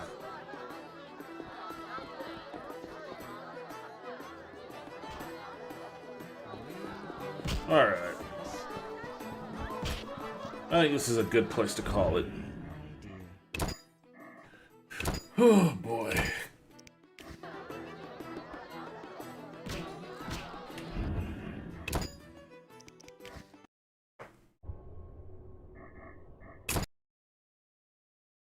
Oh man. Alright, let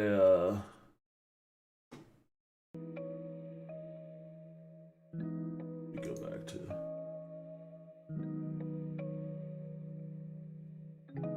I guess I had a viewer. He bounced once I killed the game.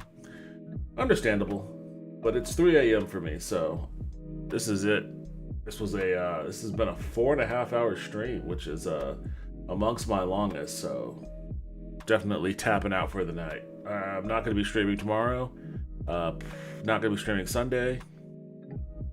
Probably not Monday either, so I'll see you guys on Tuesday. It'll probably be... I don't know what I'm going to do Tuesday. Justin might join. He was supposed to join... yesterday, but I wasn't streaming yesterday. And he's out of town for this weekend, so... there's a lot we got to catch up on. So we will be doing a lot of catch up on Tuesday, and probably finding some game to play too.